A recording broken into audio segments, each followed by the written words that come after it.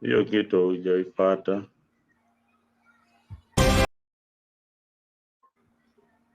All right. Good morning, good afternoon, good evening, our viewers. Welcome to Afrique Diaspora TV. This is your ideal home for politics, entertainment, and breaking news. So, welcome and ensure that as you join us, start by liking the video, sharing, and inviting others so that we can be able to follow together. We are live in YouTube channel that is Afrique D24 TV. We are live in Facebook Afrique 24 TV, and we are also live in Mutembei TV YouTube channel. So ensure as you join us, you like, share, and subscribe to our channels. We have a lot lined up for you today, right from politics, breaking news, entertainment, and also matters economy. Today, we are looking in politics. We are having a meeting that took place between Moses Kuria and Raila in Mombasa. And after the meeting, Moses Kuria praised Raila as his best friend and went ahead to say that now that the king is away, the regional kingpins can now take their space. Raila also attended the Luo Cultural Festival that was organized in Mombasa by the Mombasa Governor Sharif, and we also looking at the possibility of Embakasi East MP Babu Owino deputizing Kalonzo in 2027. Stay here as we are going to discuss all this and give you much needed information. And don't forget that this is a talk show and we cannot do it alone. We need you to participate by typing and giving your comments on the comment section. You can also use the link that we are sharing there to join the studio and be part of the panelists. In matters of economy, we are also going to look at the haste at the treasury, whereby we are going to see how we have budgeted corruption with inflated salaries at the hem of our at the hem of our treasury. So welcome and ensure you invite others. With me, I'm having Mzalendo, who is going to help us analyze some political events. I have Geoffrey Buru, and I'm also joined by Mise, who will also give us some legal part of our discussion. So karibuni sana na muweze kujiunga na wengine pia ili wasiweze kukosa shughuli hizi tukizungumza kama Wakenya.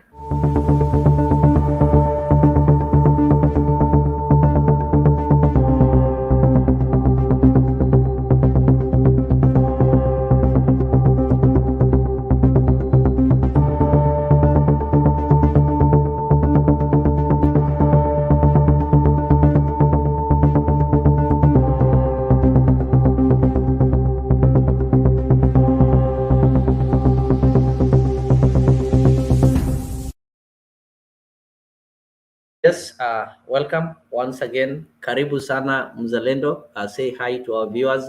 It is a wonderful morning here in Kenya. I don't know the time where you are. You will be able to tell us.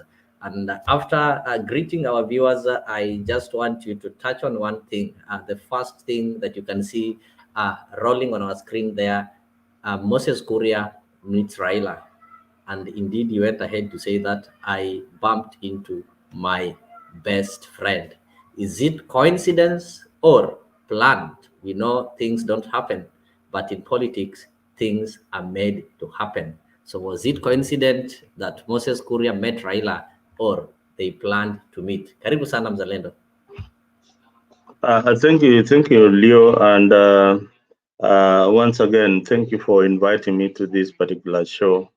It is always a pleasure to be with you to discuss matters, politics, and what is happening around the world.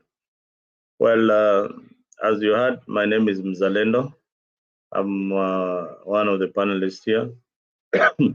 I want to start by saying that, just as Leo put it, it's not a coincidence that Kuria met Raila, and indeed, we saw those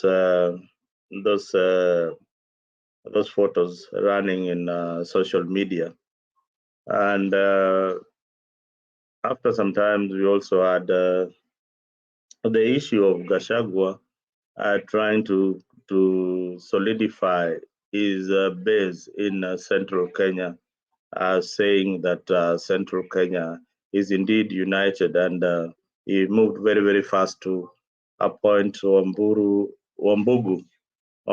as his communication director for the DP. That was a strategic move to ensure that the communication in Central is indeed flowing towards the direction of Gachagua. But you have seen Kiambu. Kiambu is divided. There are people who are on his side, and Wamatangi is facing some kind of impeachment. And remember, Uhuru comes from Kiambu, and Kuria, Moses Kuria, indeed was his former member of parliament. So, and they were very, very close with the Uhuru Kenyatta. We can't wash away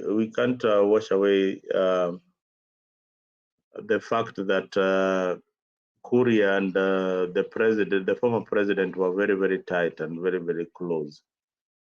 And you've seen Maina Jenga also coming in the fray. So it simply means that we have a situation whereby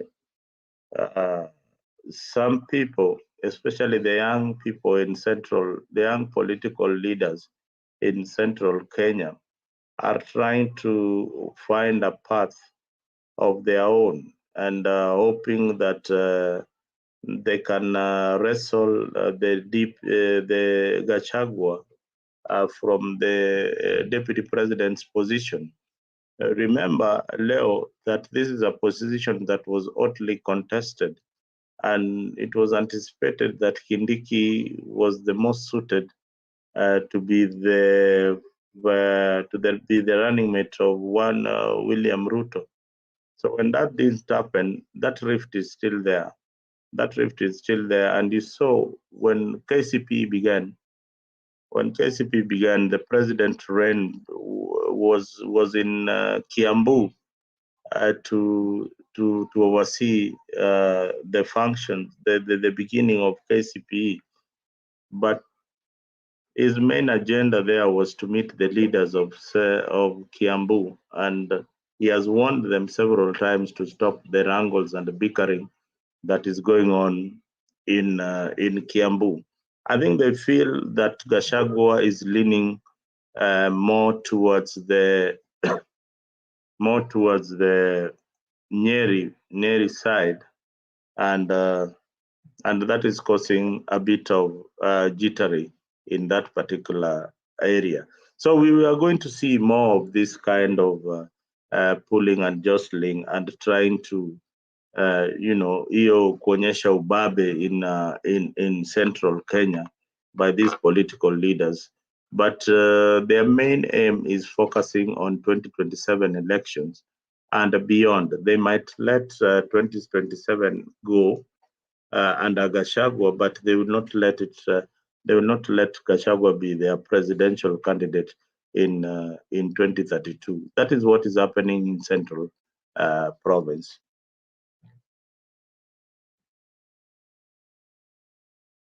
Unless Leo, you have another question that you feel that I didn't touch.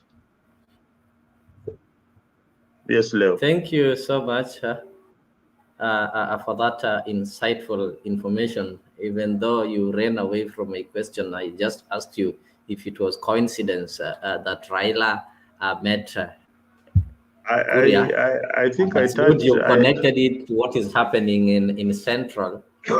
That is great.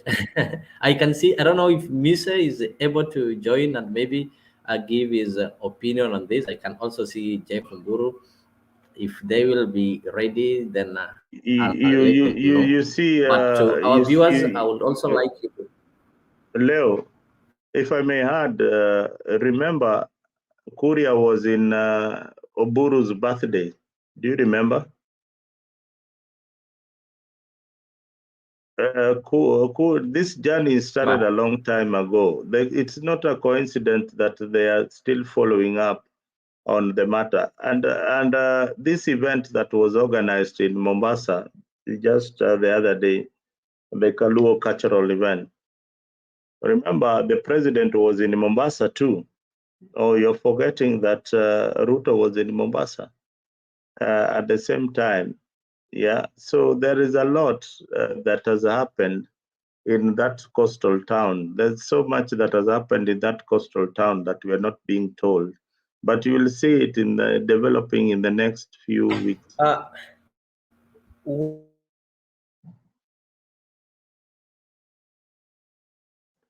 minute. You are on mute, Leo. You are on mute. Oh, wait a minute, Mr. Mzalendo. You're telling me there was an event in Mombasa. Of course, our viewers know the event in Mombasa was a Luo cultural festival whereby the Luos in Mombasa are being led by the able governor of Mombasa, who are supposed to invite the Ker. Ker is the president or the chief or the king of the Luos, who was recently elected, though the election had some disputes or some No, issues. So he was being invited in Mombasa. he Then was not. He was we know not the elected. president. Let me He was finish. not get things right. He was not elected. He was selected.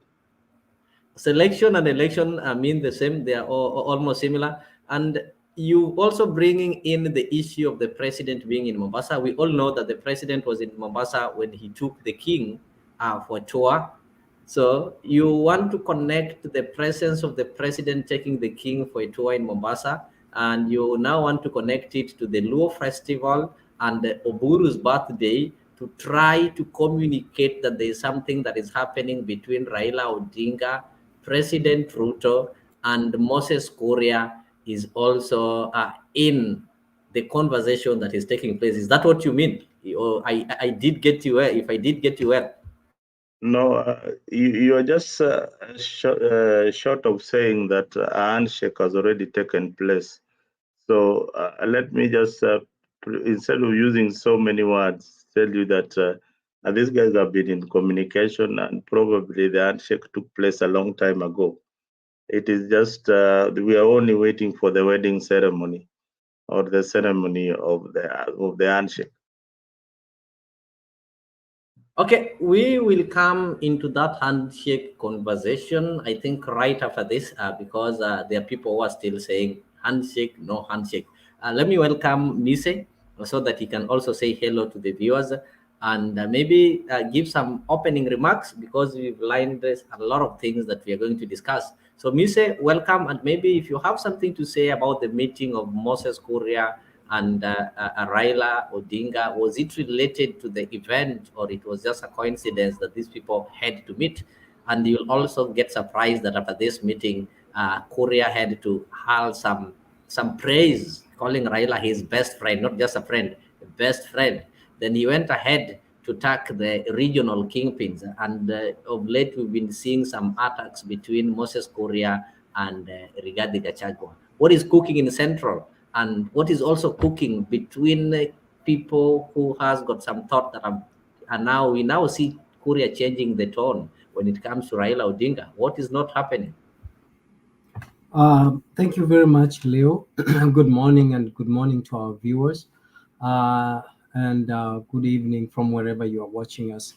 I am delighted to be part of this discussion this morning or this afternoon, wherever you are watching us from. And I think for me, I don't want to dwell much. Much has been said by Zalendo, but I just wanted to remind or mention something that there is a difference between selection and election. So when you are selected, you are imposed. When you are elected, you are by the people given the mandate. So that's the difference. I just to make sure that I clear, so that we emphasize what Mzalendo was trying to say there. Now, in terms of Moses' comments or remarks, perhaps for me, I want to say that it's a moral lesson to us as a people, trying to learn to know that there is no permanent enemies in politics. If there were, then one Moses Courier and the rest wouldn't have such kind of exchange. That is why it's important for us to understand as a people that when there is competition, let it not be misconstrued as animosity, but rather friendly fires that will, over a period of time, will be put off. And as you can see, the tone of reconciliation amongst leaders, not just among people who were hurt, the people went to the streets, are not included, are excluded in all this. I have not heard Moses Courier praising the people who went to the streets to demonstrate, maandamano siku ya kwanza, maandamano siku ya pili, maandamano siku ya tatu, hata wale ambao walikuwa wamevaa sufuria. But you've heard Moses Courier praising his friend Raila Odinga, because after all, they were not enemies, they were just competing, and once the competition is over, they will sit on the same table, have dinner, and share the cake, and say, Fuchs, these people are stupid. We go out there and act like we are enemies, and they will elect us back, give us the mandate, and we shall sit here and share the cake. But for me, that's the moral lesson that we have to know or learn from our leaders. Na tujue kwamba daima sisi ni Wakenya, hakuna haja ya kupigana.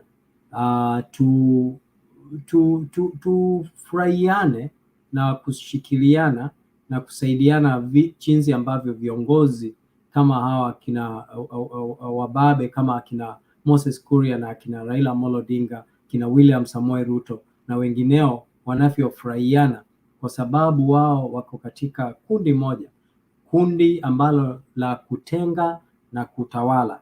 Kwa hivyo hayo ndio maoni yangu kwa sasa. Asante.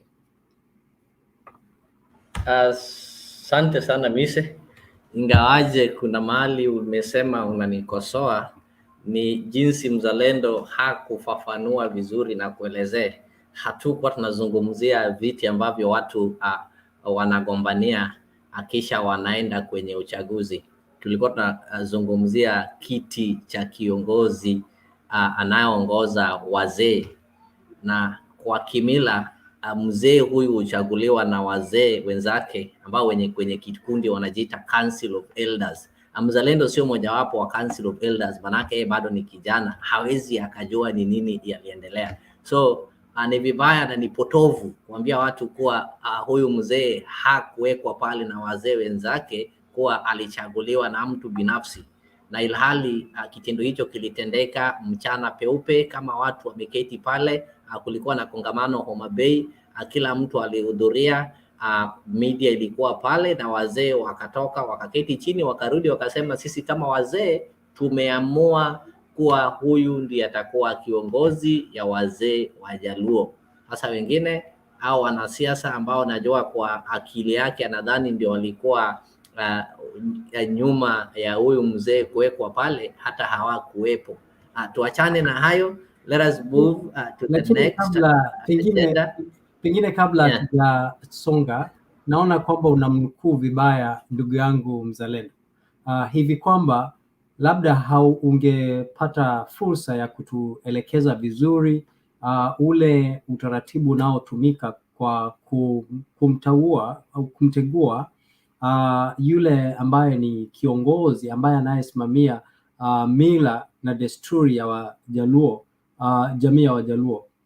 Pengine ungetuelekeza hivyo, lakini sina ufahamu wa kutosha kwamba anayeitwa mzalendo alisema kwamba kuna mtu mmoja ambaye aliyeketi na kumchagua ama kumwekea mkono huyo kiongozi, ila tu alisema kwamba akakuelekeza kwamba kuna tofauti kati ya kuwekewa mikono na kuchaguliwa kwa hiari ya wananchi, ambapo wamepewa fursa ya kuinua mkono wakasema ni wangapi ambao wangependa kuwa huyu awe ndiye kiongozi atakayetuongoza, na watu wakainua mikono na wakasema na wakahesabiwa kwamba moja, wawili, watatu ndio ambaye wamekubaliana. Lakini vile nimekusikia ndugu yangu leo, ni kana kwamba umesema wazee walipendekeza, na wanapopendekeza, pendekezo lao linaweza kuwa kinyume na matarajio cha wengi ama wale ambao wanaitwa wananchi. Kwa hivyo nafikiri ndugu yangu mzalendo bado yuko imara katika yale ile hoja yake ya kusema kwamba sio, katika lugha ya Kimombo, alikuwa selected ila hali hakuwa elected. So nafikiri nilikuwa nataka kuhakikisha kwamba hujamnukuu vibaya. Asante sana, ingawaje najua kama umekaa kwenye nchi yetu ya Kenya kwa muda, kuna lugha watu wakizungumza unafaa kuwa na uwezo wa kutambua wanasema nini. Kuna jinsi watu wanazungumza nchi yetu na haufai kufafanuliwa wanasema nini. Kwa mfano, ukisikia mtu akisema kwa ule mzee wa kitendawili, haufai kuambiwa ni nani wanazungumzia. Ukisikia mtu akisema Zakayo, hufai kuambiwa ni nani wanazungumzia. Ingawaje nakubaliana na wewe, lakini pia ningependa kuambia kwa ni ukweli watu huwekewa mkono. Wakati wanafunzi wanapoenda kufanya mtihani, watapelekwa pale kwa wale wahubiri na watawekelewa mkono. Hawa watoto wakija wafanye vizuri au wapite ule mtihani, sio wale waliowekea mkono ndio waliowafanyia mtihani, wale wanawapa baraka. Sasa mtu mmoja au kiongozi wa kisiasa pia ako na haki ya kumwekelea mkono mzee.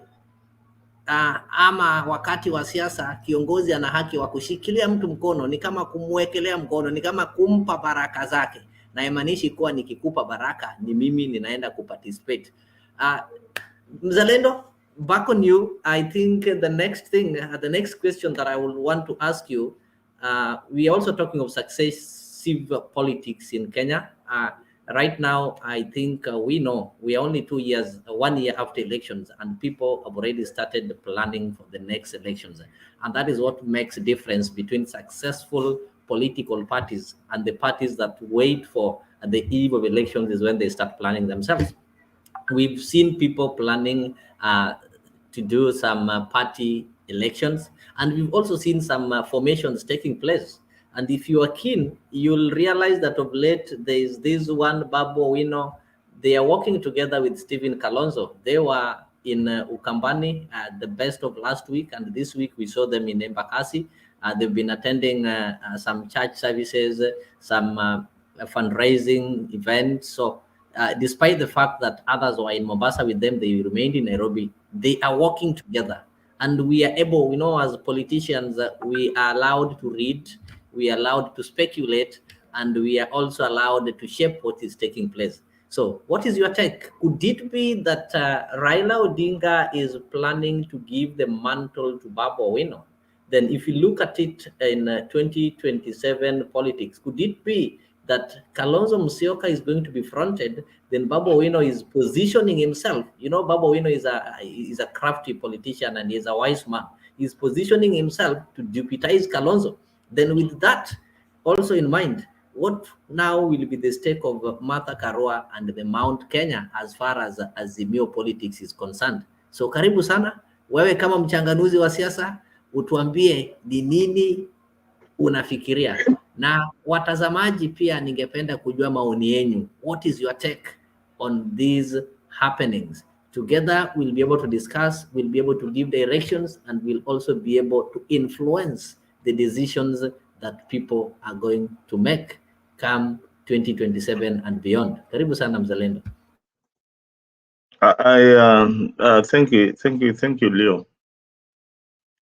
The issue of Babu Owino and the ODM politics and Baba and inheriting Baba's position. First, it's not in the Luo culture that Babu can inherit Raila's position while Raila is still alive. So that one you need to forget about it.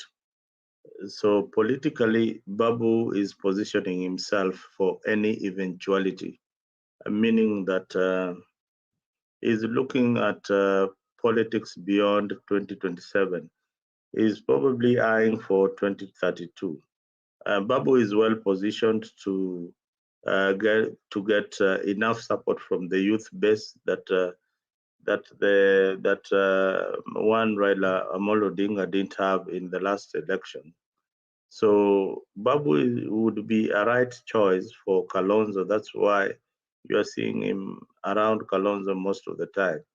But he will not get it easy. It will not be a very, very easy ride for him. I told you, for Babu to gain popularity and undersell in Rift Valley and in Central, he needs to get out of Raila Odinga's court. He needs to stop hanging around Raila Odinga. He needs to rebel with Raila Odinga at some point and form his own particular cause. That is what Raila did, and that is what radical politicians do, and that is what Raila's base is known for. Uh, they love and they love brave leaders who will go out there and grab whatever they can grab. So Babu being under Raila's Babu walking under Raila's footsteps will not really earn him much because already he has got the youth support of people like Leo that he needs not to convince. So the only people that he needs to convince are people who are not supporting Baba, and he's a good candidate. He's a good candidate and can easily sell in Central Province, in Cumberland, and beyond. So Babu is in the right position. He's doing the right thing. Being close to Kalonzo gives him that edge of the Kamba vote that he might need to be in a position to be a running mate for any candidate, for either Just William wait a minute, Mzalendo. If I did hear you well, I don't know if I'll be mistaken for saying you maybe trying to speak evil. What do you mean when you say that for Babu to make it, he has to get out of Raila and rebel? Are you trying to say that for you to be able to be successful politically, you need to be a rebel? You need to start rebelling. So, Yes, does yes. it sound nice that you're telling Babu I now for him to be successful, he has to rebel against Raila? So, what do you mean? Yeah, you see, Babu was first he wanted to be the chairman of Parliamentary Accounts Committee. He was not given, and I think he was told to tone down. Secondly, Babu is a leader. He has got a good following. And remember, the president today, William Ruto, was a member of ODM. He rebelled against Raila Odinga and became the president. So politics of rebellion, there is gain in it. The gain in it is that you gain a base that Raila doesn't have. Yeah, you gain the base that Raila doesn't have. Like the Rift Valley now will look at Babu in a different way. Central Kenya will look at Babu Wino in a different way if he thinks in that direction. But if he doesn't think in that direction and he feels that he can work with Raila the same path, he might be surprised that Raila will be on the ballot in 2027. That makes him even more irrelevant to be pursuing 2032 because a lot will happen. A lot will happen because we are looking at the leadership that is emerging in central Kenya, the Ndindi Njoros. We are not looking at people like Gachagua. Gachagua are the last generation of this octogenarian politician. They could be on their way out. These old politicians are on their way out. We are looking at a new generation of politics. And it is important that our viewers out there look at politics in a different way. We are looking at a new generation of politicians. And this new generation of politicians are the generation of Babu Owino. The generation of Babu Owino, they look at things in a very, very different manner. He has handled Embakasi East constituency quite well, and that puts him in a good position to bargain politically. Now he's high in the gubernatorial race in Nairobi. And why he's working with Kalonzo? Because he wants Kalonzo not to field a candidate, a wiper candidate in Nairobi. And that gives him a direct win in Nairobi. Babu is intelligent. He's not your average politician. He is intelligent. We can sit probably with him in the same table and share ideas. He's intelligent. He's looking at the Kamba vote in 2027. And if he runs with Sakaja, he knows that Sakaja will get definitely the Luya vote. So where that leaves Babu, Babu knows that he can bag the majority Luo votes in Nairobi, and a bit of Kisi, and the youthful vote, the youthful Luya votes will definitely go on his side. So Babu is a perfect match for Sakaja in 2027. And believe you me, if they are left, the two of them, Babu might just carry the day. Thank you so much for that, Mr. Mise. You've heard Mzalendo say that there is benefits in the politics of rebellion. So me, I'm worried that if, for example, Baba have been loyal to Baba for a long time, and I have to admit that there are some of the votes or some of the followings that he enjoys courtesy of being loyal to Baba. So telling Babu that now for him to make it, he has to rebel. So you don't feel that he should be worried of losing the votes tied to rebellion only? Why would you lose Raila's vote just to go and look for some other votes that you're not sure of?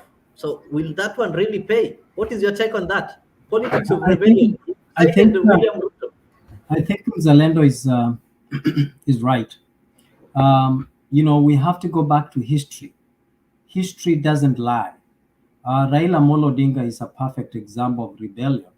He rebelled against his father. Raila Molo Odinga is not or does not have anyone as a friend. You know very well that William Samoei Ruto supported Raila Molo Odinga very well and at the forefront in 2007. And as soon as he got to office, the first person who fired William Samoei Ruto was Raila Molo Odinga. Now, the issue of rebellion makes you popular. There's something called no good name is a bad name, and no bad name is a good name. So, no news, no news is news. I think I remember, I've forgotten how it's spinned. But what I wanted to say, sometimes going against the grain makes you popular. We saw a while ago, we saw Jalango going against the grain and expectation of Raila Molo Odinga or the ODM. And after some time, Just as you continue, don't use. I just want you not to use Jalango going against the grain, because Jalango, yes, went against the grain, but elections have not been held there to prove that it worked for him. neither has elections for Babu Owino been held. And so we are just using the examples to show you that popularity can be gained by being controversial or going against the grain. And Zalenda said, Babu Owino has done extremely well. When you go to Embakasi, he has done very well.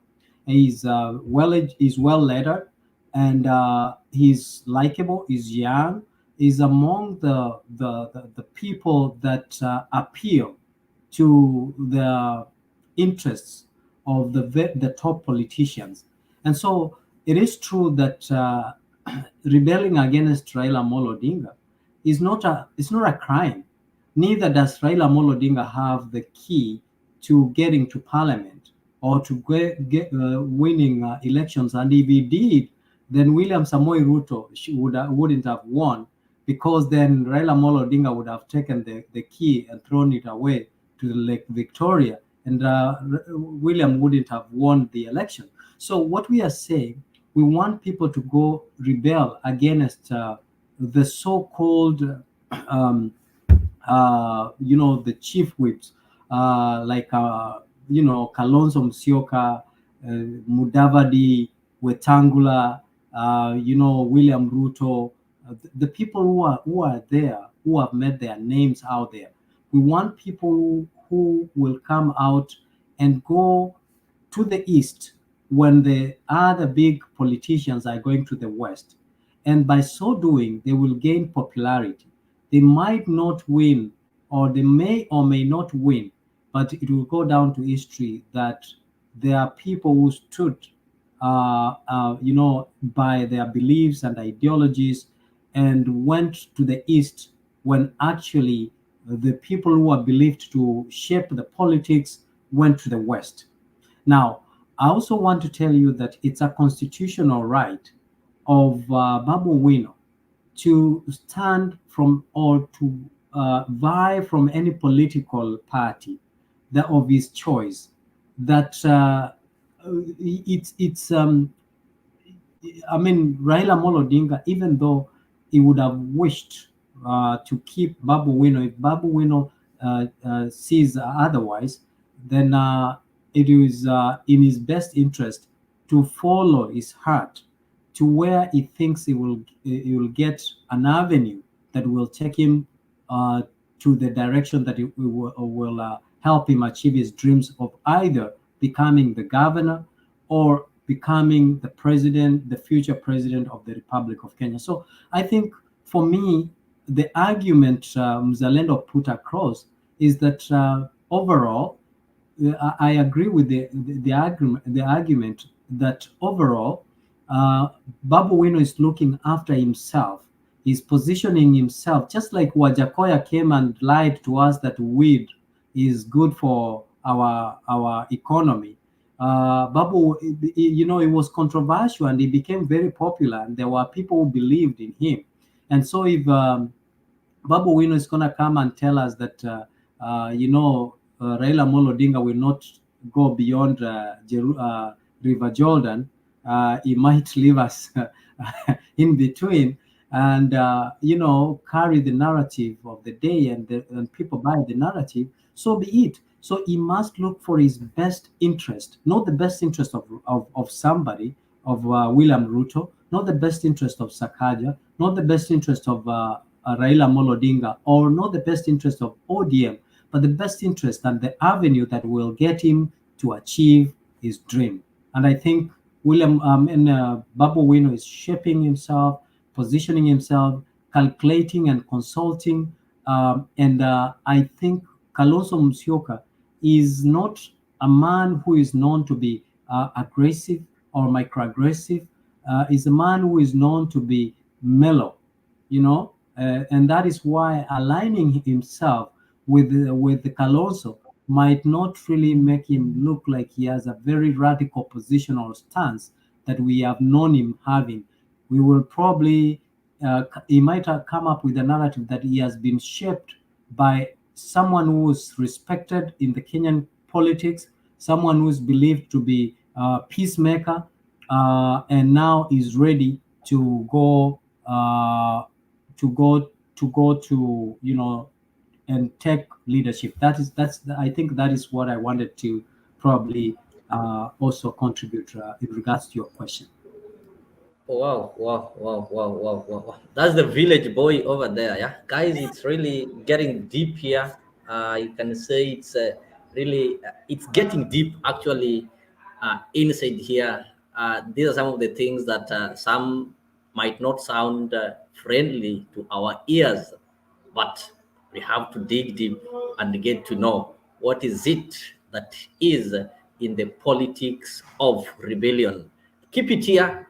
We will be dissecting this thing one by one. so that when you leave this show, you are able to make the right decision. Every opinion counts, not only the opinions of the panelists, but even you at the comment section can let us know what you think. I'm learning something new, that for you to succeed in politics, you need to prepare. We are still live on YouTube, that is Mtembei TV, and of course, this is Afrique Diaspora 24 TV. It is a channel that brings together Kenyans from different parts of the world. So we have to sit together and have a talk. That is why we have.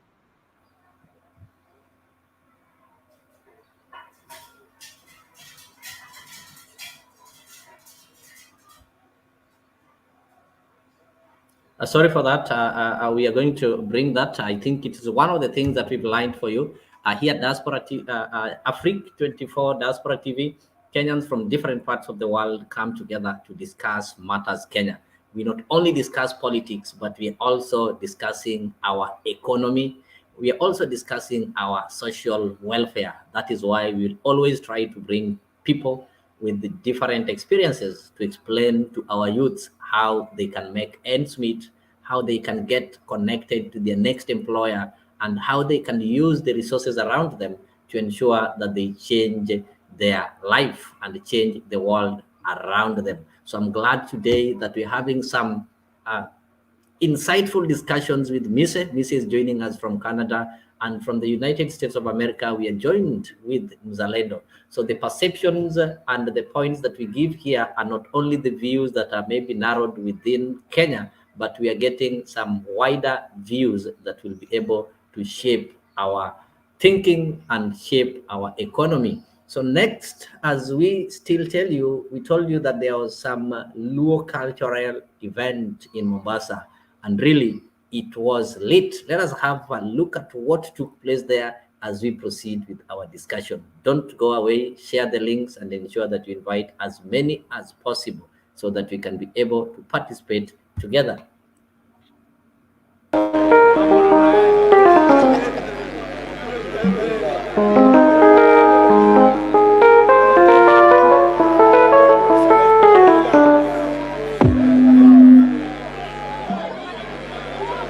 Anike chiu kinyita tero lamo.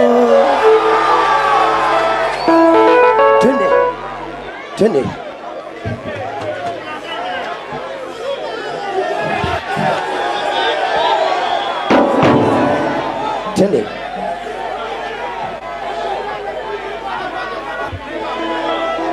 Usipe hinda nikanya.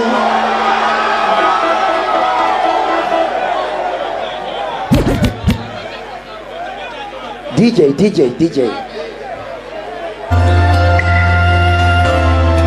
Nipe mikono. One of a kind. DJ Rocky. DJ Rocky.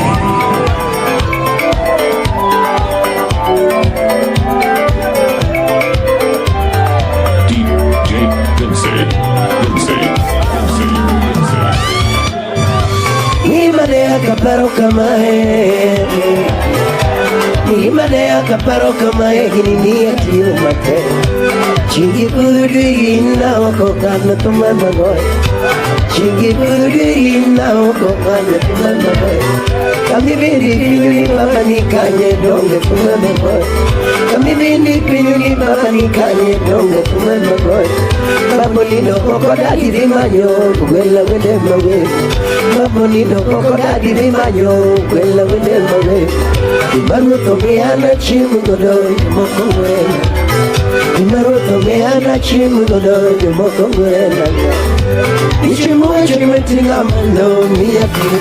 Aningirwani, inagirwani, mwenye kirwani, kirwani, akunigirwani, yebale. Inagirwani, doge sunga. Iwanilunge onge yego, wapi kelele. Iwanilunge onge koko. Iwanilwa toye bade.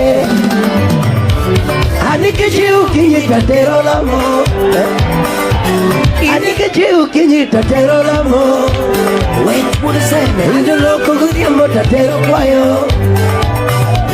Indo loko gudiambo tatero kwayo Indo loko gudiambo tatero kwayo Kachima loko wange tatero kwayo Evani rasumi Ikanyi chumini tatero kwayo Asante sana Nisi tonga cheko tulurut Unungi chakwa kuria kutulurut Anakunurut Mwando nyasa shigo Maruto seketelo Dedike mokanga Wikitu sechuni nyasa ikie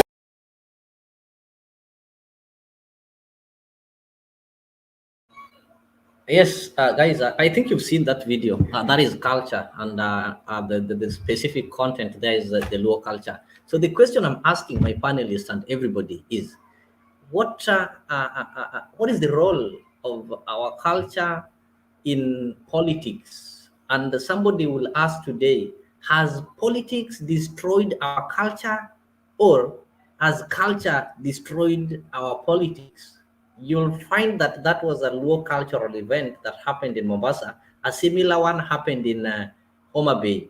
And initially, this kind of events will bring together all members of community, celebrate and dance to sweet tunes like the one you hear there. But in this case, you'll find that like in that event, it was attended by Raila Odinga. So those people who are aligned to Raila Odinga are the ones who attended. We have politicians who are also Luos, and because they have different ideologies from Raila Odinga, they missed. But initially, this is an event that if it was a Luo culture, all the Luos will be together, celebrate, discuss things about the community. The one we saw in Homa Bay still happened. We had the faction that were allied to ODM, so that at the end of the day, somebody might say that this is not a cultural event, but it is more of a political event. So where did we go wrong? Let me start. I'll start with Mzalendo because he earlier alluded some things concerning such events. And it is not only happening in Luo. The communities that are known for having such cultural events like the Gikuyu, we saw it sometime before the 2022 elections.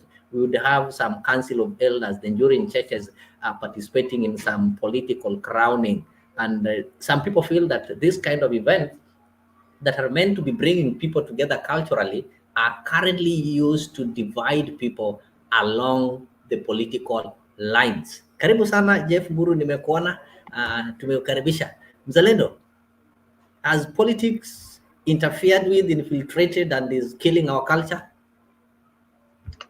I think there are some aspects of our culture that is dying.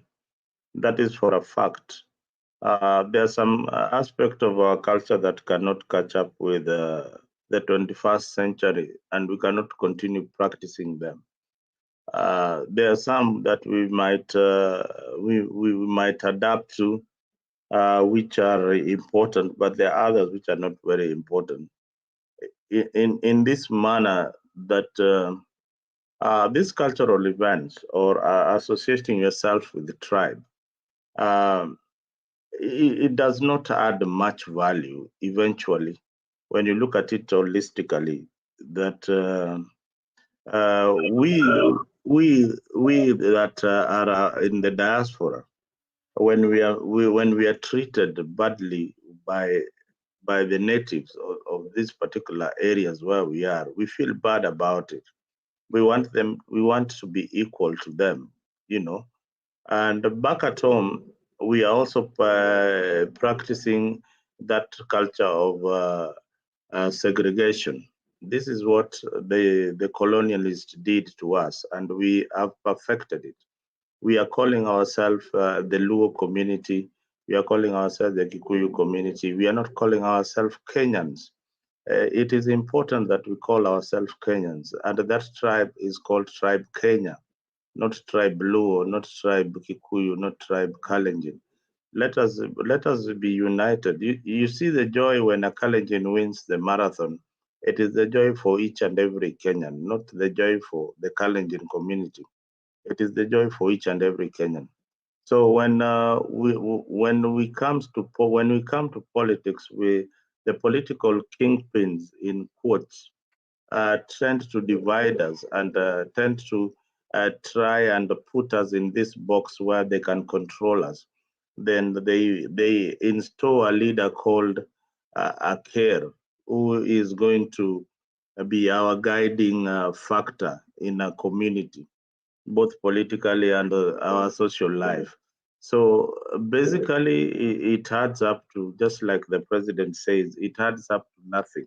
It adds up to nothing.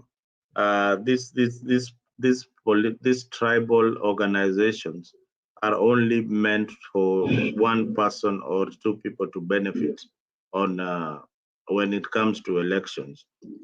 Just the same way you are seeing the Kikuyus are now looking for somebody who can unite them.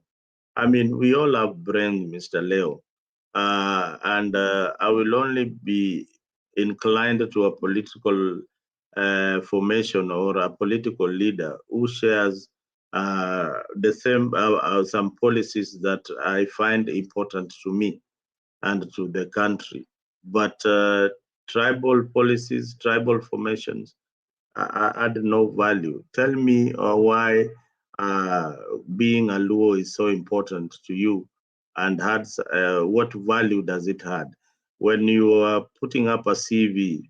When you're putting up a CV and you go to an international company, that language Luo is not even spoken in that particular company.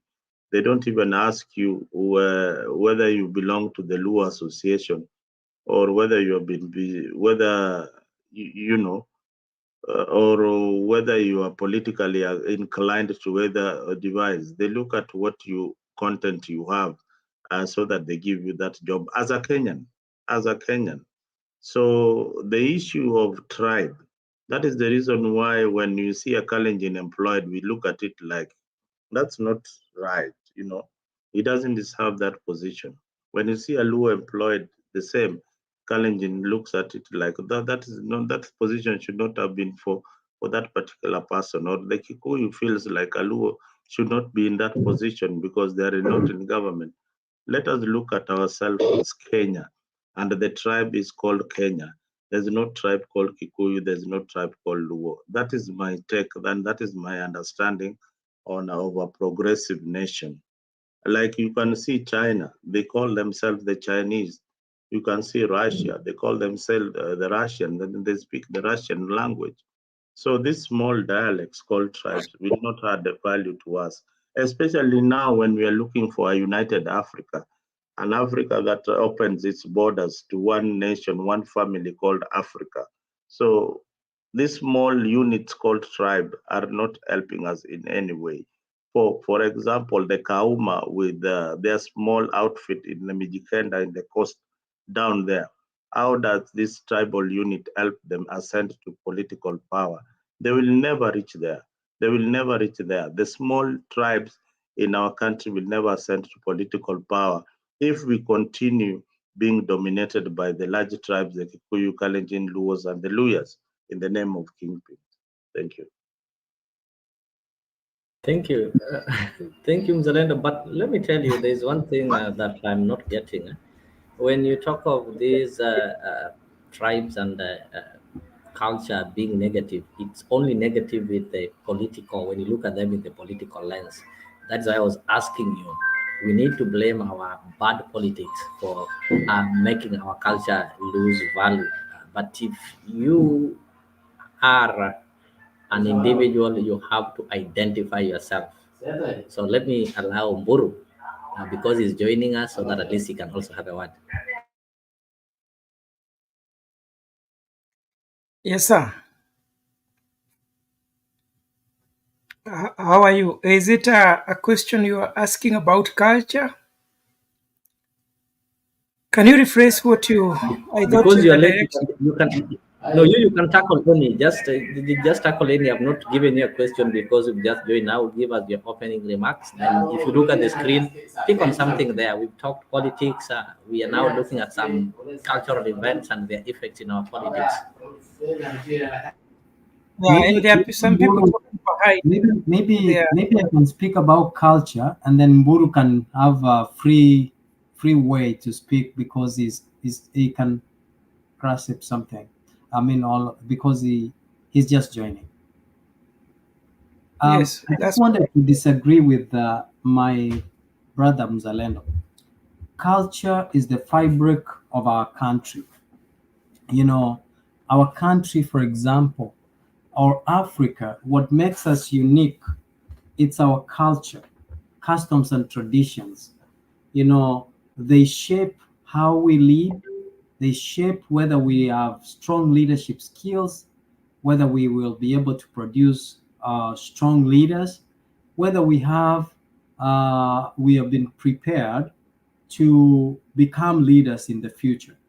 Now, there is I want also to disagree with Mzalendo. He spoke so negatively on what does it benefit, or why do I have to identify myself as a Luo. I want to tell my brother Mzalendo that the diversity and versatility of our country is anchored on the 42 tribes. The problem is how we use the tribes against one another. There is nothing wrong with us becoming from different tribes and having different cultural backgrounds or customs and traditions of where you come from. For example, when I read about Luanda Magere and how he fought the white people, the history, I am so thrilled and see how the leadership or the Luo community is structured, the history of the Luo community, and so on. When I read about Sakawa or Otenyo, about the Kisi people, it brings about the brave, how these people were brave and what they are, their energy and leadership skills and styles enabled us to have as a community. When I read about the Mau Mau, I know when I read about the Kikuyu and read about the Mau Mau, I see freedom in Kenya, liberation in Kenya. So when I look back and talk about food security, when I hear about fish, I know about our people from the lakeside, and how fish is important in their culture, and how it makes them to become either intelligent and all that. So all these things are very important. They bring these diversities among us ourselves. The difference is if I'm a Kisi or I'm a Luo and I'm using my tribe to oppress other people, then that is wrong. But otherwise, the diversity, the cultural differences actually helps us. And that is not only in Kenya, even here in North America, Mzalendo. You know very well that there's cultural differences in culture. If you're in Texas, you know how the cowboys behave. If you are somewhere in North Dakota, you know how the indigenous people behave. So if you're up there, Montana, you know what the indigenous people are. Even Canada and US, they are different in terms of culture, and that is what makes us different, and that is what makes us unique, and even in our leadership style. So I think it's important for you, Mzalendo, to agree and have a change of mind that cultural values bind us together, and they make us stronger and united. It makes us tolerate other people because it helps us understand how unique and different other people are. So it is not in order to squash or rubbish the culture of if I wanted to eat githeri, obviously you can't find it in Kisi. You will find it in Central. If I wanted to eat matoke, obviously I will find it in Kisi. If I wanted to eat fish, obviously I will find it in the Luo Nyanza, and that is the versatility, diversity, and versatility that makes us unique and binds us together as a people, because we are able to tolerate one another, yet live in one country called Kenya or any other country. There is no one tribe as Kenya. There is 42 tribes in Kenya that unites and condones and tolerates one another to agree and share space and live in a space called Kenya. Well, yeah, you are agreeing, and that that we are all agreeing that tribe is important at some extent, but it only remains important as you identify with your community, like the Kisii community. That is the only aspect that is important. Your ancestral land. When it comes to politics, it divides us, and that is the negative aspect of tribe. So when you're dealing with the tribe wholesomely, look at it at the positive and the negative aspects of it. The positive aspect of it, it gives you the self-identity that you have said that I come from a particular clan in Nyamira. You know your ancestral lineage and where you come from, where your ancestors came from, where your mother comes from, and things like that. It is tribe. That is the tribe. That is your people. That is the people you associate with. Now, when tribe is used negatively, is when it is used to ignite our emotions. All right, it is used to ignite our emotion, and it is used to propel people who are unqualified to leadership positions. That is when tribe is now being used negatively, that affect our social life, and it affects the economy of the whole country. So, tribe largely, it is a good thing and also a bad thing. Yeah, when practiced negatively. That's what I wanted to say. Thank you, and that's what I wanted you to allude to, because at the initial stage, you came out guns blazing, that there is no tribes, there is no need of tribes. We only need to have one tribe, which is Tribe Kenya. I yield my time to Mburu, and Mburu, thank you for yielding your time to me at the time when you were about to speak. Thank you so much. Mr. Mzarendo, how are you? And Mr. Leo Nyambaya. Thank you so much, together with our viewers. As you have heard, my name is Jeff Mboro. I'm here in Missouri, St. Louis. And in this show, I am known of touching the hot wires, igniting fire. I'm not afraid of starting controversial topics that to help people to be more informed, and also to bring out what people are not able to speak.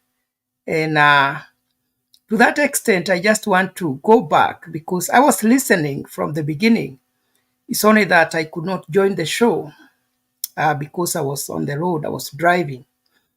I heard when you people were talking about whether Babu Owino should rebel against Baba, so that he can forge his own political path. And I want to say this. As much as it is good to show support to a candidate who is leading, does not mean that you are owned by that person that you support. Bearing in mind that everybody has his brain and his ambitions. So the fact that today, maybe, let's say, let us take it this way. For instance, if Mr. Mzarendo is a leading candidate and I decide to offer my support for him to become the president of Kenya, when I will want to become the president, I should not feel bad that Mr. Mzarendo has not endorsed me. In fact, he should be the one to commend me for the time I have supported him. So Baba should not feel if somebody want to forge his own political path that that person has rebelled. So I don't know where the subject of a leader rebelling comes from, because everybody has his ambitions and nobody owns another. Having said that, I want to say this, like many of you have said, Babu Owino can make a good leader because one, he is well educated. Number two, he is likable and he knows what to tell his people, especially his supporters. They love him so much. And he has good qualities of a good leader. But also, I want to say this. He made a mistake. And the mistake he made is likely to cost his political career, the extent to which he can go. Because there are people like me, when I look at him, I see him as somebody who should not even be a subject when people are discussing of who should become the president of Kenya or anywhere in leadership. Because if somebody can just take a gun when they're having a conflict with a common mwananchi, and this person is a leader, and shoot that person. In civilized society, automatically that person becomes someone who should not be voted to become a leader. And what happened in the video that we saw between Babu Owino and the DJ Evolve, that to me was unfortunate. If he could do that then, when he was just a member of parliament, what would he do if he has all the state power?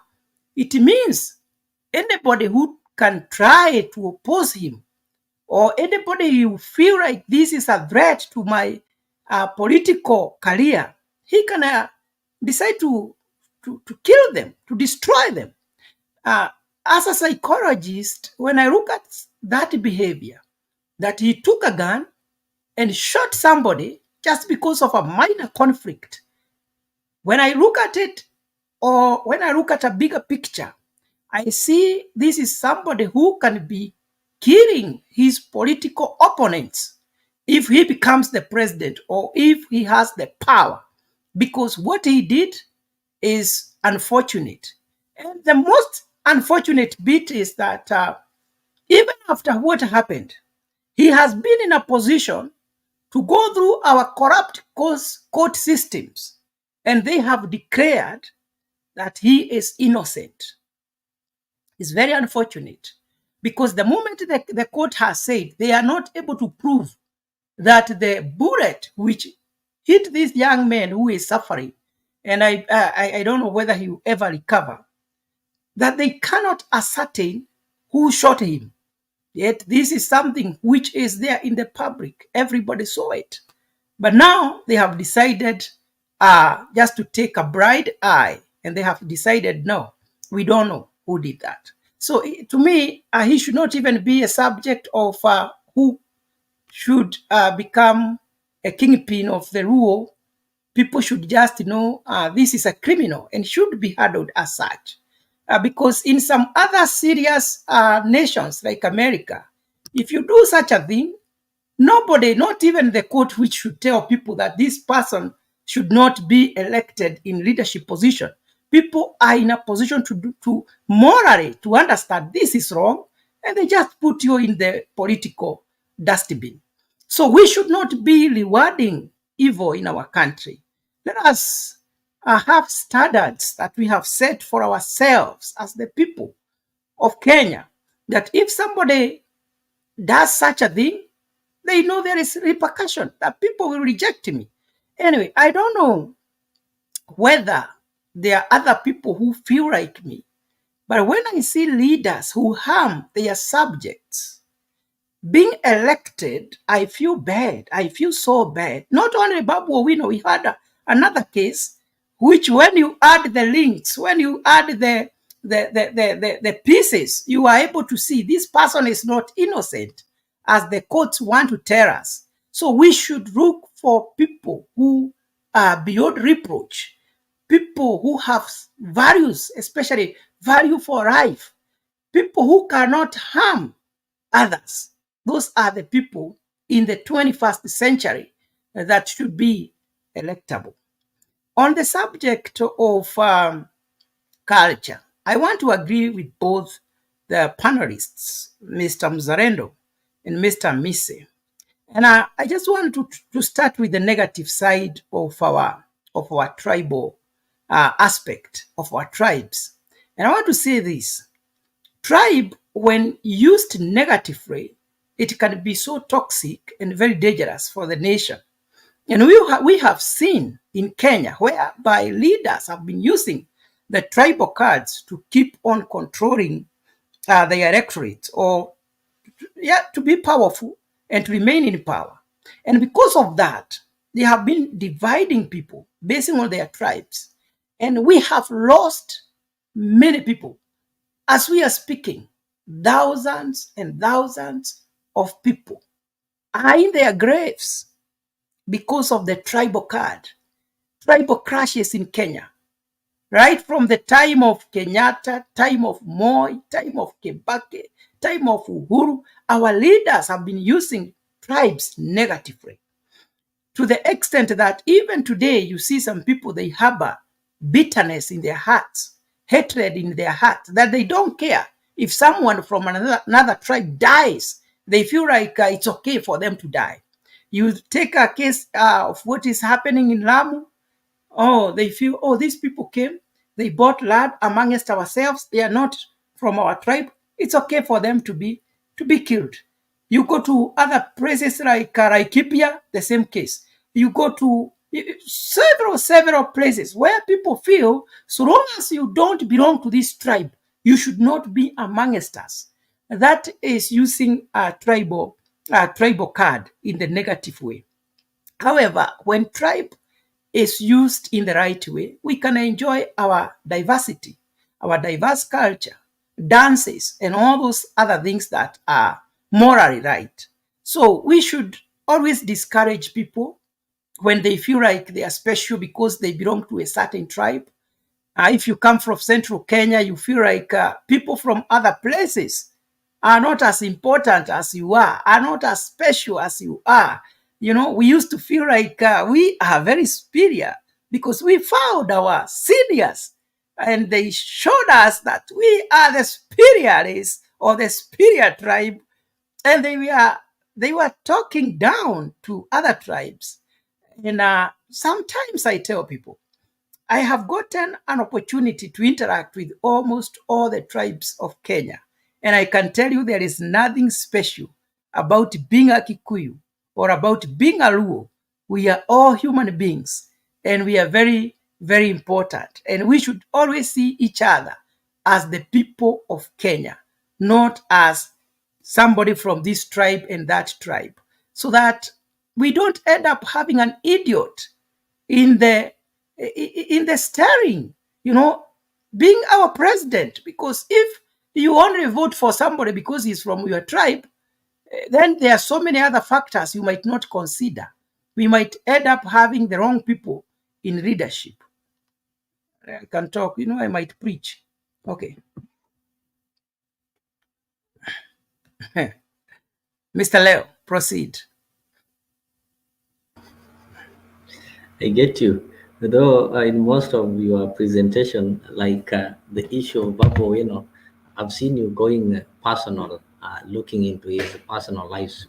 Everybody has got their faults, and that is why we are having court systems to sort some of these things. So some things that have been settled by court and the victims have been settled and they are comfortable. We need not to bring them in people's personal life. Had we been doing Is that, that what then you even the current settlement? sitting president had So some personal now life. you see, Mr. Leo, can you look at the viewers and tell them that you are totally convinced with the judgment of the court? Because what happened, it happened on the glare of cameras. So when somebody tells you, whether you are a judge or a magistrate or even chief justice, when somebody is on black and white, visible, and people witnessed, then you tell people we don't have evidence. What you are telling us is that our judicial system is dead. There is no justice for the poor because people can buy their freedom. So there is nothing you can say about being personal. No, I'm just calling Mr. things as they Mburu, are. Mr. Mburu, in our justice system, we have an option of settling things outside the court. What we saw happening in court was just a court process, and maybe the court also wanted to complete the process. When do we say that justice has been served? Justice is not served maybe based on third parties' perception. Maybe you might think that somebody needs to be hanged or something like that. Justice is served when the accused and the person who's been accused and the accuser have amicably agreed that justice has been served.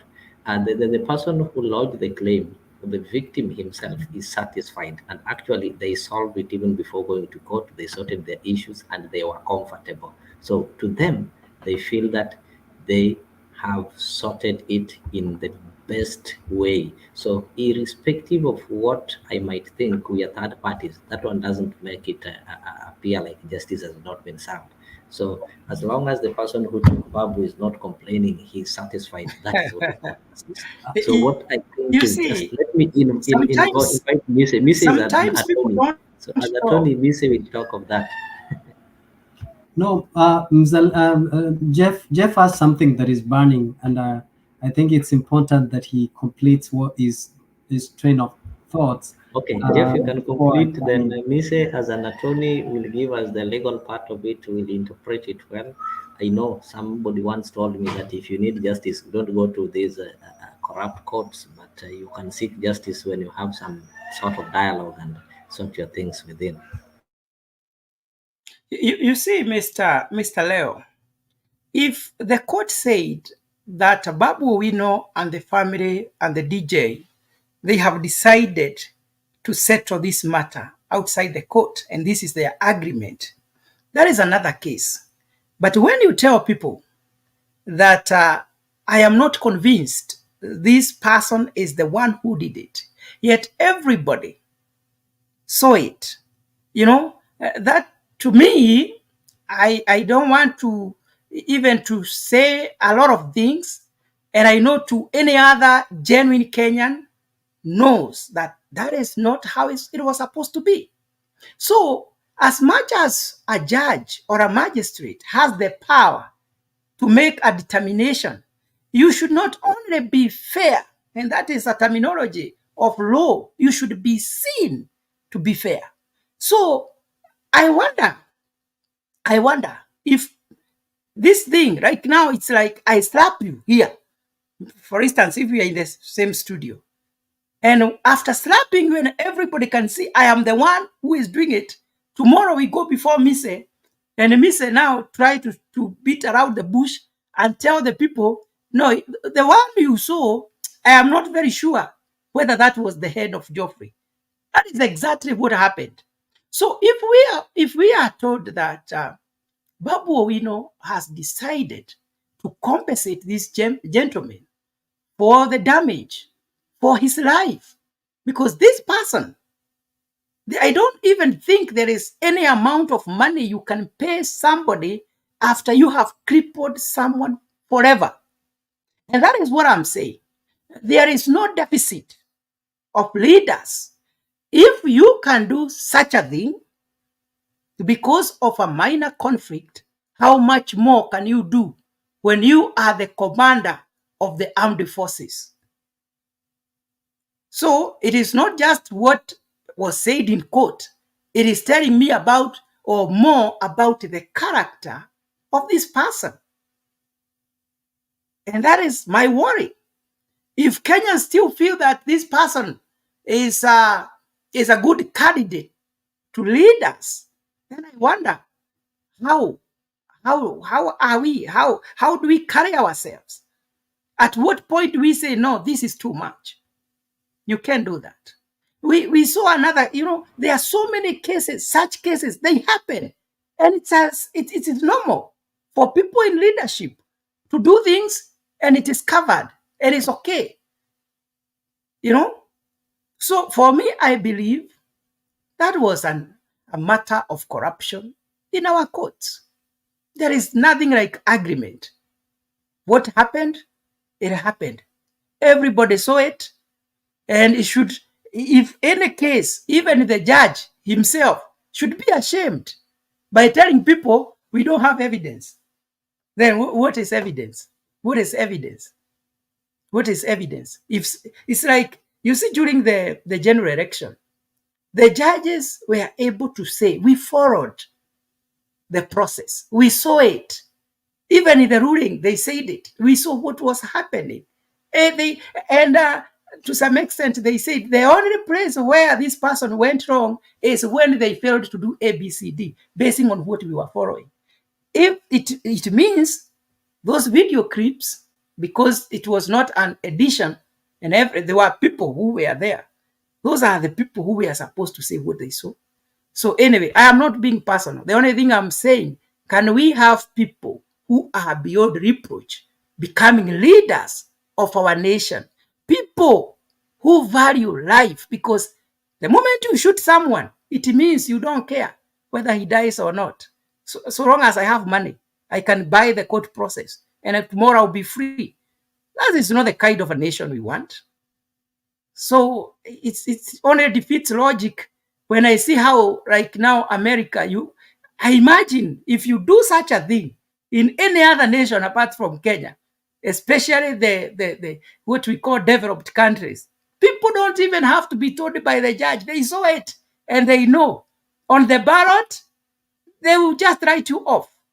But what happens in Kenya? You can't do anything. So long as you're a millionaire, so long as you have money.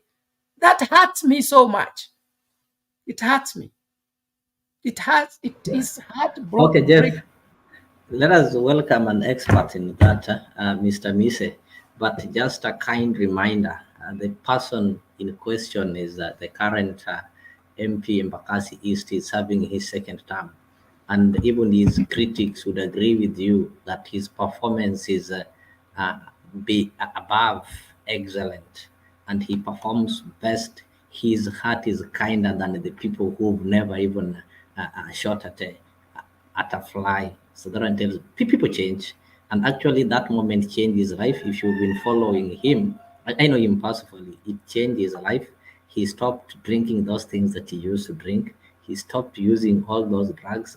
On a serious note, not that just stopping, and it molded him. And I think if you look at the Babu we know that you know in the last 2 years is different from the Babu we know you knew in the last 5 years. So he learned from that situation. Nobody's denying that, but it was a turning moment. Unlike other people who still keep on doing it, doing a mistake is not wrong. Repeating the mistake is the problem. So, Missy, you can take it.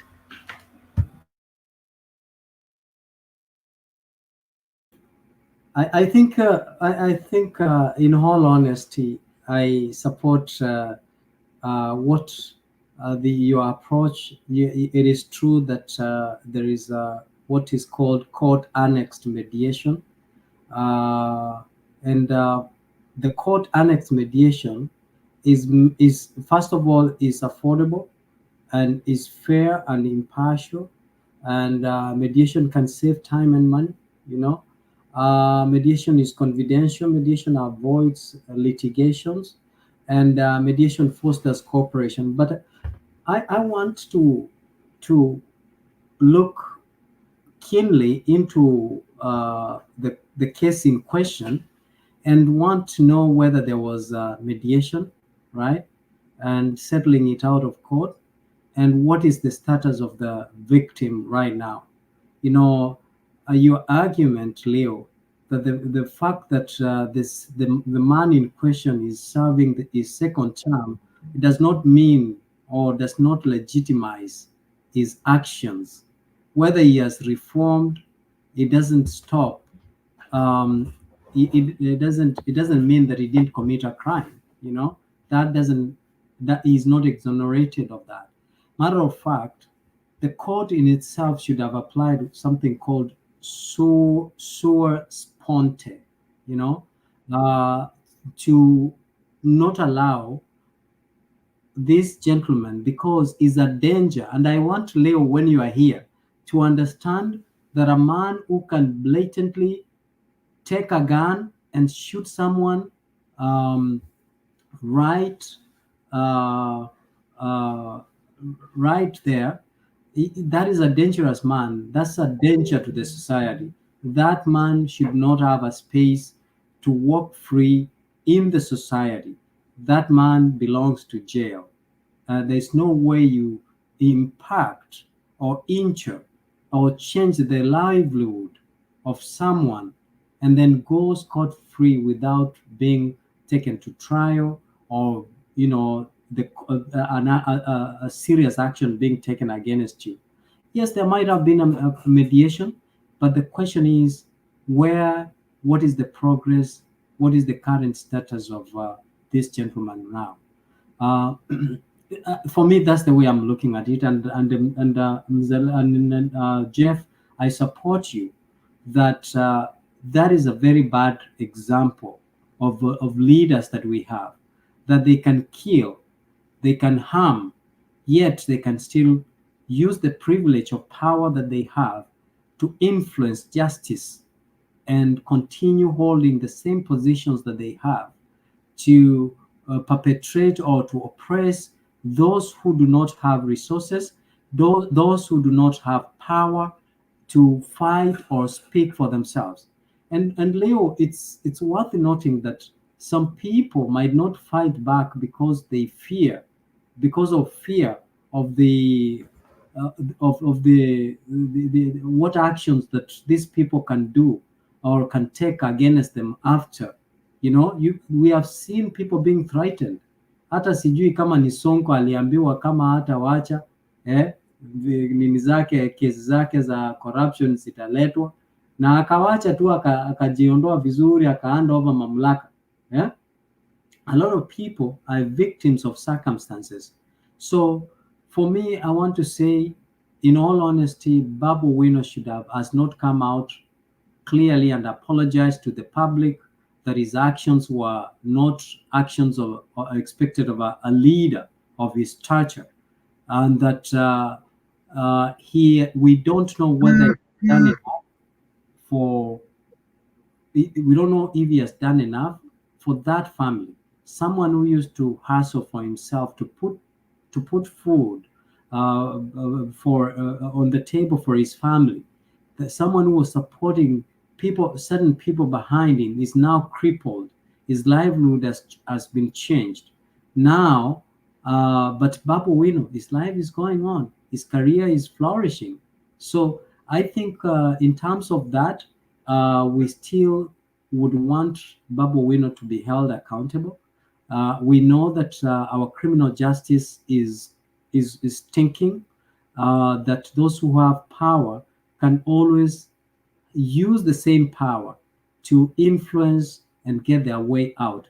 We have seen members of parliament who have and politicians who are still practicing, who still, when they go wrong and when they commit crimes, they have a battery of lawyers assisting them.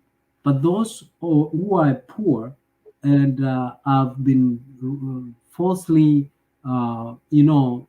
incarcerated, there's no one who's fighting for them. So there's something about power and money. So if you have the two, you can buy or influence justice. Mr. Jeff. Yes, sir. And you see, Mr. Mise, this is somebody who has been taking care of DJ, paying the hospital bills and doing all those things. That means he accepted, this is my mistake, I did it. Because if he was innocent and he was convinced totally that he's not the one who shot the guy, then I don't see why he was doing all those things, spending millions of money. But he did it. It is a good thing. And the judge knowing very well that this person has accepted, he did it, now comes in the public to say that we cannot ascertain who did it. So is that not, I am not understanding law, but I have done some labor laws. I don't see at what point, because you have to look at the circumstances.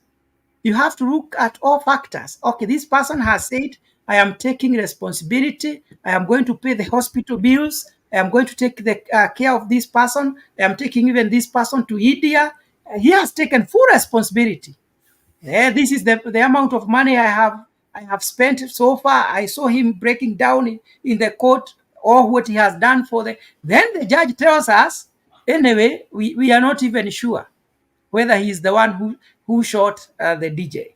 The To court me, erred. Mburu, the court erred in that kind of submission that is ruling contradiction. that they could not ascertain whether he's the one who committed who shot the DJ or not. In his admission, Babu has not refused or in any way suggested that he didn't do it. It is on camera.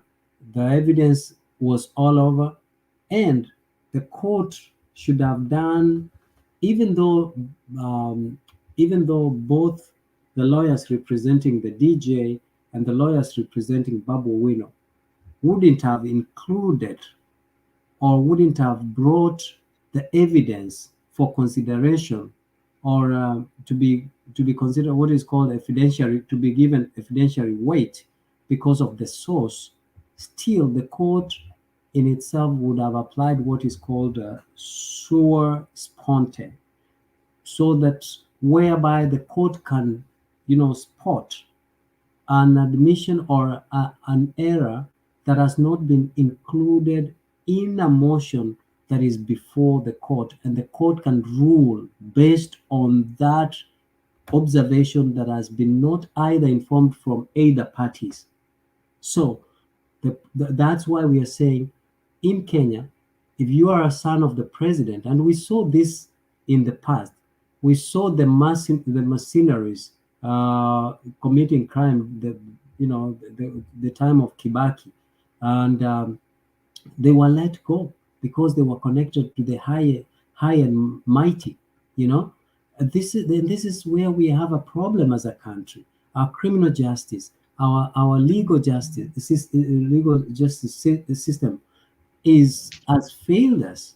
It's breeding criminals, and that's why we cannot succeed as as a people and as a society. Today, Mr. Mburu, I can tell you that if I went and stole from Mr. Leo Nyabaya, and Leo Nyabaya is a lawyer. Sorry, if today Leo Nyabaya is a lawyer, and Leo stole from me or did something against the code of conduct as a lawyer, and I go and complain with the the tribunal, with the Law Society of Kenya, guess what?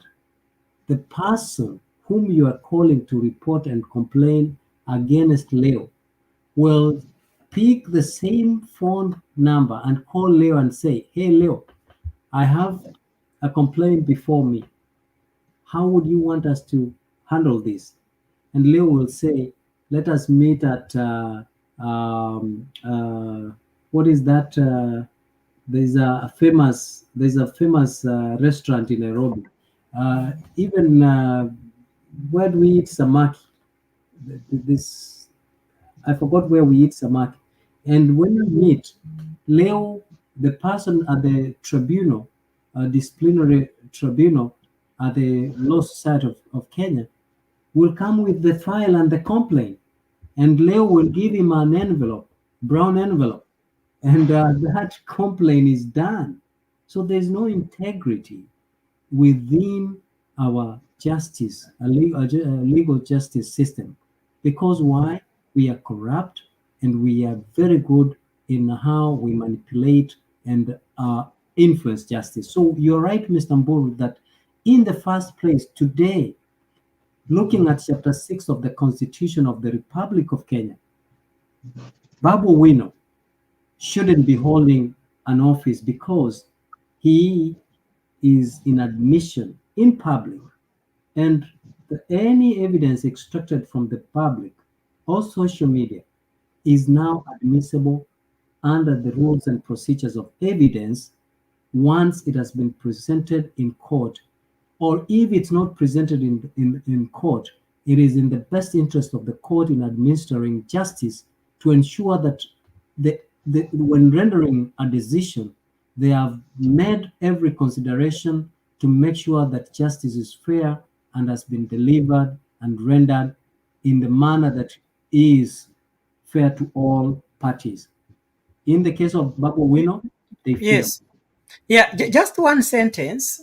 I just want to say this. The reason why I'm insisting that something was supposed to be done is because in the matters of justice, we don't punish the perpetrators because of themselves or because of what they have done, but because of setting precedents. So the moment somebody commits an offense and that person goes unpunished, you are telling other people and other leaders, you can do anything to Kenyans. So long as you have money, you can come, we negotiate, and you'll be fine to continue with your politics. And the judiciary is the only arm of government which decides whether a country is to develop or to stagnate. Judiciary of Kenya is doing the nation of Kenya a disservice, because even corruption cases, these corrupt leaders, they use the same money to buy their freedom. Somebody has a case of 1 billion, but he is given a board of 2 million. And then that case takes 20 years in the court. So what are we doing? What kind of judicial system do we have? And the reason why I feel so bad is because this is not the only case we are handling of Babu Wino. We had the case of that lady who was killed in those sides of Thika. I think it was when one of the governor of Central was involved. It was one of the accused. And nobody knows how that case ended or where right now it is. We also had the case of Sharon, the one who was pregnant. There are several cases we can mention where the leaders have done unthinkable things, and they are mentioned, but nobody knows how those cases end. So the judiciary, if it decides to help the nation of Kenya, we can sanitize Kenya through the judiciary. It is not that we have deficiency of good laws. We have very good laws, but the judges are very corrupt themselves. How can a corrupt person? And I'm saying this because there is a case, a family-led case in our family. It took 30 years before the case is concluded. 30 good years. You can imagine. So sometimes we would request a judge to recuse himself because we had evidence that the judge has been compromised, and he refuses. And he writes a letter that I'm not going to recuse myself, because if I do so, it means what is being said is true. And he continues to rule the case. I mean, Kenya, we really need to sanitize the judiciary if we are to move ahead. We have, I don't know, maybe we are doing something, but still I feel out of the ruling of Babu Owino, I feel we are still far, far away from being where we are supposed to. Thank you. I just wanted to correct you on something. You know, when you're taken to court, you're assumed to be innocent. It's a due process, and the court has to weigh whether you are a danger or and you are a risk to the community. And if it makes that determination, then you are entitled to be either given a free bond or a certain bond as the judge might determine. So it's part of the due process, and there is nothing wrong about that. The thing is, the corruption cases require, there is a lot that actually there are other bodies that have been charged with the responsibility of doing preliminary investigation prior to be brought to court. For example, we have the Ethics and Anti-Corruption Commission. So, which, if it's involved, they must bring their findings, or the DCIO, if they also involved, they must bring evidence. The court must restrain itself in making or rendering a decision by ensuring that they have concrete evidence in proceeding to make a ruling in a matter or a prayer before them. So you imagine if you were accused falsely, and within a short time you've been ruled, and you've been a ruling has been made, and you've not been given an opportunity to be heard, then that is injustice in itself. So the issue, perhaps what the court needs to do, is to ensure that, check that we have given the Ethics and Anti-Corruption Commission a lot of resources in terms of money, in terms of staff, the human resource, to make sure that they have followed up the cases and prosecuted the cases as needed. But these bodies have failed, and more often when cases come to court, because of lack of adequate evidence, they continue being adjourned, and this is injustice. So I just wanted to make sure that you as you want to actually decide that we should the court should take stand actions when it comes to when it comes to cases of corruption or other cases, whether it's criminal, whether it's civil litigation, or family, or land, or otherwise. There is something called due process, and it must be awarded or given to every other person whose allegations have been leveled against them. And Mr. Mise, before, just one statement, because I also want others to contribute. I don't think I am ignorant to that and the due process of law. But do you know, since we attained independence to now is 60 years, we have had serious cases. Kenya has lost billions, if not trillions of money. Are you aware of one case where a prominent leader has ever been jailed and stayed in jail because of corruption? And that is my big problem, that these people have been buying, because 60 years, the nation, we have had agro-leasing and so many other scandals, serious scandals, whereby we talk of billions. Nowadays, when it comes to our leaders and politicians, we don't talk of millions. Nowadays, we have graduated, it is billions of money. The nation has been losing billions of money, but none of them. Do we want to say that, Mise, according to your maybe observation, and maybe you can help? It's good because you are a lawyer. We are not. Do you think it is out of lack of evidence that all these leaders have been going scot-free? Yeah, most cases in court is due to lack of evidence, but there are facts that you cannot, in life, power and money will always influence the direction of justice. Even here in North America, you know that. In the US, why have you not arrested Donald Trump? Because power and money will determine the trajectory of justice in any society.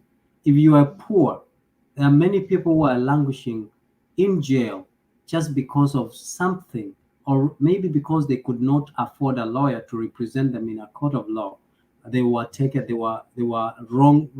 wrongly jailed just because they could not. We have had these cases out here, and I totally agree with you. And I can tell you, it's by design that when an IO or investigating officer is aware that he has to do a shoddy job and delay to even go to the site and collect the evidence that is needed and arrest or collect the statements that are needed for in preparation of prosecuting his case, they don't do so because they are compromised. What do you want? Do you want your life plus 1 million shillings, or do you want nothing plus your life being terminated? So you have to make a choice sometimes to let go of some things by complying with the cartels who are well rooted in the system. Whether you believe you are saying the truth or not the truth, and you know very well when Kate Kilonzo came out, you know what exactly that happened, and to date we don't know what happened to Kate Kilonzo. You've never seen her in the political arenas because of intimidation of people who are well connected and have resources to influence on how things, the trajectory things can take.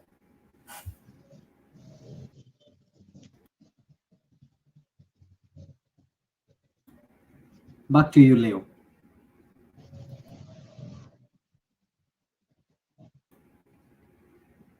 Leo, are you frozen? It's like Leo is frozen. Yeah. I can't. Oh. Yeah. Maybe Giovanni will be saying hi to us. I'm not frozen, Mzalendo. I can see there is somebody who joined there, and you people have not even allowed him to talk. Mr. Who? Hi. Let me see. Glovani. Yeah, I think we should allow Glovani to be heard. Hi, everyone. Hello. Yeah, thank you for inviting me once more. I just entered while you're still having a tight discussion in the state of affairs of our country. I don't know what I can say. Actually, I'm not a good debater of politics, not because I don't like politics or I hate politics, because politics is a way of life. But majorly it's because there's so much hypocrisy when it comes to politics. However, what I can say is it's when you read back, way back, even to the times of the commoner, the history, what it pertains to the first inception of the politics in the Great Britain. The inception of the common mwananchi, that is as they call it, the parliament, they call it the commoner, the House of Commons, and then there is the House of Lords. You remember the dynamics of the Magna Carta and all those dynamics, because basically the Magna Carta was an agreement between the ruling elite, that is the king and the court, against the people on how they need to rule the people. And that is actually how it all started. But basically what they agreed upon is not what happened. So that they can, the court was trying to bring down the civil war back then. But then the House of Commons was basically overtaken by events. Instead of being a representative house, it became even more chaotic, and you can see it even today. It was supposed to be the common mwananchi house, and then the House of Lords was supposed to be the ruling elite. Back then, Britain was ruled by lords, the fiefdoms. Not only Britain, but basically the entire of Europe. So the princes, and when you read even through Machiavelli, you'll be able to have a deeper insight about how these princes and the lords, how they ruled their nations. So basically, the court, that is the king and as entourage, used to rule through the princes. The princes, they were given land masses, and the land masses, basically the common mwananchi never used to own anything. The land was owned by fiefdoms, by those princes, and the princes basically used to have workers within their fiefdoms, and the workers, the only thing that they used to get from that is that they were supplied with food and shelter. So basically, the key reason why there was civil unrest back then is because the common mwananchi felt that it was not okay. They needed to have their own freedom. They needed to have their own land. So the Magna Carta basically was like a covenant between the ruling elite and the commoner. So they instituted what they called the House of Commons. The House of Commons was basically to represent the common mwananchi, and then the House of Lords was basically also now to represent the lords, the princes. And it went well. Actually, it never went well in the first time because the king overruled that Magna Carta, because there was an unrest between the Great Britain. They were warring against the other kingdoms of France and Germany and ABCD, and also so what they wanted was for them to come together and agree so that they can be able to counterattack the reemergence of France and Italy and Germany. So they had that understanding through the Magna Carta, and back then the fiefdoms used to supply the court with everything from food, jeshi, that is the military aspect, and money. And so whenever the country went to war, it is the kings, the fiefdoms, the princes who used to supply the king and the court and against any invasion. So after they instituted the House of Commons, as you can see it today, it's no longer the House of Commons. It's no longer representation of the common mwananchi.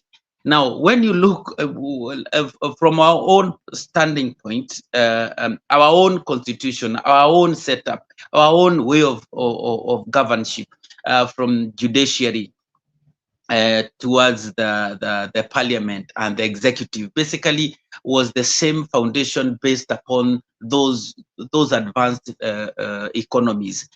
But even now, even as you look at our own way of living and our way of doing things, and even our parliament, you can find that there is a little or nothing to show for the representation of the common mwananchi. We chose from among ourselves, and the person that goes to represent us basically turns out to be something different from what we expected. So in a long short, what I can say, because they started with the House of Commons, but the House of Commons, they become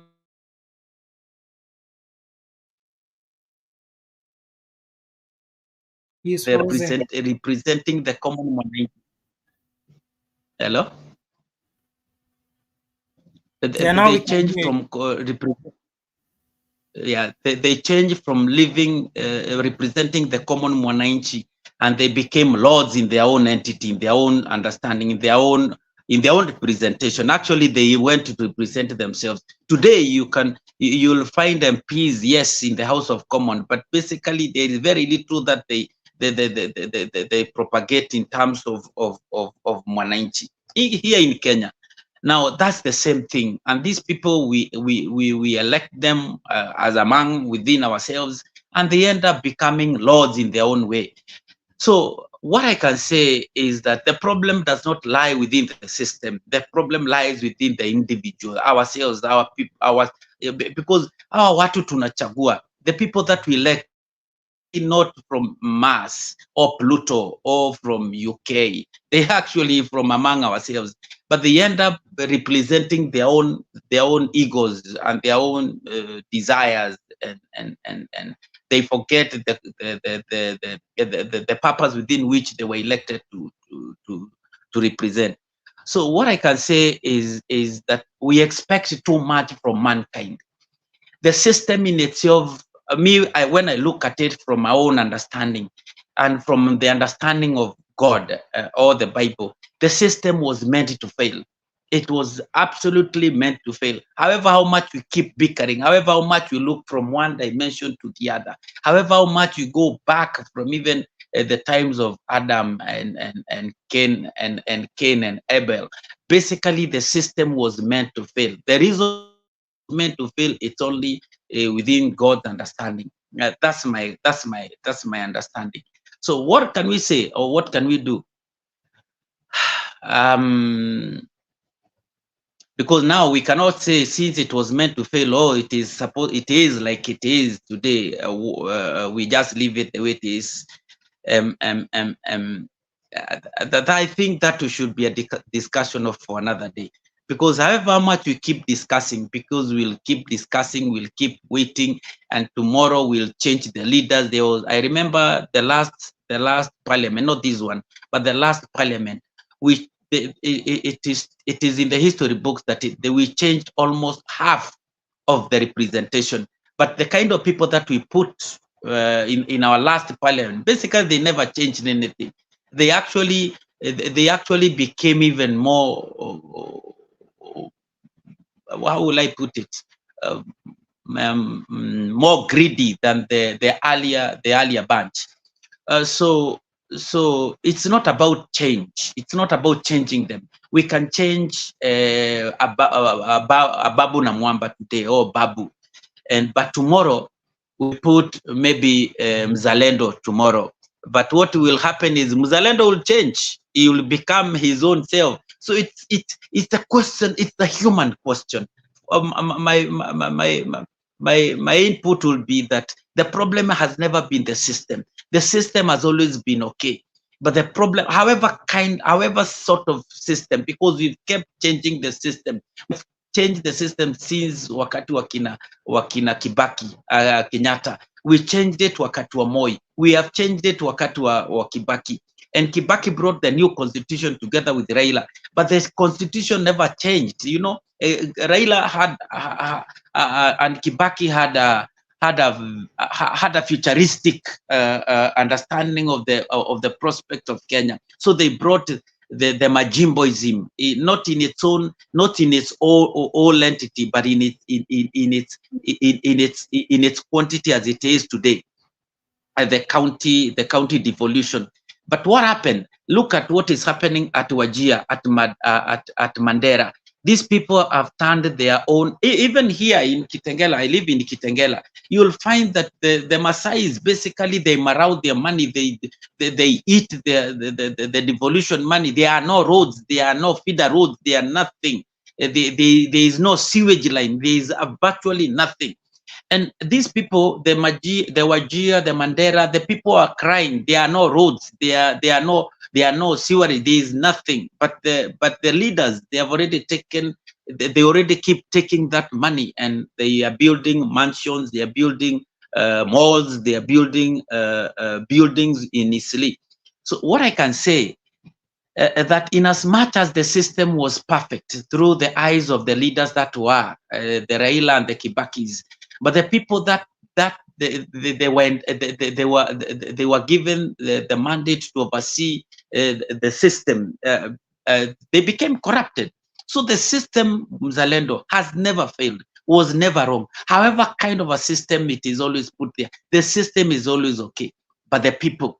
So the problem comes back to the human nature, the human question.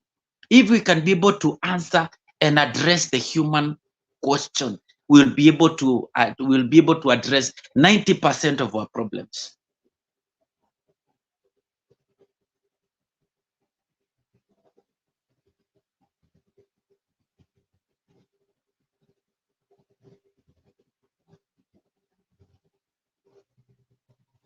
Mr. Leo, we can't hear you. Leo, you are is mute or is asleep? Okay, my background is not good, Jeff. Just for some 5 minutes, I'll take it. My background. Yeah, we can hear a lot of echo. I don't know whether it's coming from you, or maybe you can mute. Yeah, Mr. Muzarendo, you can proceed. You have been quiet. Are you worried of the topic of today? I've been Or quiet, we, but we, I we think discuss Giovanni that can mute your simple. mic. Giovanni, mute your mic. Oh, thank Okay. you. What Giovanni has brought in, he has thrown us into the deep end and said some things that they are right and wrong to some extent. The aspect of a leader is chosen by the people, and the reason why we choose leaders is to improve society. Yeah. So when a leader does not improve society, then that is a wrong leader. That is why we have a constitution that goes after 5 years, then we change the leadership. So as much as the constitution is the only way, to choose leaders, but we can also look at the morals. We have a moral authority to choose the right person into leadership. If you cannot you cannot choose a village thief that you've known for the longest time, that is a village thief, to lead you. You cannot choose a murderer to lead you. Then when leaders get into parliament, they're supposed to enact laws, come up with bills that will ease our lives. And that is why we have politics. There was politics in the Bible, them days. Today, we still have politics. So leaders must have values, and those values are very, very important in society. So if you choose leaders without values, then we end up in anarchy. Yeah. So we must keep on talking. We must burn the midnight oil like we are doing tonight to talk about leadership until we get it right. Some countries have got it right and they are doing so well. Why not us? We cannot live in the old traditional way and say, this thing was supposed to act this way, and it was supposed to control us in this way because the laws were made then. That is why we keep on changing the constitution year in, year out. If it is not working for us in a particular manner, then we change it to the best way that we can. But more importantly is that we must choose leaders of integrity, and we must choose leaders who are accountable for the people and leaders who know what they were elected to do. I think that's all I have. I think I want to add to what Giovanna said, and it's important that we emphasize what he has actually said. If you look at technology, maybe if we don't, let's start with the human. If you look at a young kid when born, they are called blank slate. They have nothing in their brain, but you have to feed them what you want them to be, and they learn because their brain is blank, is a blank slate. The same way, when you have a new computer, you have to enter the kind of applications and systems that you want to the computer to help you do. So I want to agree with you, Giovanni, that the human factor, if it's just not corrupt, then using the systems in place will be used the right way. So if the system is used to dispense 5 bananas every day, if the human factor is right, is upright, it is going to enter the data as 5 bananas.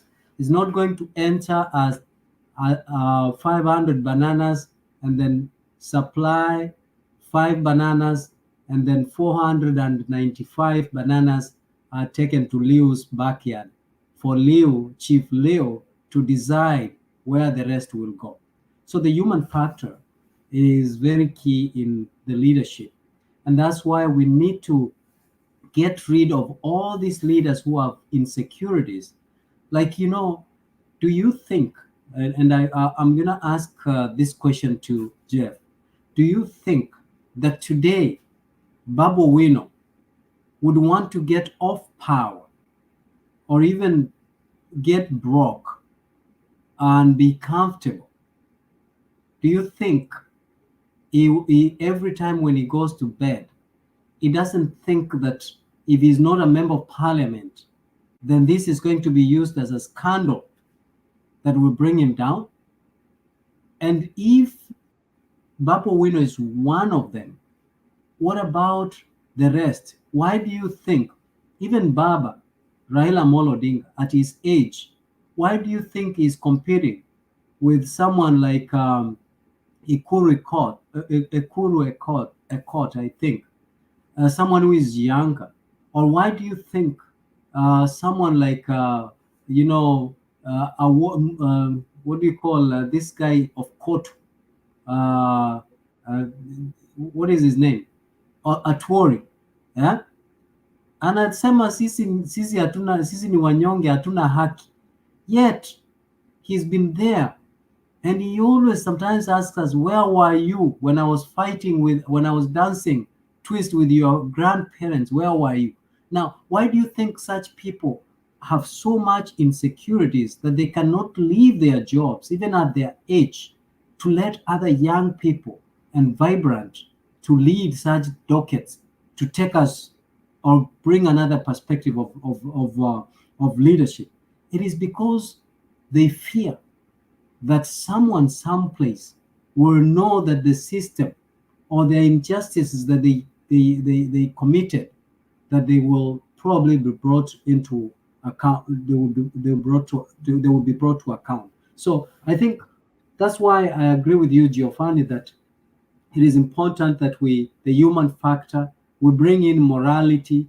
That's why we have in chapter 6, we have integrity in its wisdom. He's talking about, chapter 6 is talking about integrity. And I think that's why I'm supporting you.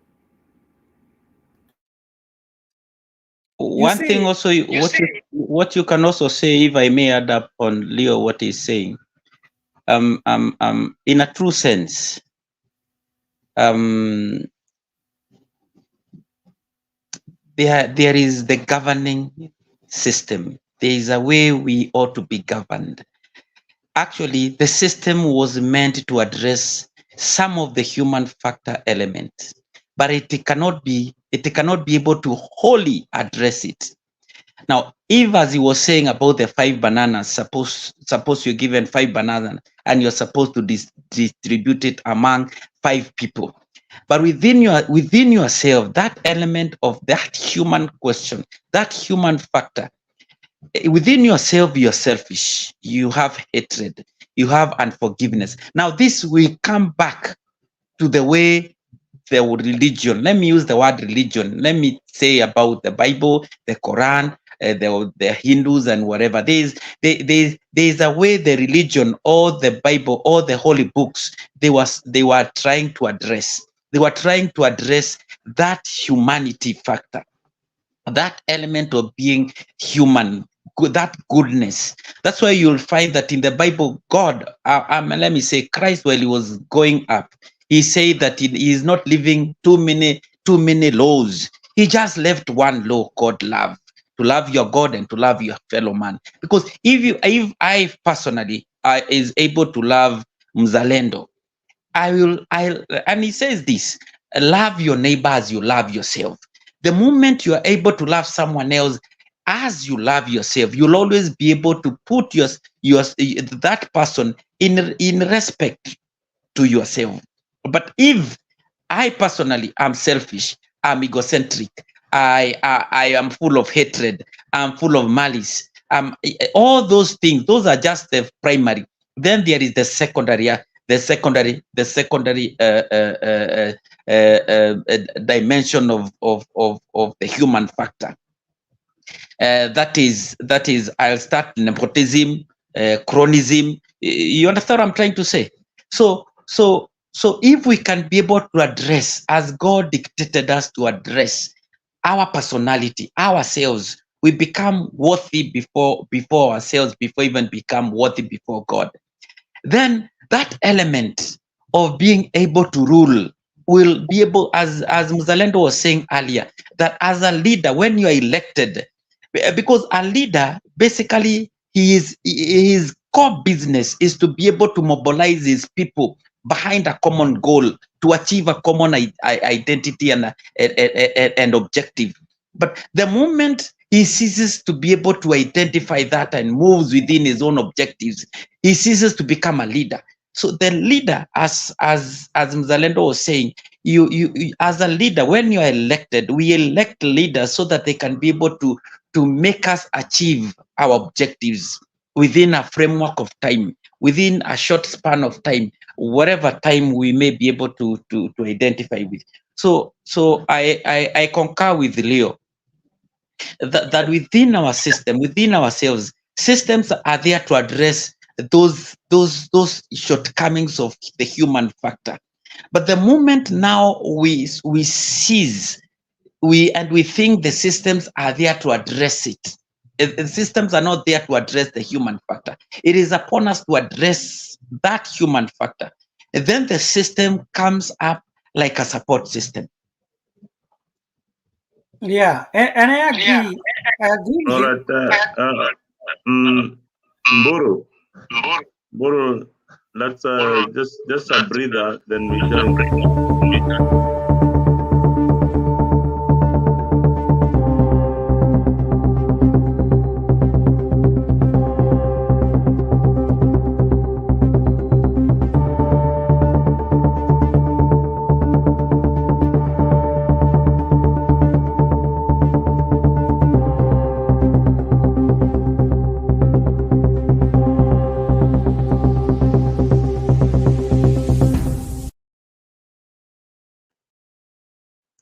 Yeah, Mburu, we can go ahead.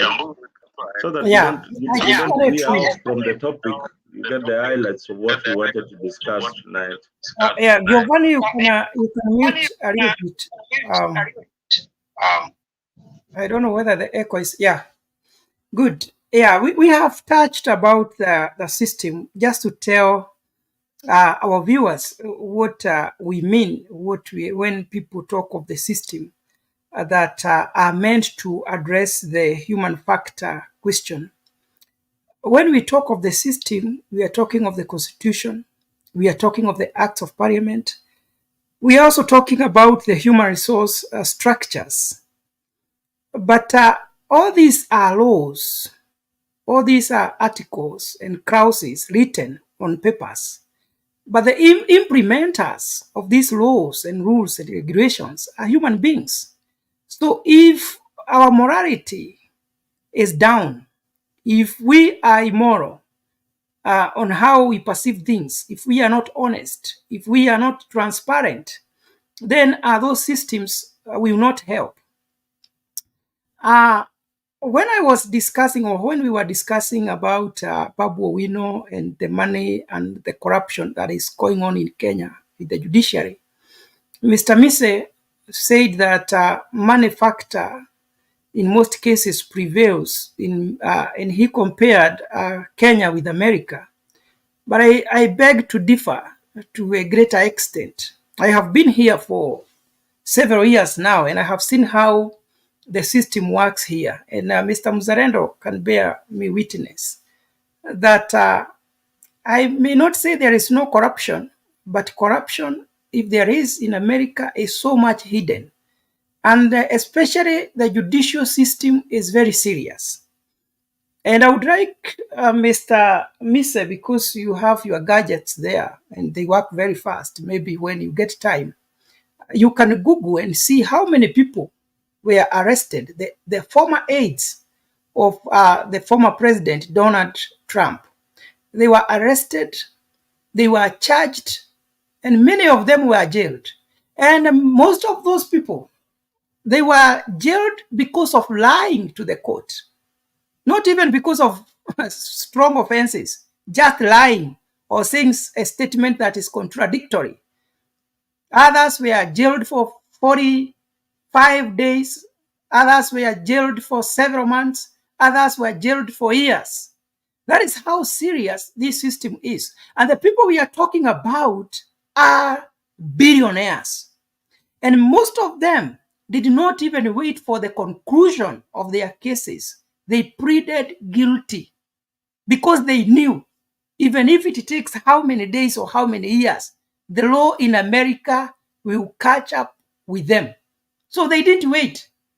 They decided, instead of going through the whole process, many of them pleaded guilty. Some of them were jailed because of making communication with other government, just a phone call, and they were jailed. So it is that serious. But in Kenya, when you are a billionaire, it is a big deal. You saw the other day, Donald Trump, the former president, being questioned, not even being questioned, going to be taken fingerprints. That means a lot in America. In Kenya, you cannot dare even to summon the former president. He is untouchable. And in case that happens, his subjects, his supporters, all of them from Gatodo, from Kisumu, from all over, they will converge outside the judiciary saying mutu wetu na anaonewa. That is our character.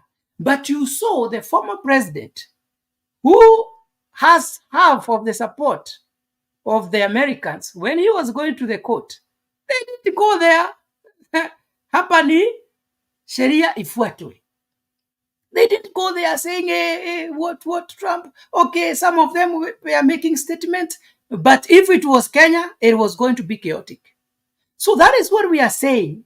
We have to rise. We have to up our standard. Let us see our systems operating, because it is now 60 years from independence. But what is going on? Few people. We are continuing to create few billionaires. Yet the majority of the commoners are languishing in poverty. Many of them sleeping hungry. Many of them cannot afford to buy a new dress.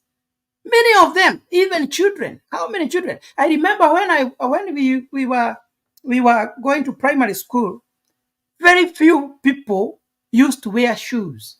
And if you go to school with shoes, other students would say, this one is so proud. Analiga. Unaona anakuja na viatu. Analiga. Unaona anakuja na maringo. Paka anakuja shule na viatu, because it was a big deal. So that is the level. And I want to believe even today when you go to schools, I saw the other day, I don't know whether it was the wife to the president, who had taken shoes to some schools, rubber shoes. I mean, students and pupils go to school without shoes, but there are people in their account, there are billions, not because they have worked very hard. It is because they have gotten a chance to be leaders. Instead of being leaders, they went to root. And that is the mentality that we are supposed to deal with in Kenya. That when you see these people campaigning, they spend more money to campaign than what their salary would be.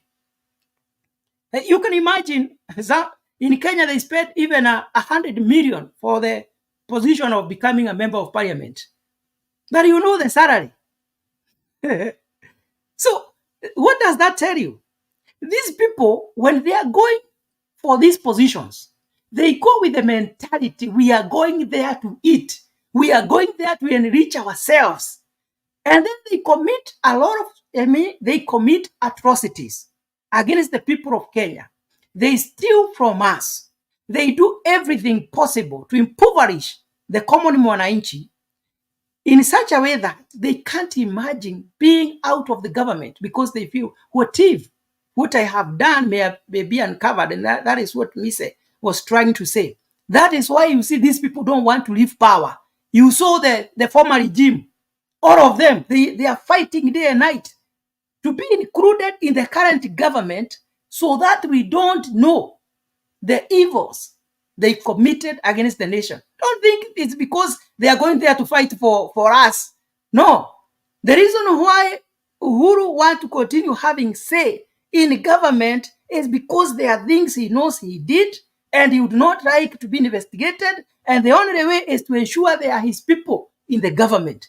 The reason why even Baba and his team, they are saying we must be there, it is because they don't want any investigation to be done. And it will continue like that. Even when Ruto and his government will leave, they also want to come back because there are so many things these leaders do that they are not supposed to do.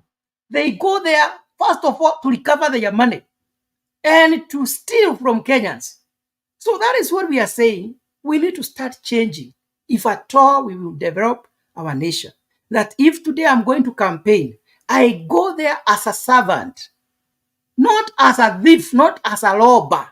All these people, majority of them, very few of them, are genuine leaders. They go there to steal from us. And we have to keep talking about it. Let them know that we know. We know the salary of an MP. We know their benefits. But during campaign, they spend more money than what they are going to get as their salary. So where are you expecting they are going to get their money from? So those are, and we should also continue putting down strategies and those systems. How much should someone use for campaign? Where do these people, there should be a method of scrutinizing the spending during campaign period, because those are the things that we need to curb. Those are the things that we need to bring down, so that tomorrow, if you have brilliant ideas, even if you don't have money and you are a wise guy, you are smart, you have good strategies that can move a nation forward, you can have a chance of becoming a president of Kenya. If it was about money factor, Obama would not have become the president of the United States of America. But he became because of good systems and the implementers of those systems. In America here, they follow every detail of every coin you get for campaigns and how you spend it. You try to spend that money for your personal purposes, you go to jail. What happens in Kenya? That is why these people with their political parties, they never want to leave. It is a serious personal business. Those are some of the things we should fix. And we should always feel bad when we see our nation stagnating because of poor leadership. And when we are talking this, it is not because we are hating anyone. It is because we are desiring to see a dignified nation. We are desiring to see a nation governed by the rule of law. So when I say the only hope we have is the judiciary. If the judiciary is rotten, the whole nation is rotten. Because it is only the judiciary that can arrest, has the power to jail these people. When the judge decides that I'm not going to jail people, and mostly they hide behind the evidence. So it is the judiciary and the investigating authorities that fail the nation of Kenya. We want to see several governors being jailed because of corruption. Na hivi ndivyo huwa tunasema, ati nimekufuga kwa niaba yako na wale wengine wenye wako na nia ya kufanya makosa kama hayo. So in Kenya we have no, example or something to learn from. Kwa hivyo mimi when I go there, I will go and steal, because I know, after all, from independence until now, nobody has ever been jailed. But what we do, we normally say Kenya is a nation of 50 billionaires and 50 million poor people. Should we continue like that? No. We need to start talking about it. And Kenyans, you make use of these cameras. And if you have power, buy those hidden cameras. Send those video clips. When these people are asking for money, when this corruption is happening, let us start exposing corruption in our nation. Let us start sanitizing our institutions, right from the police officers to the human resource managers to every place you are. Be and stand your ground. Like I'm telling you, when I was taking my passport, they wanted me to give some money. I refused. I caused drama. So where will you be taken if you say, no, I will not do it. If it is to die, I will die because of my rights. Sometimes, I like people who can stand their ground when it comes to fighting for their rights. Sometimes Kenyans should be tired. When you stay in a nation like America or Canada, where systems are working, you only desire that our country may be at that level. So we have to start being serious from the common mwananchi, because I was telling you people last time when we were here, that the moment a police officer stops you in Kenya as you're driving your car, the first thing you start asking if you have some passenger, muko na PJ hapo? Kuna mtu ako na 100?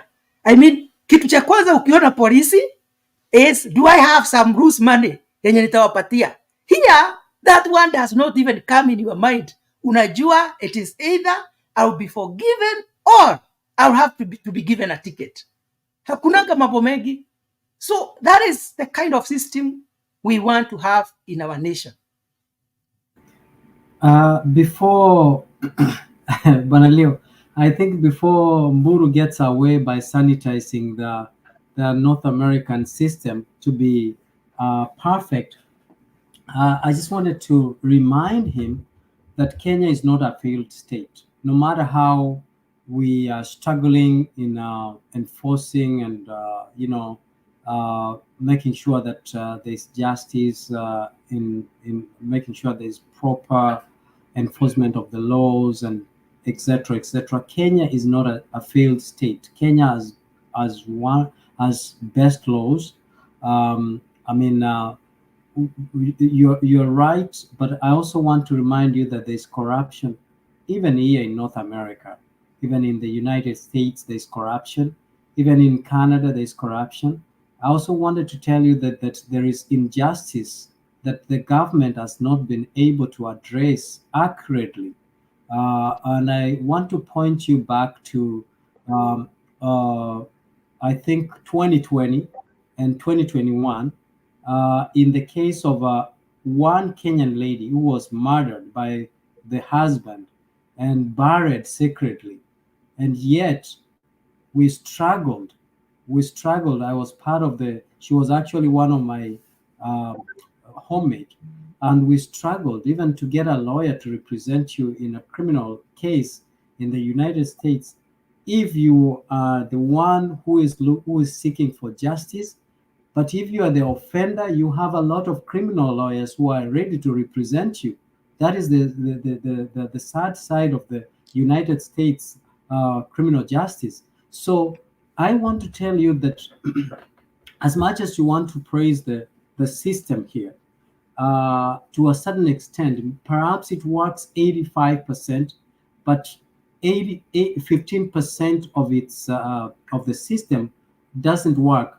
I also want to remind you to refer what is called the mass incarceration of people under industrial prison complex that was introduced, where prisons were,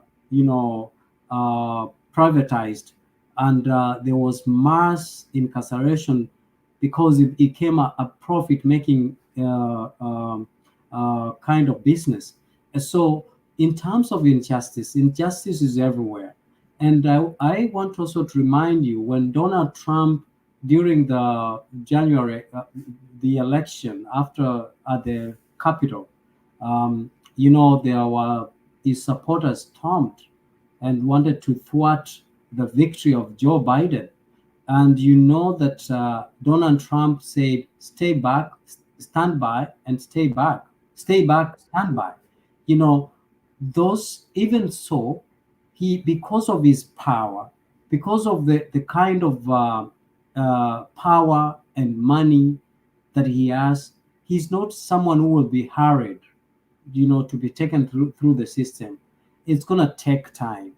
And unfortunately, law or uh, or um, or justice is influenced by money and power. The only places that I've seen people who are extremely rich being hurried to prison or being imprisoned is where, you know, at the ICC, the African presidents are the ones who are like the likes of Charles Taylor, are the ones who are hurried, you know, to be taken to prison. But what I wanted to say, Mburu, you are absolutely right that it is unfair.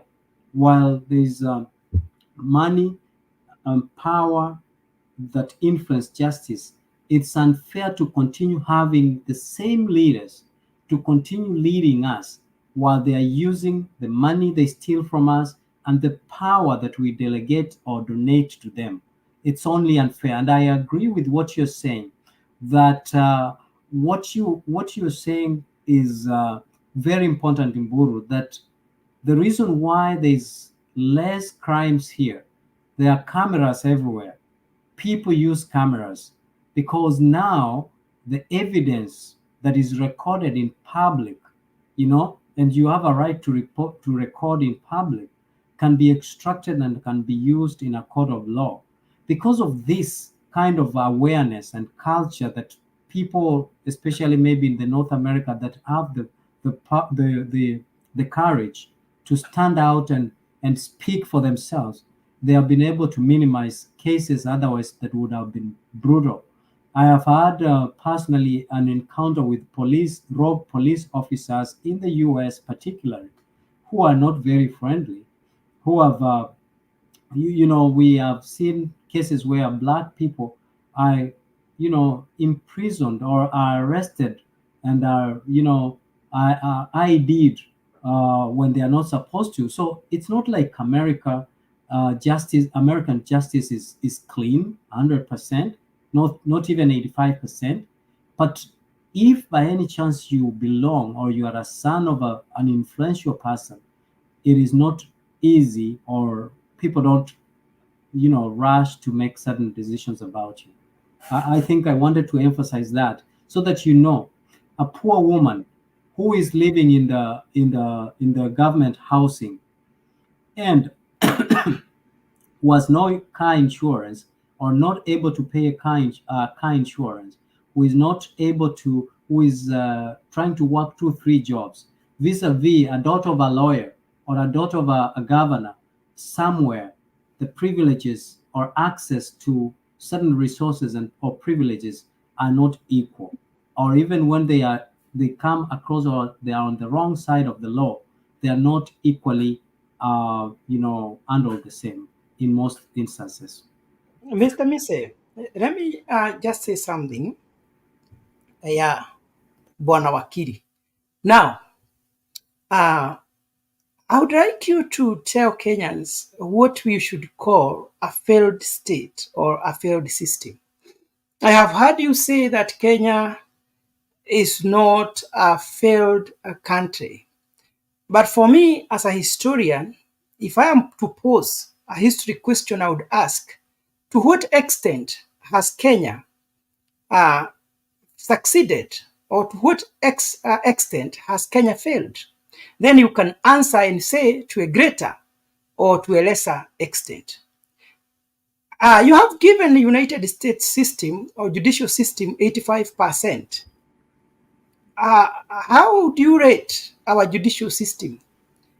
And I ask myself, what is a failed system? If all the people that we have in custody in Kenya are the poor people, we release all the rich people for lack of evidence. We see them taken to court, then the following day, not even the following day, sometimes the same day, they are released on board and they never go back there. They are never jailed. I can tell you in Kenya, maybe 75% of people are the poor. So what is a failed system if even what we have seen in public on the cameras happening, the judge can stand and say we don't have evidence? Then what about those things that happen without the presence of people? Who can be jailed in Kenya? So for me, the other question I'm asking myself out of your argument, Mr. Mise, should we then justify ourselves and say there is corruption across the world? Because even America, it's not 100%, so it's okay for us to be where we are. You see? So to what point should we now tell our leaders enough is enough? We have had a lot of dramas. We have seen so many things that people know that surely justice is not being served. We know very well if you are a governor, it doesn't matter what you do. You will steal billions of money, you will invest, you will build houses, and that will be your money. Yet those are taxes that we are supposed to build hospitals, good hospitals in that matter, pay our doctors, pay good teachers, build schools, build our roads. To what extent do we tell these people? Because immediately they enter into power, they start building, they start doing great things, investment, things that they can't account for. Today, when we are talking of billionaires, anybody who served in the first government of Kenyatta is a billionaire with vast acres of land in Kenya. Anybody who has ever served in Moi government is a billionaire. Anybody who served in Kibaki government is a billionaire. Anybody who has ever served in the government of Kenya, even those who have entered now, by the time they are leaving power, they will be billionaires. At what time should Kenyans say, now we are tired, we must change our ways? And we risk having some few people occupying positions of power because they have money. To what point will Kenyans say, I will not vote for you because of the money you have or the money you have given me? After all, I know this is our money. I don't know. Mr. Mzarado, maybe you can help us. What power do the citizens have to check their leaders and to put them on their toes? Maybe I'm somehow radical, but I mean no harm. Yeah. So maybe you ask me a question. What Yes. does a failed state look like? Right? Sudan, Somalia, Cameroon, and many other countries that do not have or observe the rule of law. Kenya is a progressive country. And yes, there is corruption, but we must appreciate that Kenya has progressed very well when it means despite the fact that there are challenges in matters corruption, but Kenya has really struggled, and every year they improve. They are not yet there, but I would say that every year they improve by 1%. Is that the rate that we want? No. Is it happening? Yes. And I also want to remind you that yes, corruption is inevitable. It's everywhere. Please read about in the United States.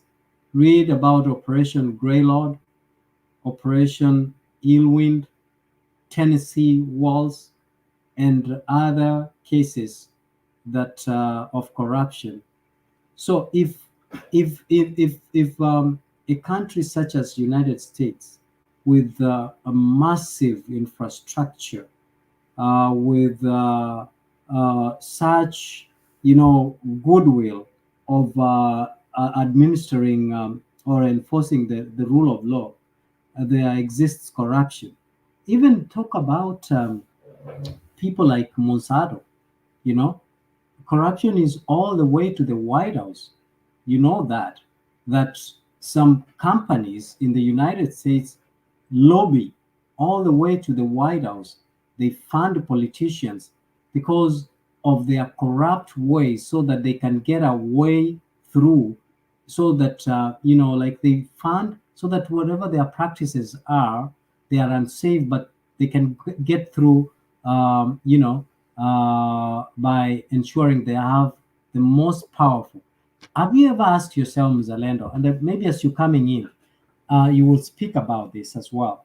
Have you ever asked yourself, why is it that every politician who comes to power has never touched insurance companies, has never argued that insurance companies should lower their premiums? Ask yourself why. Yet insurance, they kind of steal from us like broad daylight. Why? Why, Jeff? Don't you think that is also one way of corruption, that we are baiting criminals, white thieves who steal from us? So I wanted you to, as Mzalenda, as you're coming in as well, you can speak about, do you think when Monsanto is not following proper food security measures, yet they have presence in the White House, do you think, and they get away with that, do you think that is not corruption? And how would you then rate a country such as Kenya? How would you want it to be corrupt free if a country that is greater than other countries in the world abates corruption right in the capital, right in the White House? Well, let me start by saying that there are measures that Kenya has really strived to try and curb corruption. We have the EACC. That was a body that was created to try and stop corruption. We have not reached to the level of United States or these first world countries as matters of corruption, because one, as Mburu has tried to put it, that we are almost a failed state. But we are not a failed state. A failed state, there are no rules. There's no law. You cannot provide any services in a failed state. But when you look again at how politics is done in our country, you find, Mise, that today, apart from business, the highest paying career is politics. And that is why everybody is clamoring to be a politician, a leader in their country, especially in Kenya. The salaries are very, very high up there. The corruption also is high up there. But what has a society like Kenya done in the past leadership? Look at Kibaki when he came to power. We were subjected to lifestyle audit. Yeah, we were subjected to declare our property and our wealth as citizens. That is the only way the citizenry become involved in the politics of the country. When politicians are let to go scot-free, then the citizens who are supposed to be the watchdogs then come in and demand for what belongs to them. Today in Kenya, the governors who have just come in, all of them, most of them, I can tell you 95% of the governors who previously served or who are serving at the moment have either 3-star hotel or they have built homes that are impossible. things that you only see in movies or in Hollywood or in LA. I saw the other day a governor having a rotating table, serving exotic drinks and celebrating. And this is how our society has become. Our society has become very corrupt. Even apart from the politician, the citizen is also very corrupt or waiting for a chance to be corrupt or corruptible. Yeah. So Leo is waiting for a chance to get his hand into the cookie jar and come out with whatever he wants to come out. It's only that he has not been given the opportunity. But where does that lead us to? It leads us to morals. Morals, the things that we do. In a white man, majority of them have got a cautious.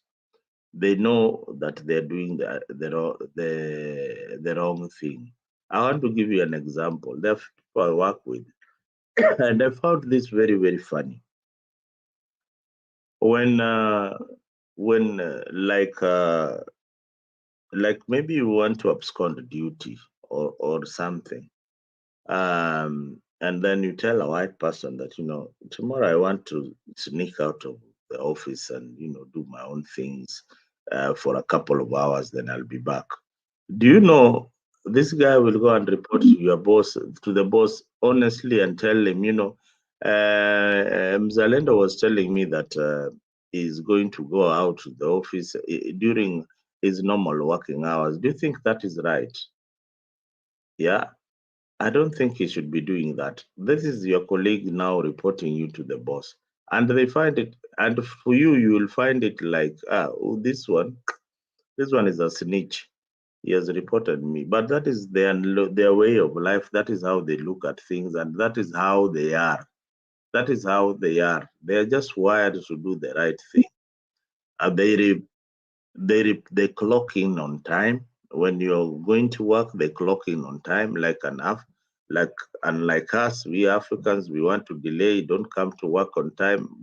We sometimes pretend that we are sick, although there are others who pretend, yes, but majority of them will clock on to work on time. They leave their places of work at the exact time that they're supposed to leave. And and and and and a culture, this is just now a culture. They will not pick any social calls, like ati best yako amekupigia simu excuse me, amekupigia simu ati mnapiga story kwa ofisi ati uliendaje game ya Arsenal, mlionaje hiyo game, and you are in the office. That is nonsense. That I have never heard of any of such calls here. You can't. Ati your boss ati anapiga simu ati to the wife ati, oh, hey, how are you guys, baby? How are you doing at home? That is nonsense. No, does not do that. Akiingia kazi, ameingia job, anapiga job yake, anarudi, anaenda home. Yeah. But unlike us, we have got a culture, and part of that culture is what has made us very, very corrupt and corruptible. So I think it is a discipline that needs to be instilled right from primary, moving to high school, then again to now public service. So if it is not taught if etiquette is not taught in school, then that's why we have a society like Kenya, where we celebrate the rich people. We celebrate not even the rich who have succeeded successfully in business. The rich, unajua huyu anafanya biashara ya drugs, huyu ni wash wash. And leo here I will celebrate his fellow village man who is coming in a chopper every other weekend. Na ni mwizi, yeah, and ni mwizi. And that is how society is. That is how we celebrate a woman who we know has been so immoral. Has been so immoral and teaching our girls immorality. Then we put her as a figure, as a mother figure to our young girls. And Leo here will celebrate that kind of person. You see, that is how society is. That is Yeah. how. No, Mzalendo, I That think is the society that is has been crafted in a way that the end matters. We don't care the process. So when you say Leo, yeah. it's That the entire society. no, yeah. That is how we are. That is why Let me tell even in you, our Leo, politics, the things that are happening today. Today, if you go back 20 years ago or 30 years ago, and wake up your great grandfather and tell them, this is the lady who is a role model in our society. This is the man who we know is a common thief who has been stealing money, but we celebrate him and we want him in leadership position. Mzalendo, Yeah. I can see Kenyan. Is it revolutionary or revolutionary? I think there are some things he wanted to clarify. We have to accept that the society we live in, and even after elections in our politics, we don't I'm want to know giving. how somebody won. What you are telling us is the court pronounced itself, when the Supreme Court, and the same people like Jeff Guru, the court has pronounced itself that Babu Owino is innocent, but he wants us to believe otherwise. But the same court says that William Ruto won. He wants us to believe that one. So we are the problem. We are so hypocritical to an extent that we think that as long as it is right in my eyes, somebody else doesn't have to challenge it. So as we welcome maybe Kenyan revolutionary, I think you can just take a couple of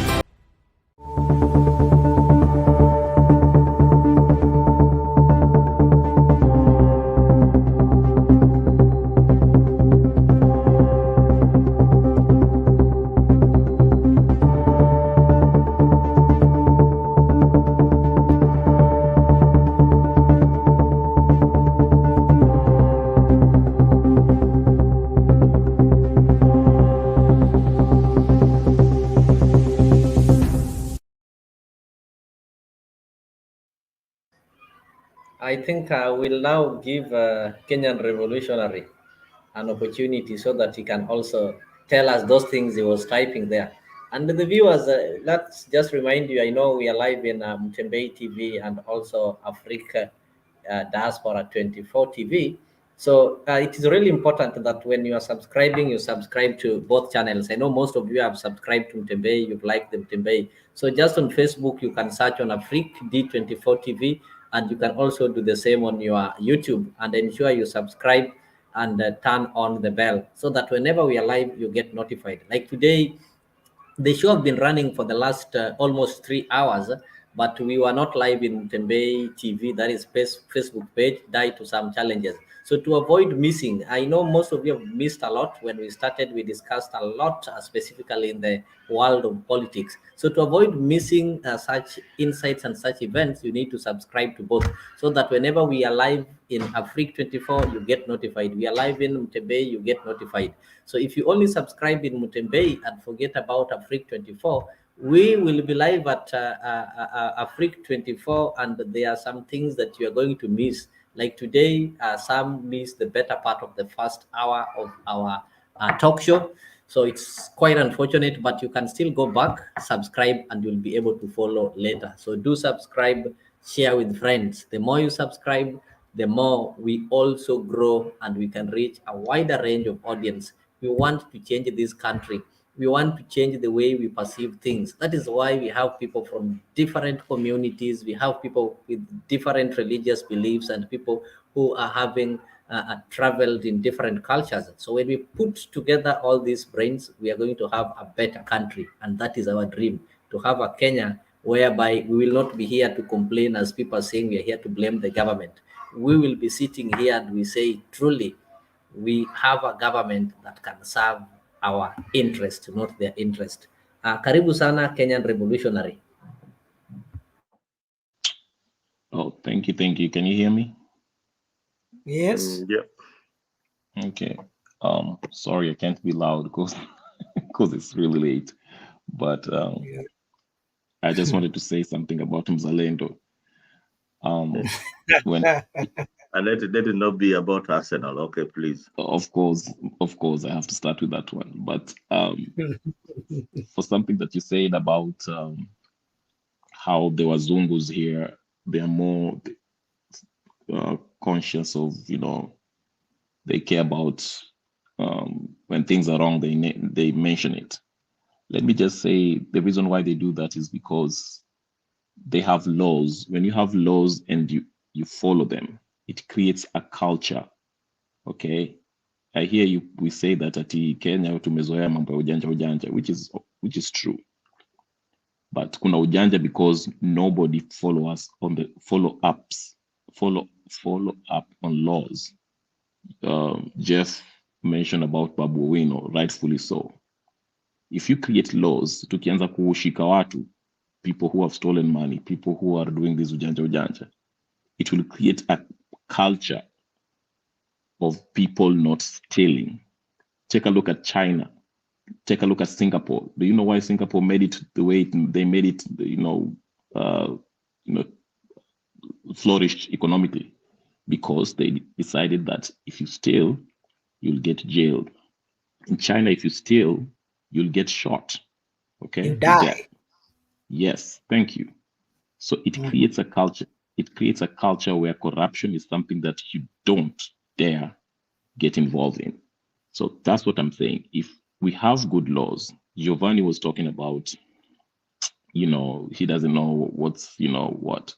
But all this is in the Constitution. If we follow up all these corrupt leaders, everyone, I keep on telling you guys that there's no difference between Uhuru Kenyatta and Raila and Ruto and Moi and Kibaki. They are all puppets. You saw them cheese it up when they were meeting that king, that evil, decrepit son of a witch who came to visit Kenya. They take orders from him. It's a travesty, but I don't want to get into that. All I just wanted to say is that as long as we don't follow up, we don't respect our laws that we have in the books right now. We have good laws, but we don't follow them. Like all of you have said, Missy have mentioned it, Mburu have mentioned it. If you're rich, you get away with crime. If you're poor, unashikwa. And that's where the problem is. And the solution, according to me, is we need to look at Burkina Faso. Let's bring the Wagner and get all these Raila Odingas, Ruto, Kenyatta's jailed. In fact, let's not jail them. Let's hang them to death. They deserve that, all of them. Okay? And start a new, fresh republic where people respect the law of the land.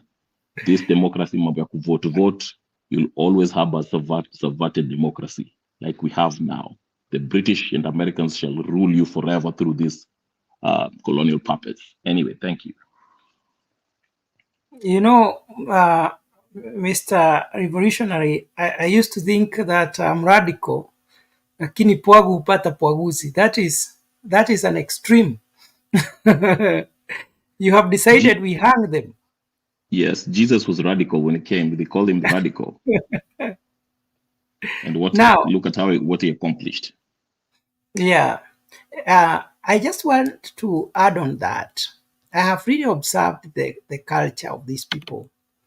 And what I have discovered in America, they don't have secret. In Kenya, not in Kenya, we Kenyans, we keep a lot of things to ourselves. We keep a lot of secrets to ourselves. You can even see somebody stealing, but so long as what he's stealing is not yours, you won't even tell anyone. He can even do like this to you. You keep quiet. And you won't say, or maybe you're going to go and share. I just want to give you a case scenario. When I came here, there is one of my sister who came here when she was very young. So she adopted the American culture. And there was a guy who had come here to do marketing.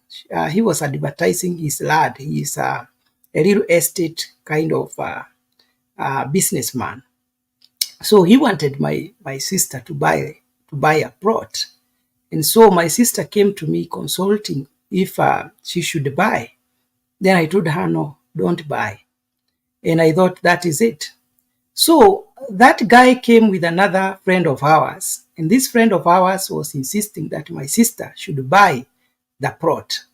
So they asked her, have you bought the plot? She said no. So he asked why? And he said, my brother told me not to buy. And I was so ashamed. I didn't know where to hide. And I was telling her, why do you have to tell them what I told you? You know? And she was like, was it a secret? She didn't even know that I was telling her not to buy, but I didn't want her to tell those people that I have advised her not to buy their plot. You see, that is how open they are. They have no secret. So from that time, I had to learn that if you think something is a secret, don't tell an American. I want to go back to Mise.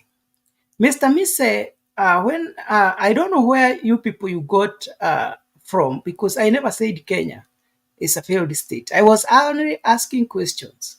And the failure in which we are talking about here is to extents. And that is why I was posing a question. What extent have we failed? To what extent have we succeeded? But the funny thing is that, Mise, you decided to compare Kenya with failures, total failures. If we are to compare, we compare ourselves with relevant others. History tells us that at the time of independence, Kenya was at par with Singapore. What we should be asking ourselves, where is Singapore today and where are we? Today, our economy cannot be compared with the economy of Singapore. We should ask ourselves, what did we do wrong? How comes that Singapore today is a developed economy, is a strong nation, whereas we are still struggling with small things? The other thing is that in 1970s, Kenya would give aid to South Korea. Today, where is South Korea? That is why I'm saying, to some extent, we have really failed. And not the common people, because Kenyans are very hardworking. I have been to so many nations of this world, and everywhere you go, you see Kenyans working very hard. And most of our best brains go to work to other nations and build other economies, because our governments have failed to put down what the government is supposed to put down. Our government has failed to create a good environment for import and exports. Our government has failed to bring industries to our nation. You know, those laws that can attract people to come and invest in our country. So we end up going outside to work outside there. That is why you see, in every country you go, you will see Kenyans working and succeeding and doing very well.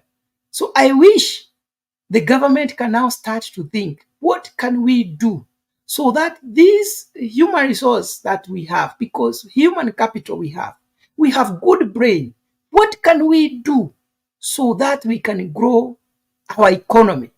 If the government is committed, I am very sure we can go very, very far. And that is why, though we are speaking and becoming radical, not that we don't know that we have made some strides. I have been to Uganda for 6 years. I studied in Uganda for 6 years. I have gone to preach in Tanzania. I know where we are. I have been to Southern Sudan. I have been to Lilongwe, Malawi. I know where we are.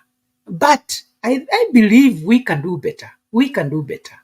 And so, Mr. Revolutionary, I just wanted to disagree on you on one point, that of using the military coup or a coup to change the government. Because sometimes when these things happen, you don't know what is likely to happen. Sometimes people attempt these coups, and then it takes another 50 years as the country is struggling to get back to organized or structures of governance. And that is why a country like Somalia has failed for so many years because of coups. A country like Uganda has stagnated because even the current president rose to power through coup. Any nation that people rise to power through use of force, it does not develop. They destroy their nation, they destroy their economies. And I'm just, yes. Do you know that Burkina Faso is the fourth fastest growing country in the world? And Ibrahim Traore has only been in government for 3 months.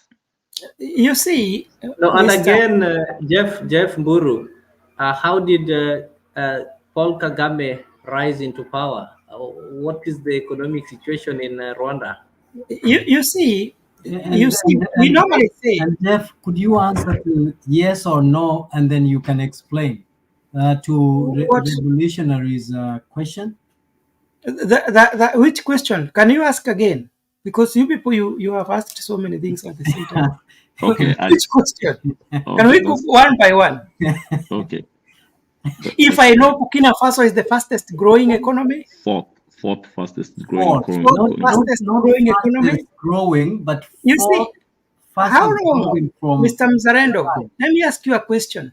How long has Traore been in power? Barely 4 months. 4 months. And Can you 2 use months. 4 months to gauge the development of a nation Absolutely. The question is, when you are doing analysis? the question is, before you ask a question back, do you know, are you aware, or you are not? No. Okay, I am not aware of such, but I beg to disagree as a professional. You cannot take 4 months to say that somebody has performed exemplary well, because these are just short-term measures to show that he is capable of, because one, he is trying to legitimize his rise to power through force. So we don't know how he's going to perform in long term. So the That's not only the best argument. measure of success or failure is time. So That is if not we the come back argument, here, sorry. wait, me say. If we come back here in 2 years, we will be in a position to say whether Traore Abraham has failed or succeeded. But you can't use months to measure a development of growth. Let me help you. And we are saying that because Russia has tried to chip in to try to stamp the authority of that guy. But I still say here in this platform that use of coal can never be an alternative to good governance. We don't know, because right now, are you also aware that Traore has been, people of Burkina Faso have attempted to overthrow him 2 times now. 2 attempt coups. That is a twist. That is a twist to what you're saying. But let's go back to the question that you were asked, and find out what is the argument behind the conclusion that you were given, that it is the fourth fastest. There can never be. Economy. It's just because they are saying. I have seen those. Let me try to answer what. Just a minute, Mzarendo. I have seen what people are saying.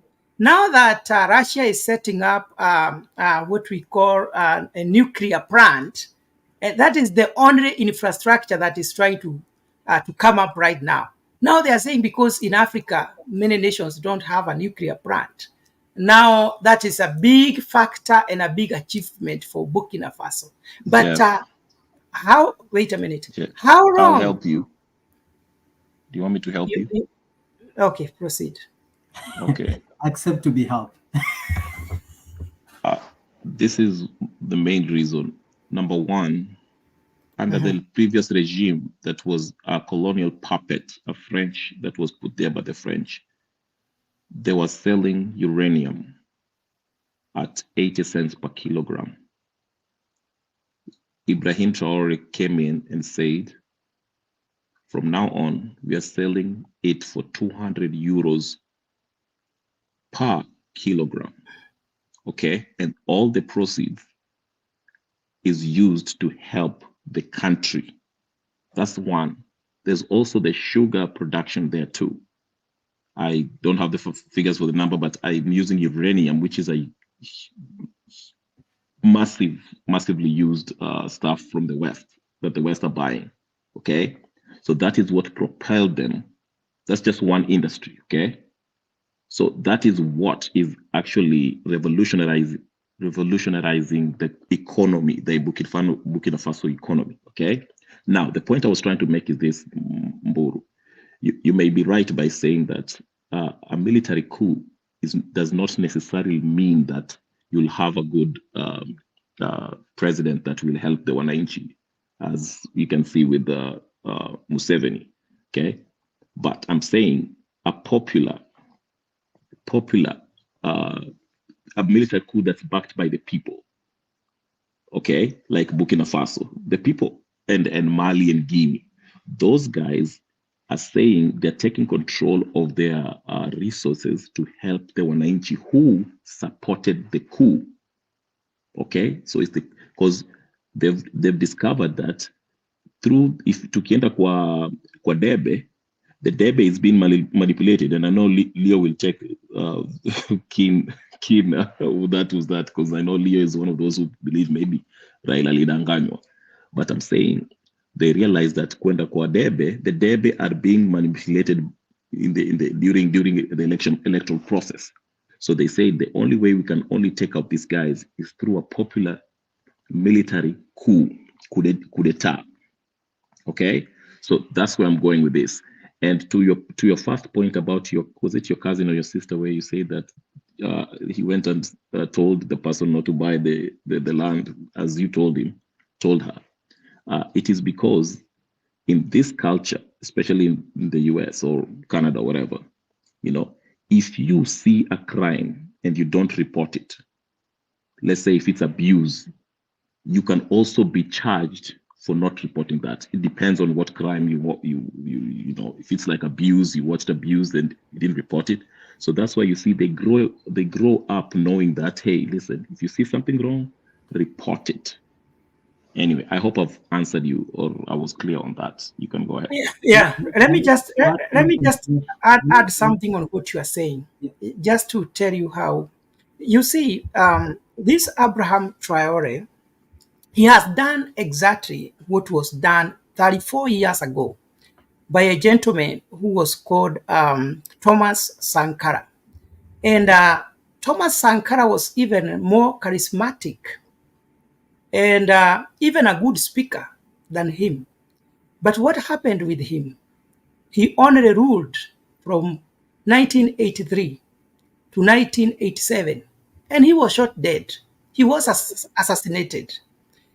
And because the government of Abraham Traore has not gained legitimacy, there are many people who can hurt him or even overthrow him, and there is nothing which can be done about it. And this is what I normally say. Who gives you legitimacy? Who gives you legitimacy before you? Let me finish. No, but you have to answer this. Who gives you legitimacy when you rule? Who gives you legitimacy? Let me finish. Let me finish what I'm saying. But you have to answer that before you go on. Who gives you legitimacy? Please, let me finish. I will let you finish, but please answer this. Who gives you legitimacy? You have to wait. I'm not going anywhere. I'm here, and I will answer every question. So this is what I was saying. If Abraham Traore thought that he is so popular and he has those brilliant ideas and very good ideas than the president who was there, the best thing he would have done, because Burkina Faso is a democratic country, he was supposed to step down from being a military and now go to the people through the ballot, convince the people, be voted in. When he becomes the president, now he can say, we don't want French army in our country. We don't want to do trade with you people under the terms that we have. But now the danger is, because of how he rose to power, I don't know for how long he's going to sustain that power. He will have so many challenges, and he is likely to be overthrown, and he is likely to put people into more troubles than what he is trying to solve. That is the danger of coups. Mr. Jeff, Can I see say something? Mzalendo is also raising the hand, but maybe Yes. just a reminder. He rose in power through a coup, and is among the longest serving right now. So that is debatable. And then secondly, I remember some time back here I said that we need to amend our laws as Kenyans. on how we elect the president. The problems we are having is when we trust the most important person, the CEO of a country, to be elected by everyone, even people who doesn't understand what elections are. So had those people been given an opportunity to elect, they would have just done the same mistake. So sometimes it needs some drastical change and popular changes so that you can realize the development that you want. Sometimes a You coup see, can you work, people, sometimes changing the law Uh, so that we have few people electing the president. Let's listen to Mzalendo. He to really me, to raised his me, hand it for is long. you The know, this thing Boru, progressive. you say, can I say Yes, something, Boru? I go think ahead. Leo is bringing some madness that we elect with a very few people, as if this is a monarchy or we are electing a pope. We are not electing a pope. We are electing a president of the Republic of Kenya. Now, Yes. on the issue Kenya Revolutionary has brought, Kenya Revolutionary, I don't know which newspaper you read or where you get your facts.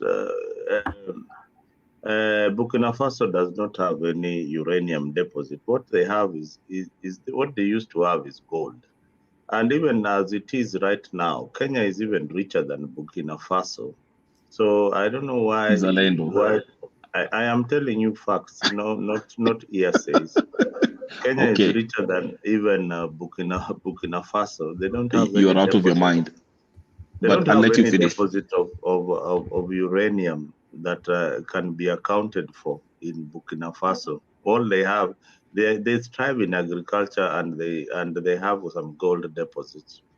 That is what they have in their country.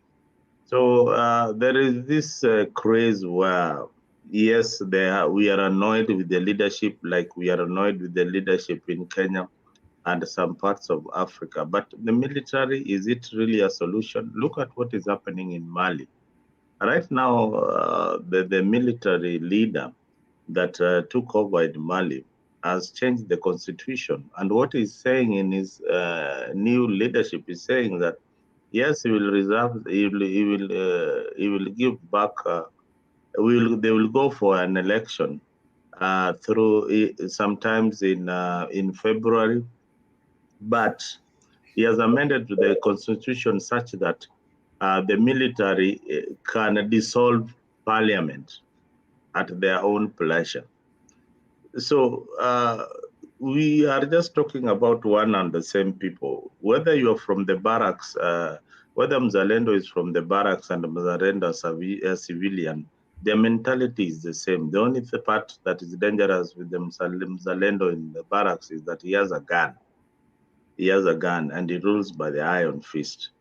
And probably he will not follow the constitution, but follow the military law.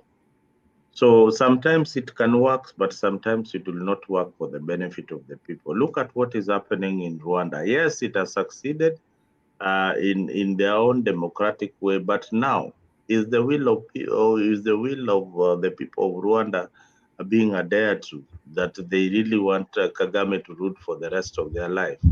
The answer is no. They need to have a democratic process whereby Kagame, as much as he is suppressing the opposition, they should allow people to practice, to go for a free and fair election. Look at Uganda. They took power by the gun. Is it a successful democracy? It is not. It is not. Look at what he has been doing to Bobby Wine. Look at what he has done to uh, anybody who is trying to come across his line. So these things, we might love them, we might want them to be part of us, but in the end, we have got very bad manners coming from the military, and they are not good leaders. And you see, Mr. Mzalendo, Mm. you see, these people, the Kagames and the Musevenis, they rose to power in 30 years ago. Now, after 30 years, I think people should have changed their mentality. Anybody who thinks coups and use of force can be a solution to anybody or to anyone or to a nation, then I don't think that is the right kind of thinking. It's like if we have a conflict, instead of sitting down and solving our differences, we decide kupimana nguvu kwa magumi na mateke. That is how I see it. I have been in Uganda, as I've told you, for 6 years. And I can tell you, Uganda will take another 50 years to be where Kenya is. And it is not the will of Ugandans to be ruled by the same person that we used to read when we were in primary school. The president of Uganda is Yoweri Kaguta Museveni. It is not their will. And these people, they spend a lot of money protecting themselves because they know how they rose to power. And they know another person can use the same means to overthrow them. If you see the level of protection and the machinery they use for protecting themselves, if that money can go to development, it can do a lot. So what I was trying to say, let us not try to justify evil. In the 21st century, nobody should try to use force to rise to power, because the same force used to bring him down. Can I say something? Can I say something? Okay. I think, please, before you say something, I think you are thwarting the rationale of people delegating power to the leaders. Okay? So, Jeff, if I delegate power to you and I tell you I need you to do A, B, C, D, and if you are not doing it, and if you are circumventing ways to be able to force me to delegate powers to you, then that is the meaning of power is vested in the people. Okay? And that is why the people can rise up and get the power from the few who have taken from them. So I don't know why you would term that as evil, because you are misusing words. In the Bible, you are a lawyer, but you are misusing words. No, let's go back to the Bible. Even in the Bible. Now, before you proceed, before you go to the Bible, because if you go to the Bible, I wanted to give it to you because you used the word evil. Now, if we go to the Bible, even the children of Israel, they rose up to the occasion and they moved out and they took you see what I want, so that our viewers can understand where you are coming from and where you are going. Now, in the case of Burkina Faso, who delegated power to Abraham Traore? Or Jeff, what do you mean by delegation? Can I help you? Can I help you? No, let me say. I'll help him. I'll answer. I'll help him. But yes. It is him who said about delegation. I wanted him to tell the people what does he mean. I yield my time to him to help me in that. But you have my opinion as well. Thank you, Missy. I wanted to say this, Jeff. That's why I ask you, who give you legitimacy? It is the people. The legitimacy is given by the process under which, for instance, in Kenya, for no. Stop. Legitimacy let me is show you the process. No. It was a rhetorical question. The moment you ask a question, you should allow to be answered and clarification to be made. It was a rhetorical question. Jeff, please relax. It was a rhetorical question. Legitimacy is given by. Please. Legitimacy is given by the people. Okay. People give you legitimacy. You are saying the same thing, but yours is a little bit diluted. I want now to expound. Even those people are under the process and the system. Jeff, it is not the process. It is the people who give you legitimacy. Uhuru Kenyatta in 2017 was illegitimate because the people rejected him.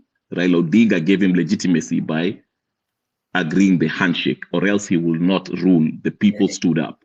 Same thing with Moi. That is why I told you your question is an ambiguous. Listen to me. It is an ambiguous question. Can you please listen, Jeff? Please, with all due respect. An ambiguous question.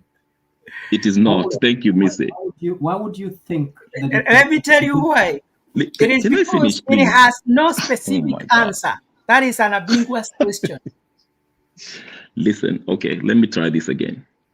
In any democracy, in any form of rule, You only are legitimate if the people choose you. Even God himself, when the people of Israel didn't want to accept the king that he gave them, the people said, no, we don't want this Nini or this king. Give us another one. Okay? God had to respect that. Okay? It's the people who give you legitimacy. So Ibrahim Traore. Wait. You see, you told me. Let me. You see, Okay, revolutionary. Let me also help done. you. Let me help you.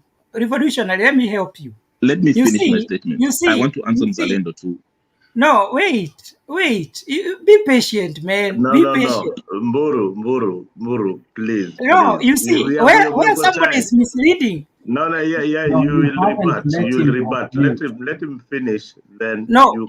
it's because I wanted to add something on what he is saying. No, then let him finish. And there is nowhere he is going. There is nowhere I'm going. You know. Be patient enough. For us to have a good conversation, you let somebody. This is why But you we see are. also, he requested. Africa You see, we have 24. to be fair.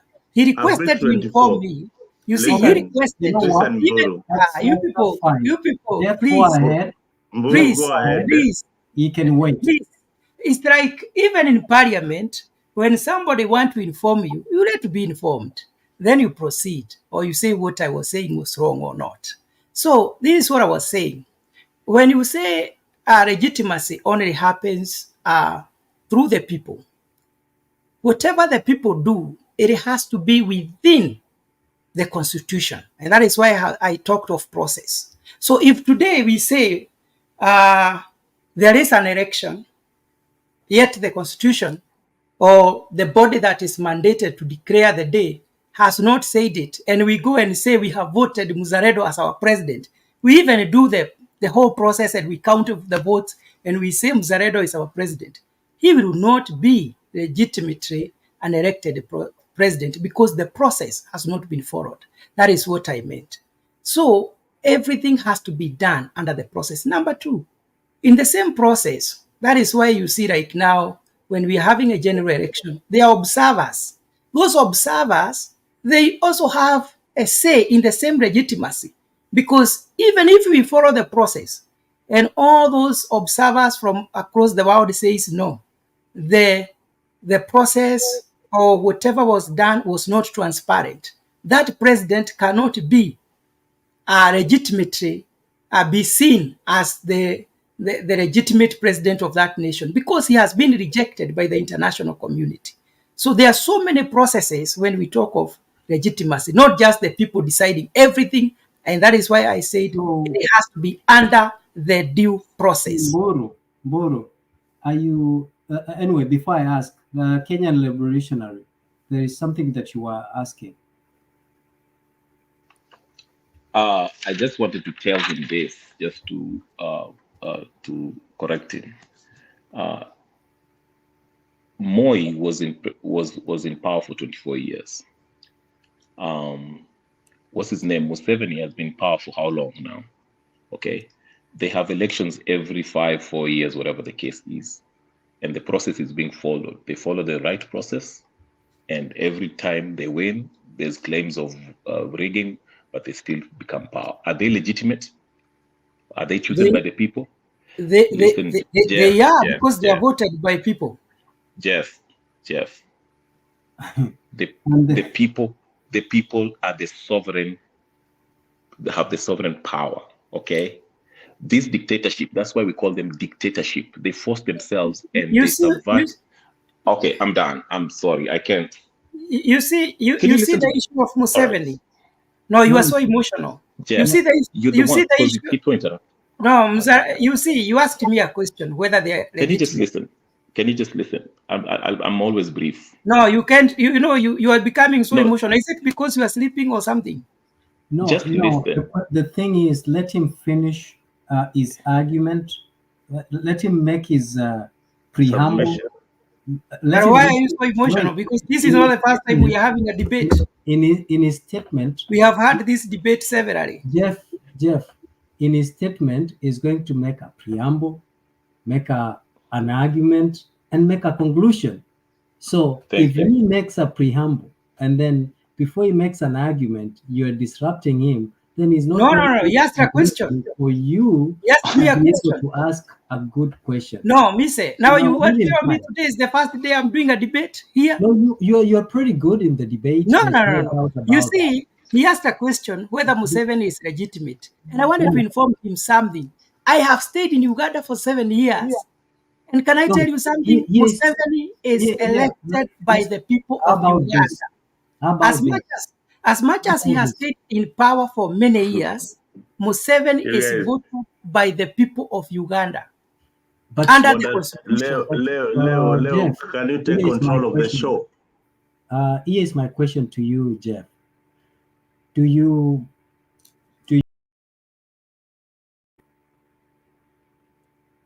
So can I go ahead? Can I continue with asking a Yes, question? that's it. It gets hot sometimes, Yeah. and So- that is the temperatures everywhere. How I wish, Mr. You could allow revolutionary to finish. Then Absolutely. No, I was paving way for revolutionary to ask a question, but Mr. Revolutionary, please proceed. Okay, I'll be brief since okay, I'll try not to pose a rhetorical question because it will trigger my friend, Honorable Jeff Mburu. You're just being emotional today. No, ulikuwa interrupt sana ndio maana niko naudhika, but anyway, I was just saying this. The people are sovereign.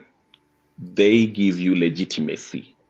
Now, you've argued that the process, okay, is what gives somebody legitimacy. Now, if the process is subverted, which is subverted democracy, okay, because these dictators, the only reason why they are still there, like Tinubu of Nigeria, is because they subvert the process, okay? Wanaenda on a rig or whatever the case is, that's why they stay in power, but they're not popular in the ground. So what Ibrahim Traore, being in the military, he knows this. He knows this is a French puppet, that the previous president was a French puppet. So he saw that the process is compromised. There's no way to take out this guy through the process because he knows he has all his agents and all that stuff, okay? So he said, you know what, I'll take you out by force. And he did that through the military, and he was supported by the people, the very people who gave him the legitimacy. The people are the ones who have the power. So if they back you, you are as legitimate, regardless of the process.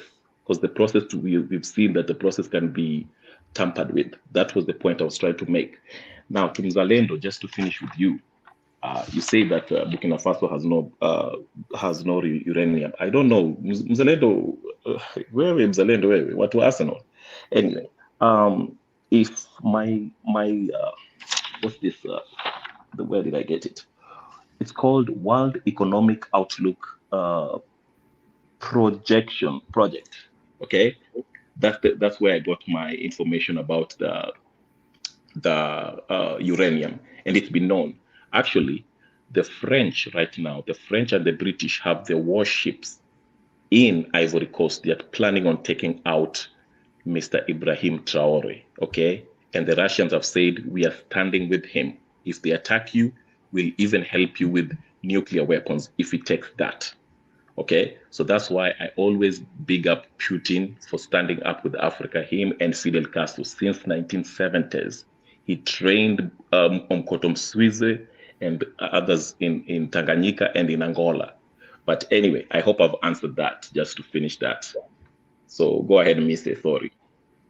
Yeah, and just to first address the issue of uranium with Mzalendo. Mzalendo, United Nations Economic Commission for Europe has also published uranium potential of Burkina Faso. So you may want to read that article, and it can give you more insight, and also it combines Niger as well. But I am more concerned with the sentiments or the arguments of our able debater, my very senior Jeff Mburu. Jeff, I just want to take you back to the Kenyan Constitution and read word by word so that we can be able to make a proper and credible argument. Chapter 1 of the Kenyan Constitution says, sovereignty of the people. All sovereign power belongs to the people of Kenya and shall be exercised only in accordance with this constitution. The people may exercise their sovereign power either directly or through their democratically elected representatives. Sovereign power under this constitution is delegated to the following state organs, which shall perform their functions in accordance with this constitution. So I need you to underline delegated. The sovereign power is delegated. First, it belongs to the people. Second, it's delegated. Third, it can be exercised either directly by the people or indirectly through democratically elected representatives. Only People and read may, for the may people choose. only And, as stipulated in the Constitution, and, not and, outside the Constitution. and, and so the power, so you have to know. So my argument is this. First, before I forget, you talked about people or a president of a country if he rises to power and if he's not internationally acknowledged, I think recognized or something like that. I don't remember the exact words that you use. It doesn't matter as long as your people have delegated the power and you are also part of the people. Remember, this is your inalienable right that cannot be taken away from you.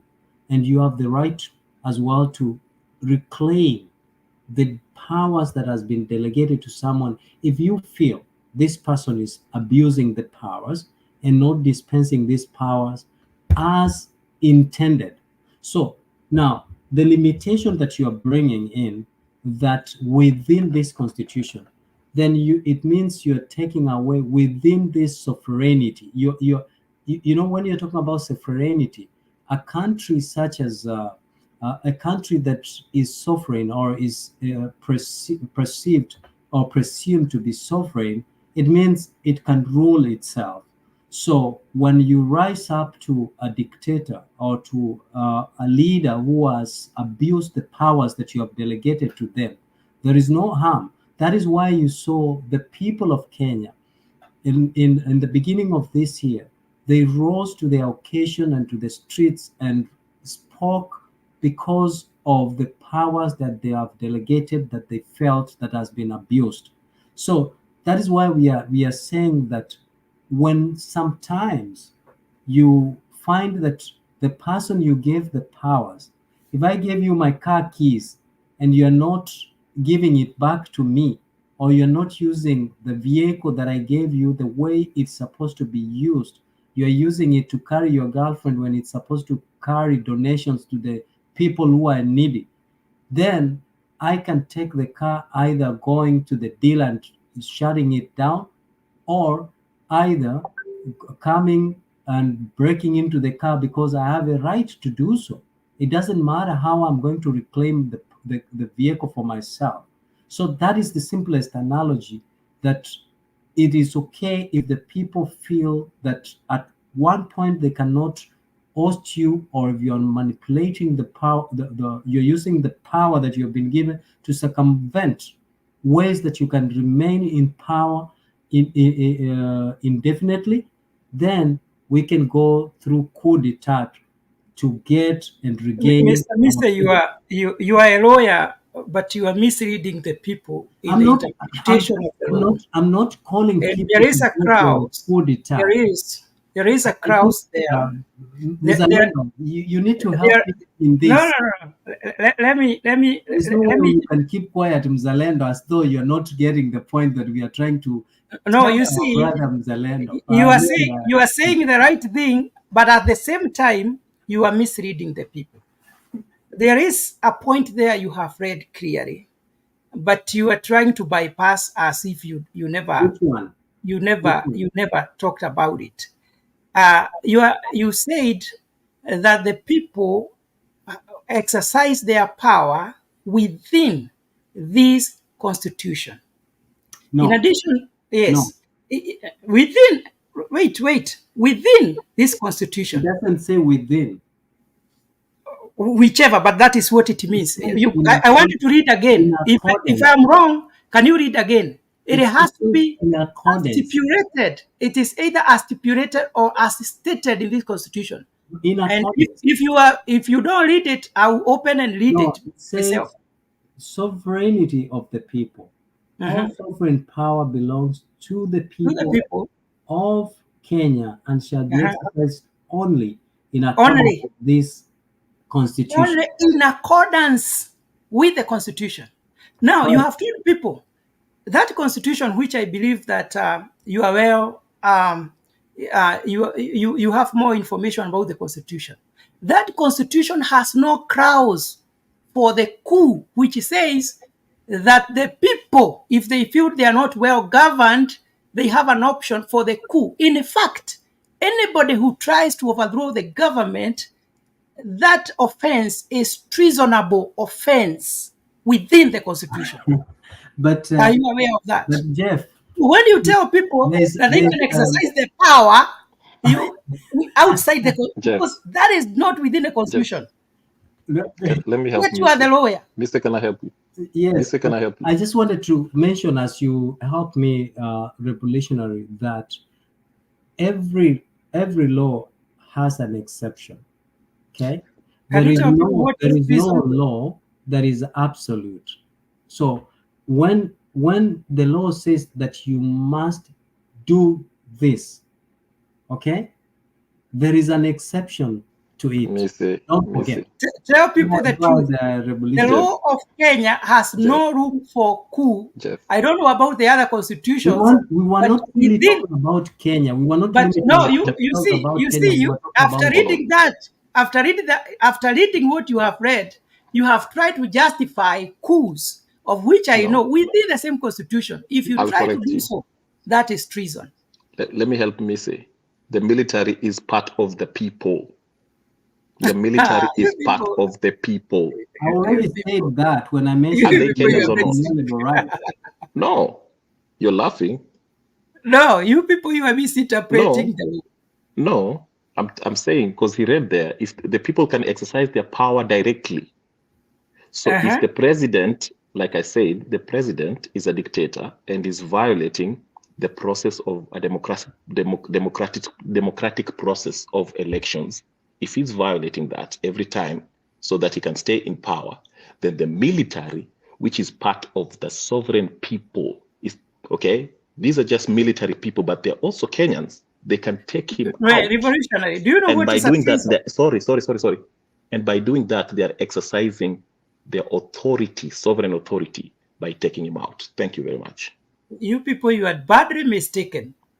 And you're acting, you are interpreting things the way you want, just to cover yourself or to cover some kind of I don't know. You guys, I think we need. Where is Leo? We need to wind up this show. We've had almost 4 hours. But can our good learned friend honestly tell people what is treason? He's talking about treason.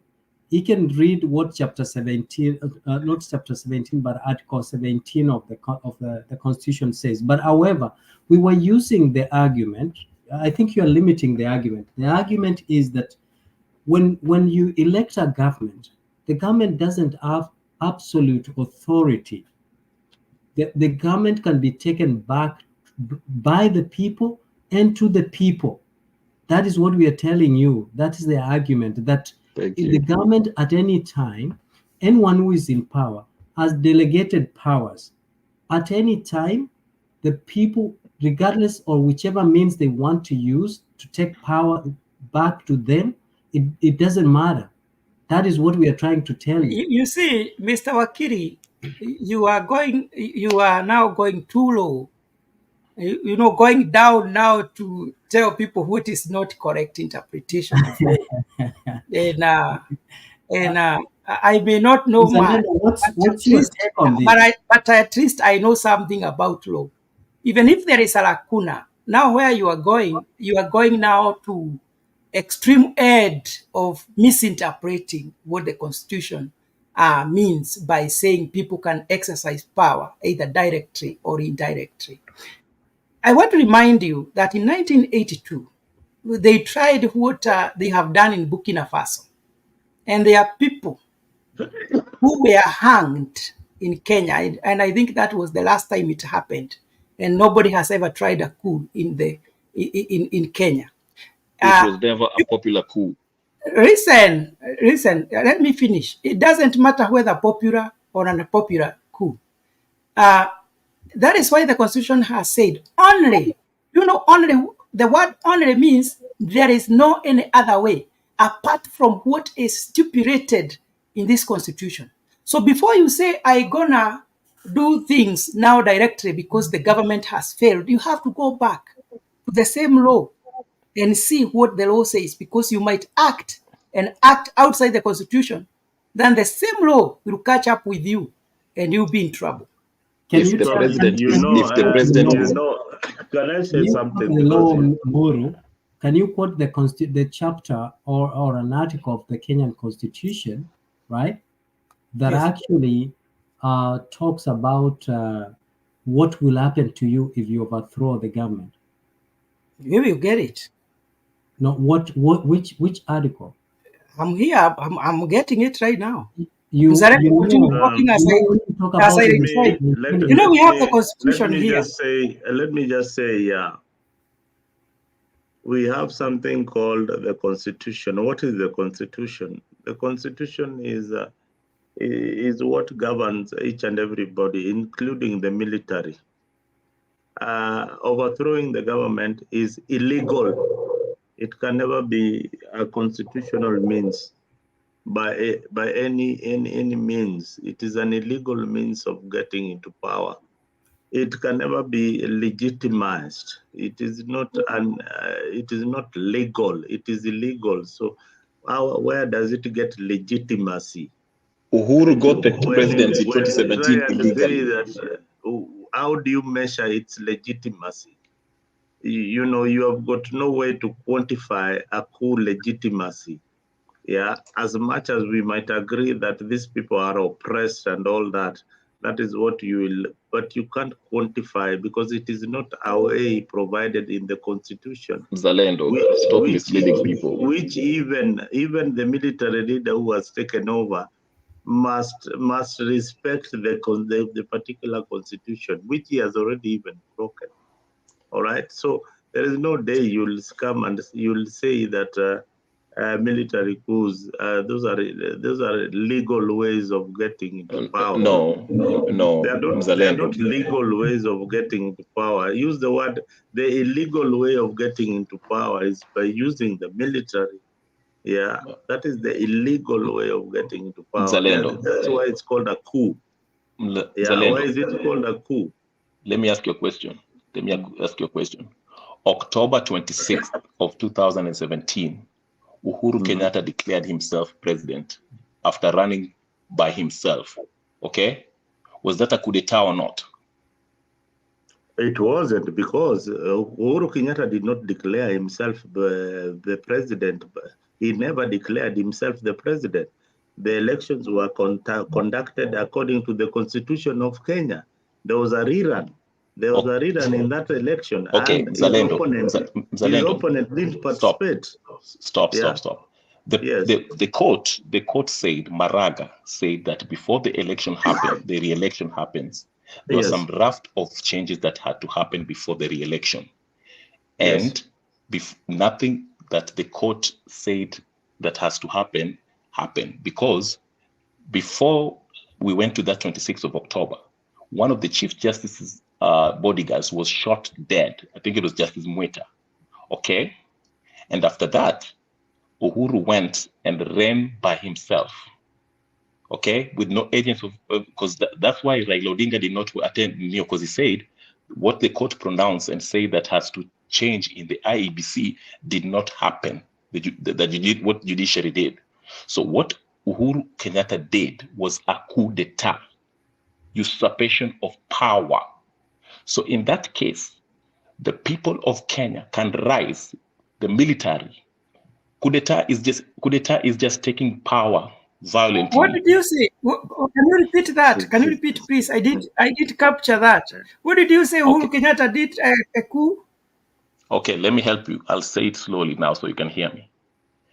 Once it was discovered that Uhuru Kenyatta was trying to rig himself in 2017, okay, Maraga said that there was a raft of changes that were to happen before we have a re-election, okay, the second re-election, which was, part of it was the restructuring of the IEBC was number one, okay, that was part of it. I can't remember, it was like 4 things, main points.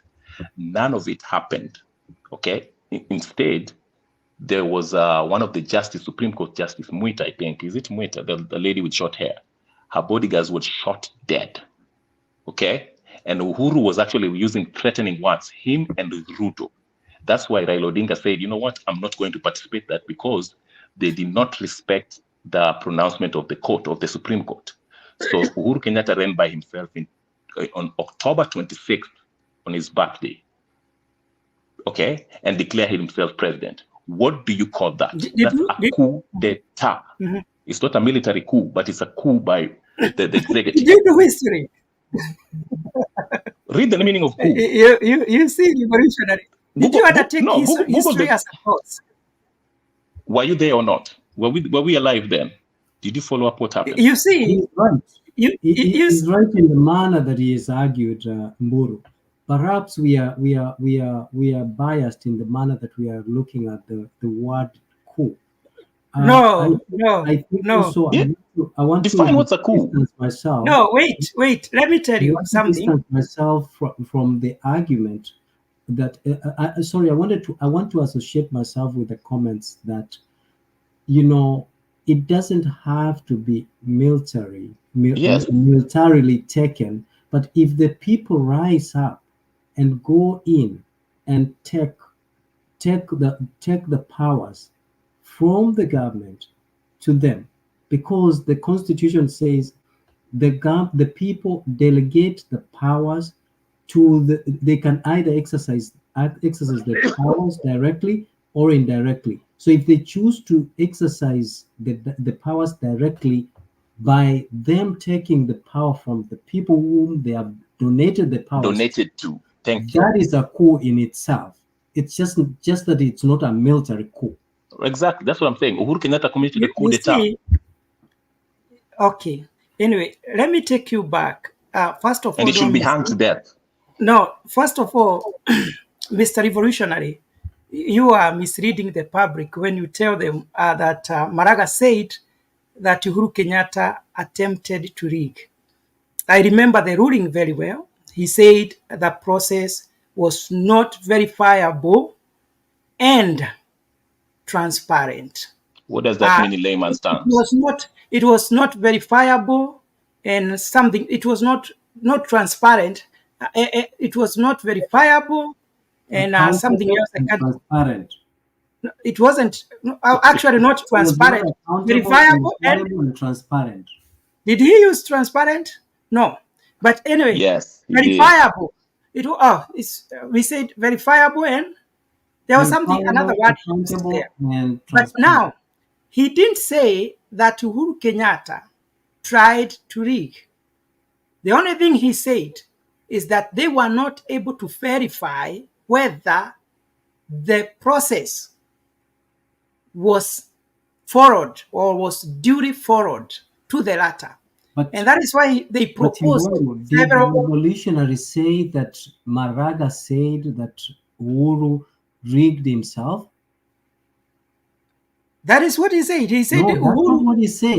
He said that Maraga said Uhuru attempted to rig. And that is what I'm telling revolutionary. That's not what revolutionary said. Let me say in verbatim. No, he is here. He can say whether so that he can confirm. He said that when Maraga ruled that the following measures ought to be put in place before having another election. Uhuru attempted to, or Uhuru rigged himself in by going ahead and holding the election. Have I misquoted you? Now, if we That is acted correct, Mr. Mise. no, That is listen. correct. Now, Thank you. if he acted outside the law, yet he is not above the law, why Which he didn't the did. court? Why didn't the court reverse that? Because the same court was there. They had the power. The same court which nullified did not go because they have nullified. So Did if what Raila go back to the? Did Raila go what back and Uhuru say? did was Did outside the constitution, if what Uhuru did was outside the constitution, then it would have It been. was not a constitutional issue. It was. Why had they gone to the? Why had they gone to the court in the first place? Listen, it was this was not nullified on grounds of constitution violation of the constitution. There were issues that were observed by the Supreme Court, and there were recommendations that were given. Now that was those recommendations. No one came back to court and contest and say that, despite the fact that you gave this recommendation, the Uhuru has not followed. You've been told that the bodyguard of one of the bench members was shot. Who else wanted to be shot? Mr. Let me ask you a question. Thank you. Who was the one who was supposed to follow with the court, or it was the IBC to do the recommendation? To implement. The IBC, Nani, what is name? This person who was just Chebukati personally went to the State House, which was actually a violation because he should be partial. Yeah. Before already compromised. I don't want us to lose focus. And we divert from what we were trying to find out. We were trying to find out on the issue of people exercising power directly. What does it mean? And I just want to pull something here, just to help the people, just a little bit. And even our learned lawyer, because I felt like he's misleading us here. Just... Lawyers have become fake nowadays. No. I just want to pull here. There is this guy, just a very brief statement from a guy called Kuruga Gatama. This is a facilitator, corporate governance training courses, fellow of the Institute of Directors in Kenya. Let us see what he says about that aspect. I will skip so many things I have read there about that and just go to the main area down here. Then you hear what he's saying.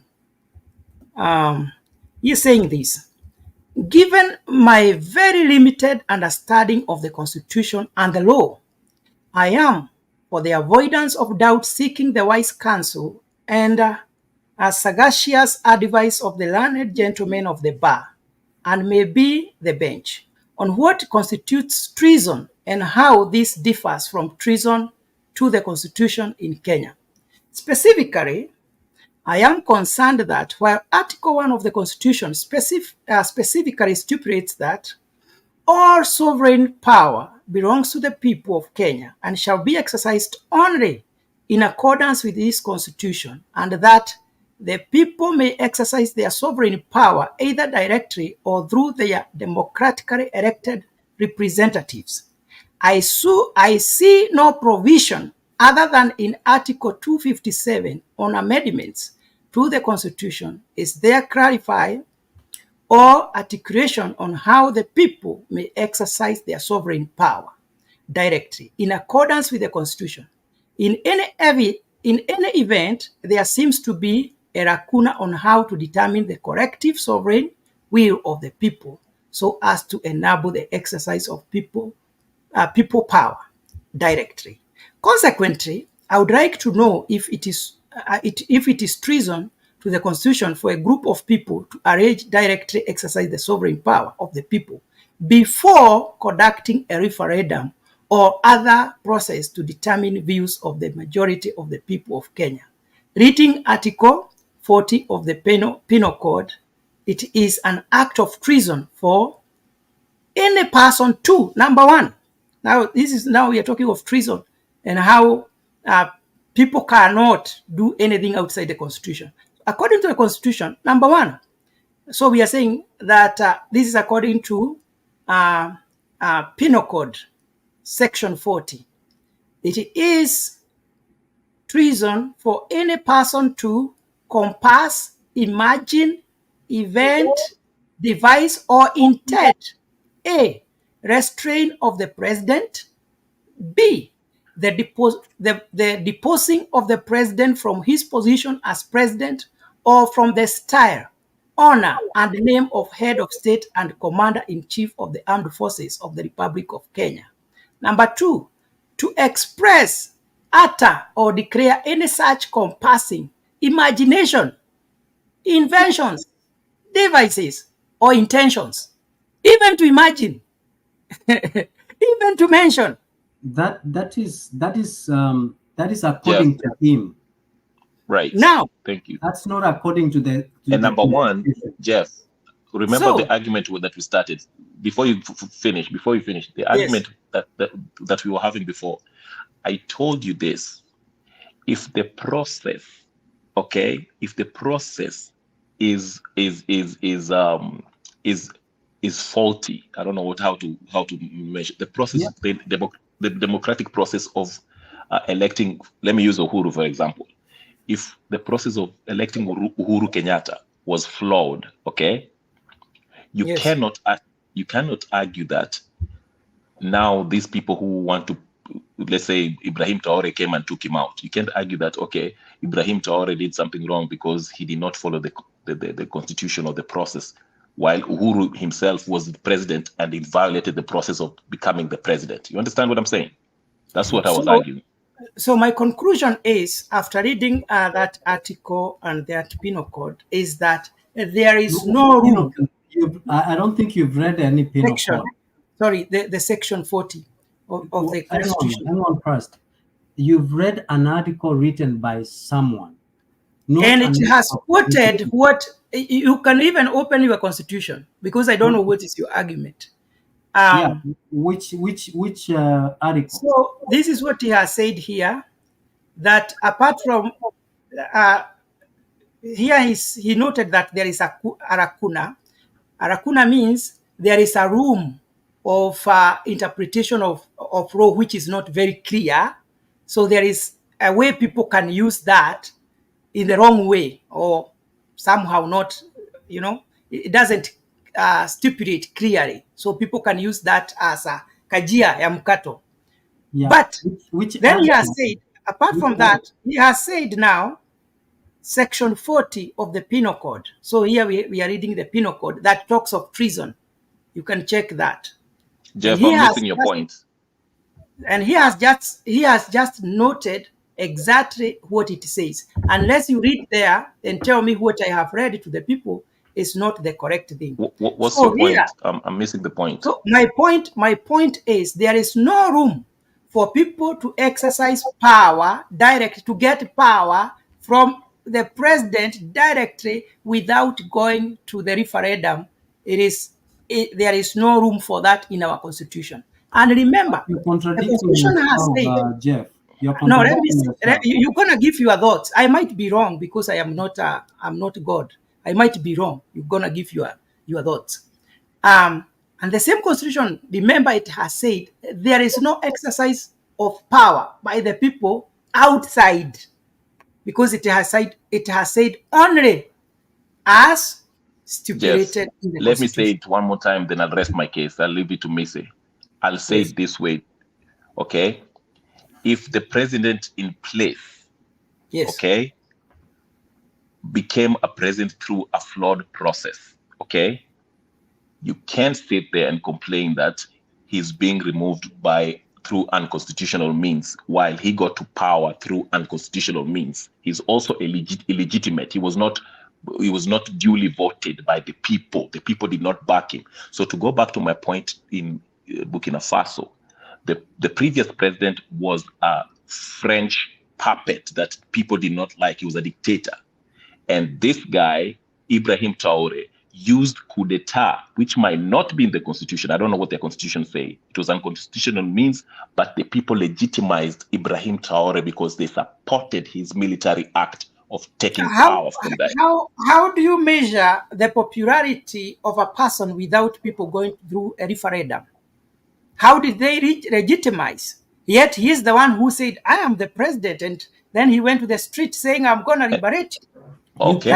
You see, that is support in the 21st century. You see, you people, it might look very good and so sweet as people talk.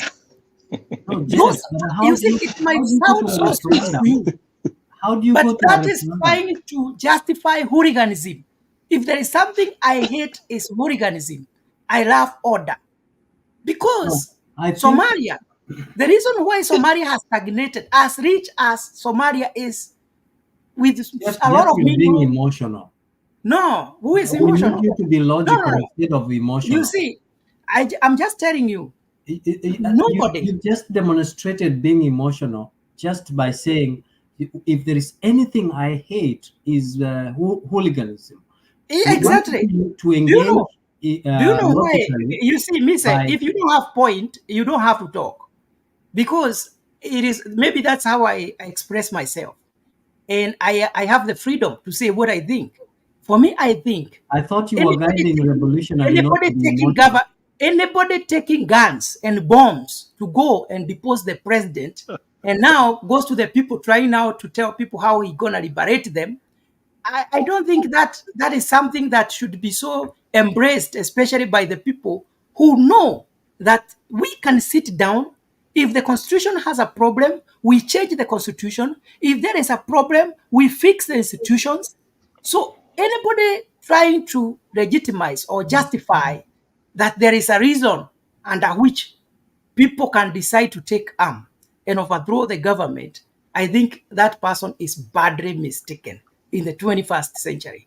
And I am telling you for sure, because this debate will be here and we will not go anywhere.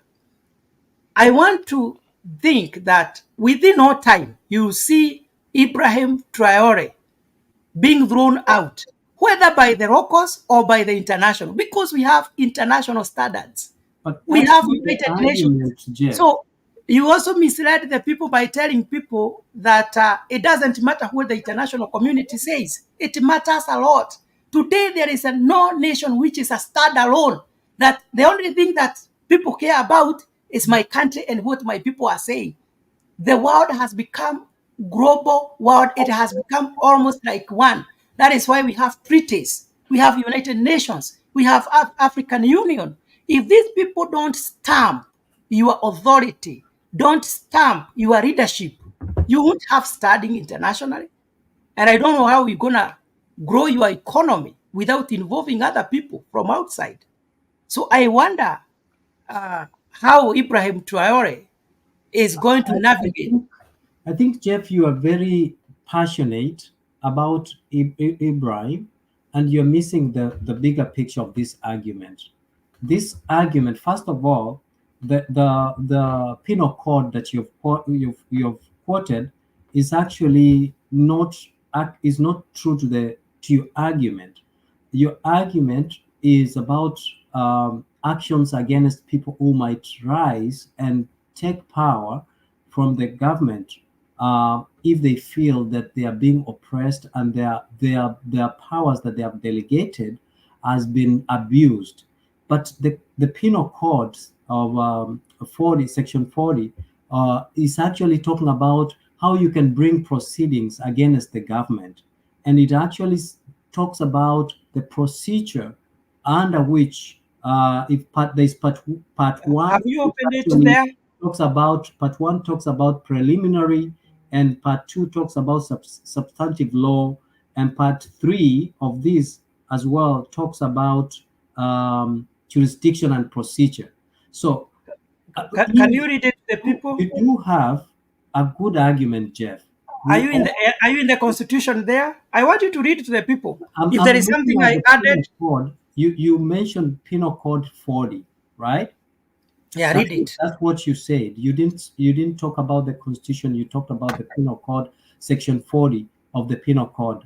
No, I am telling you. Can you read it to the people? If I read it correctly, or it is not what is written, Section 40, then you tell people what it means, because that is the only way we can educate people. Cap 40 says Act Title Government Proceedings, so it's irrelevant. It's not does not relate to what you are basically referring to. But you know, Jeff, we are agreeing with what you're saying. We are not irresponsible citizens. We are not people who are advocating that military should take up power from the government. But what our argument is simply is we are saying that people have that latitude given by the Constitution.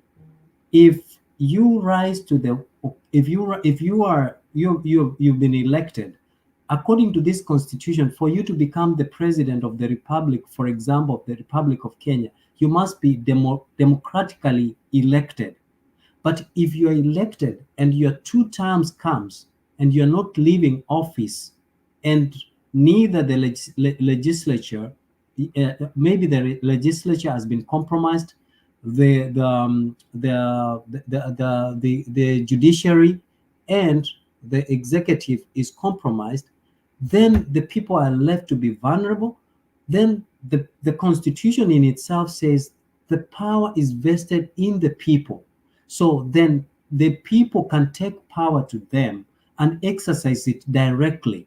That's what we are trying to argue, that we cannot live in a dictatorial environment when we have been given by the Constitution the authority to exercise our powers directly.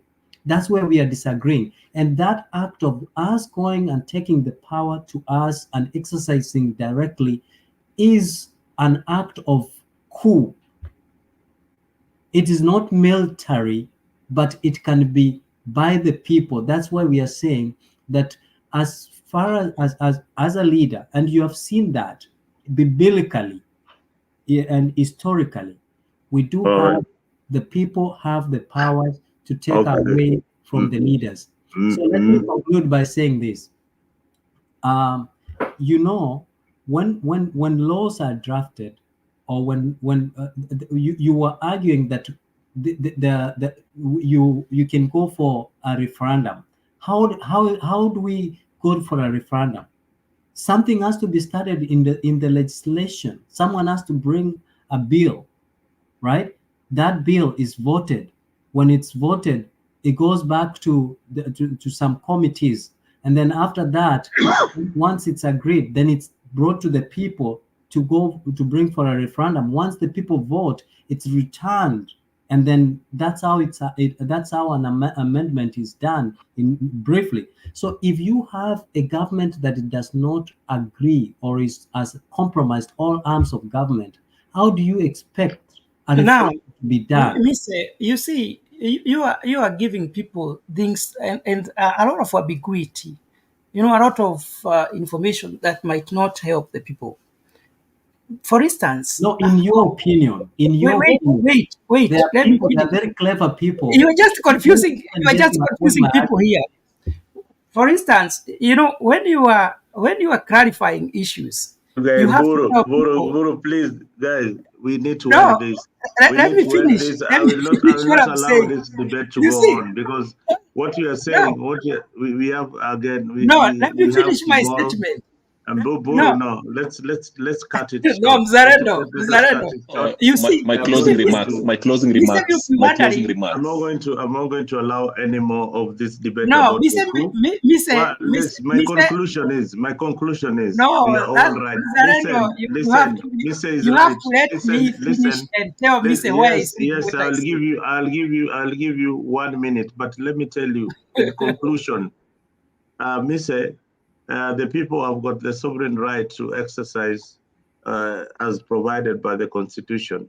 They can only exercise on an illegitimate government, not a legal government. An illegitimately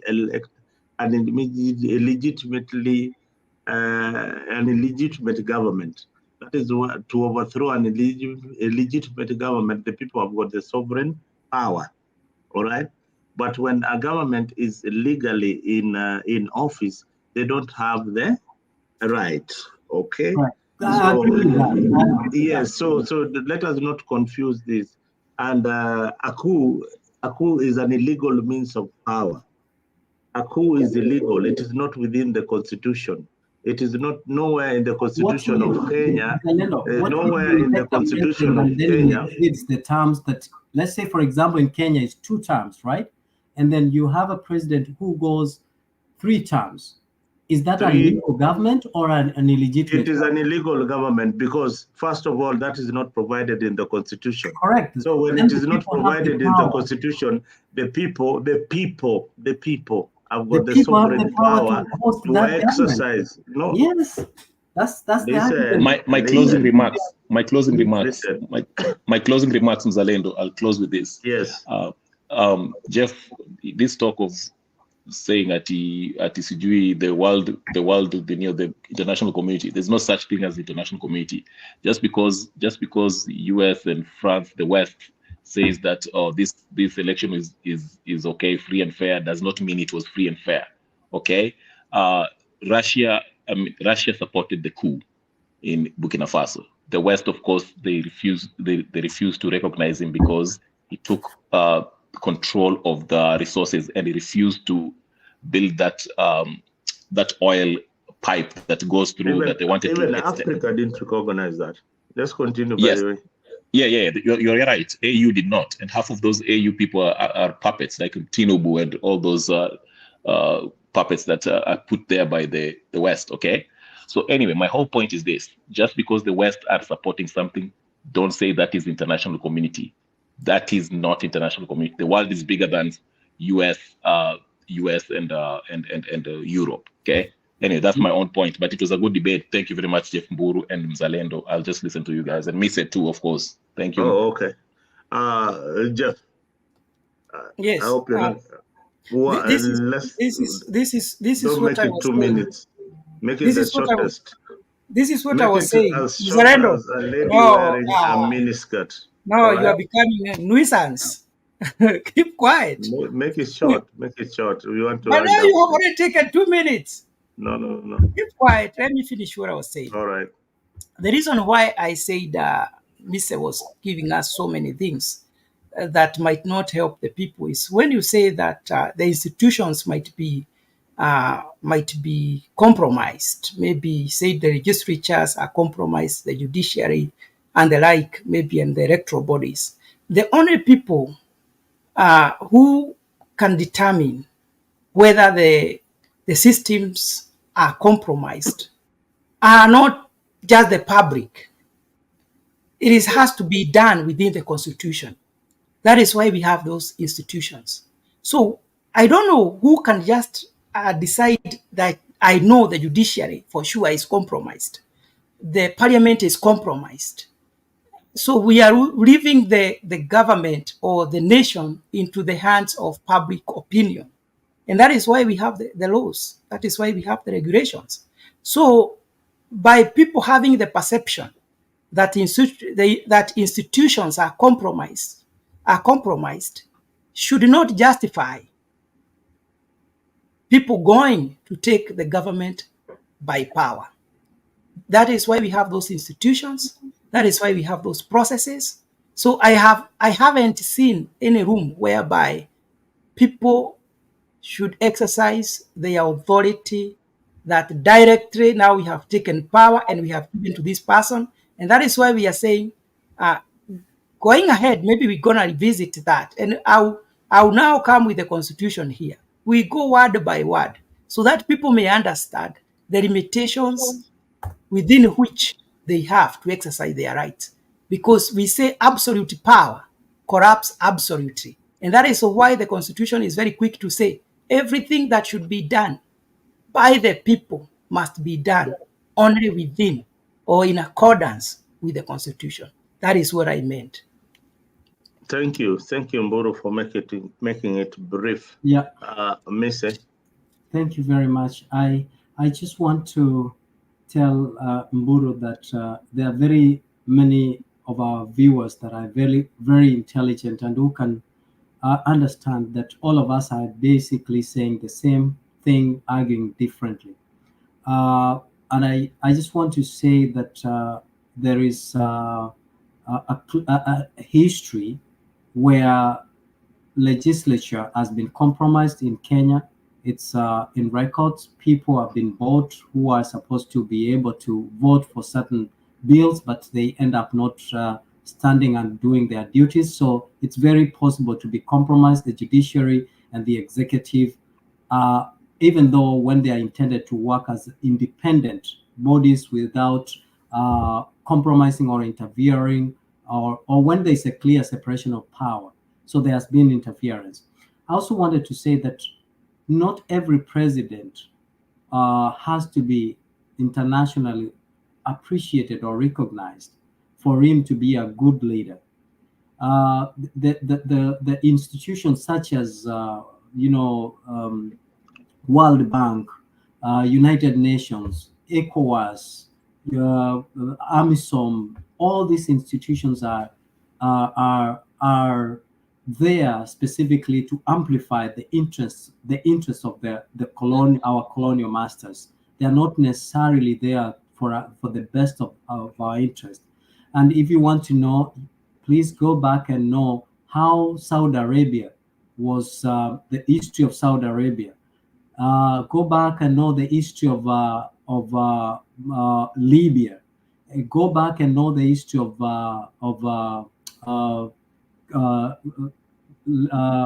where the history of what is this country, Cuba, and go back and know the history of most of these South American countries. You will know that if the people who were coming to power were not propelling the interests and agendas of the West, then they would not be recognized. That doesn't necessarily mean that they are bad leaders or they are not able leaders, but because their interests of the West have not been propelled. That is why countries like South Africa, countries like China, India, Brazil came to a conclusion that we are not being recognized, our interests are not being propelled, and they formed a block where they can come together and where they can be listened and respected. So I think it's important that we continue debating. But Mr. Landon, you and me came to a clear conclusion that if a government goes against what is in that constitution, the people have the power to take back. Then the government stops being legitimate government and becomes illegitimate. And when the government becomes illegitimate, power to the people, sovereignty is to the people, and they can take their power back. All right. Giovanni, you've come back. I hope we are just winding up the show. Can you just give us your closing remarks? We've been here for almost 5 hours. Give us your closing remarks and make it brief. Make it very, very short. Okay. What I can just say, I don't know, because it's.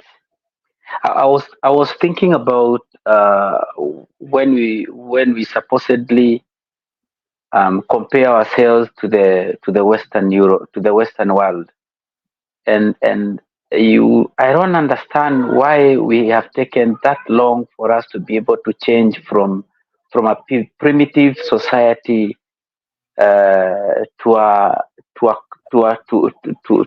a society that is compatible with living with the times. We are still living archaically in out of this, despite any regard of humanity. But we are not able to catch up, and we cannot be able even to emulate the Western world. I don't know whether it is through our black constitution, and constitution basically, I mean like ourselves, our bodily constitution, our black bodily constitution, or is it or is it maybe we are not yet exposed at the right time? I don't understand, and we are not able to catch up even to the halfway of the Western world. We are still living barbarically. We are still living in Stone Age. We are still our actions, our ways, our thoughts, our deeds, and I don't know. I don't know whether it is a problem from lack of exposure. Maybe we'll change within time, or is it something that is basically within us? It's about us, black people. Because even if you look at the black man, even in the US, he's still backward. You know, I don't know. Maybe that's a subject we shall maybe explore deeply in our next episode. All right, Giovanni, you're saying you're still in the Stone Age. It reminds me of that cartoon where we have Wilma, and they are living in the Stone Age. What is the name of that cartoon where they live in rocks? Sijui Raftons wanaitagwa nani? Sijui anaitagwa Raftons. Anaitagwa sijui ni Raftons ama anaitagwa je nani? Oh my God! Wilma. Anybody in the comment section? Anaitagwa sijui Raftons. Oh my God! Okay, I know the wife is called Wilma, but the Flintstones. Yeah, the Flintstones. Yes, it's something Stones. Yes, Flintstones. Yeah, the Flintstones. So the Flintstones. Mzalendo, when you look, you know, sometimes I get just frustrated. We take too much money and our resources to go to the Western world to benchmark, whether in Israel, in Europe. Giovanni, you know? Angalia to the lifestyle of an African leader, a Kenyan leader. Yeah. Look at imagine, even in the Europe. Leader. And look at the way they carry themselves. Look at the kind of wealth that they want to carry. Look at the cars they drive. Look at how they live. The question is, Mzalendo.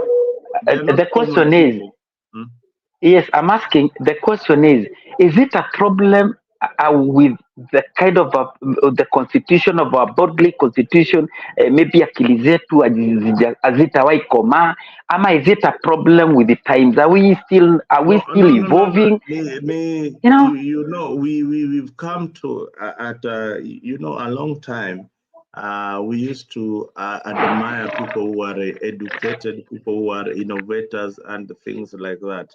That one is gone. Today, anybody can access education. Education is no longer as the way it used to be those days. The days when people were educated, you would know that this one is we have got only 5 graduates in the village, or we have got 2 doctors in our whole constituency, and that was the pride of the village. Today, the pride of the village is the big car, whether it is stolen or not. That is the pride of the village. The pride of the village is the big house that you have. The pride of the village, how you got it, nobody wants to know.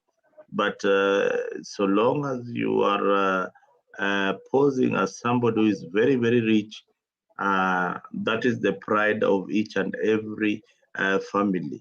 They want you to be rich. Your parents want you to be rich. They are pushing you to be rich. They don't care how you're becoming rich. And that's how the world is. Anyway, guys, that's a topic for another day. Today, we didn't conclude on so many things. We were to discuss this issue.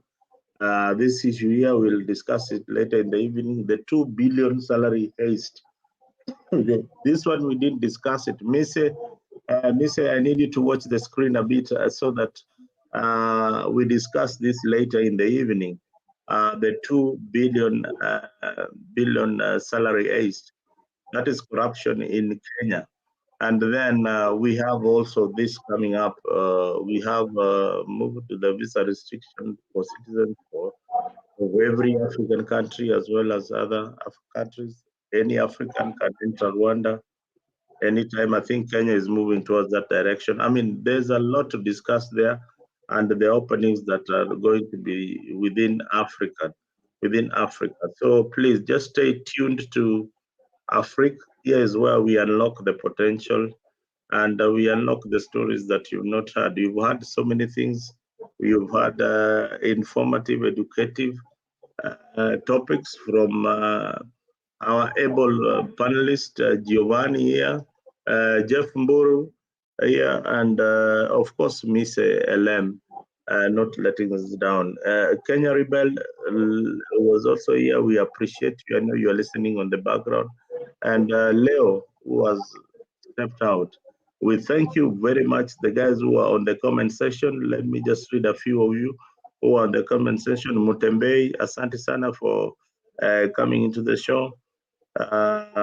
Peter, thank you for being on the comment section.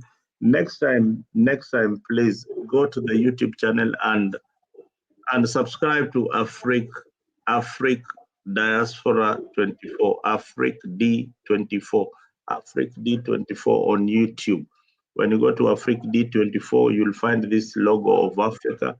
Please make sure that you've subscribed. Follow us also on our Facebook page, Afric D24 on our Facebook page, and we will be able to discuss more on those particular pages. And again, we have also a WhatsApp group. Please subscribe. We normally discuss a lot of politics there, things that are happening in Africa, and things that we intend to discuss in future. We said next week we are discussing about the job opportunities in diaspora. Misa will tell us about the opportunities that are in Canada. Mburu will also tell us the opportunities that are in the US. With that said, you guys, sasa sisi tunataka kwenda kulala. Ni asubuhi hapa Marekani, na kwaheri na tuonaneni.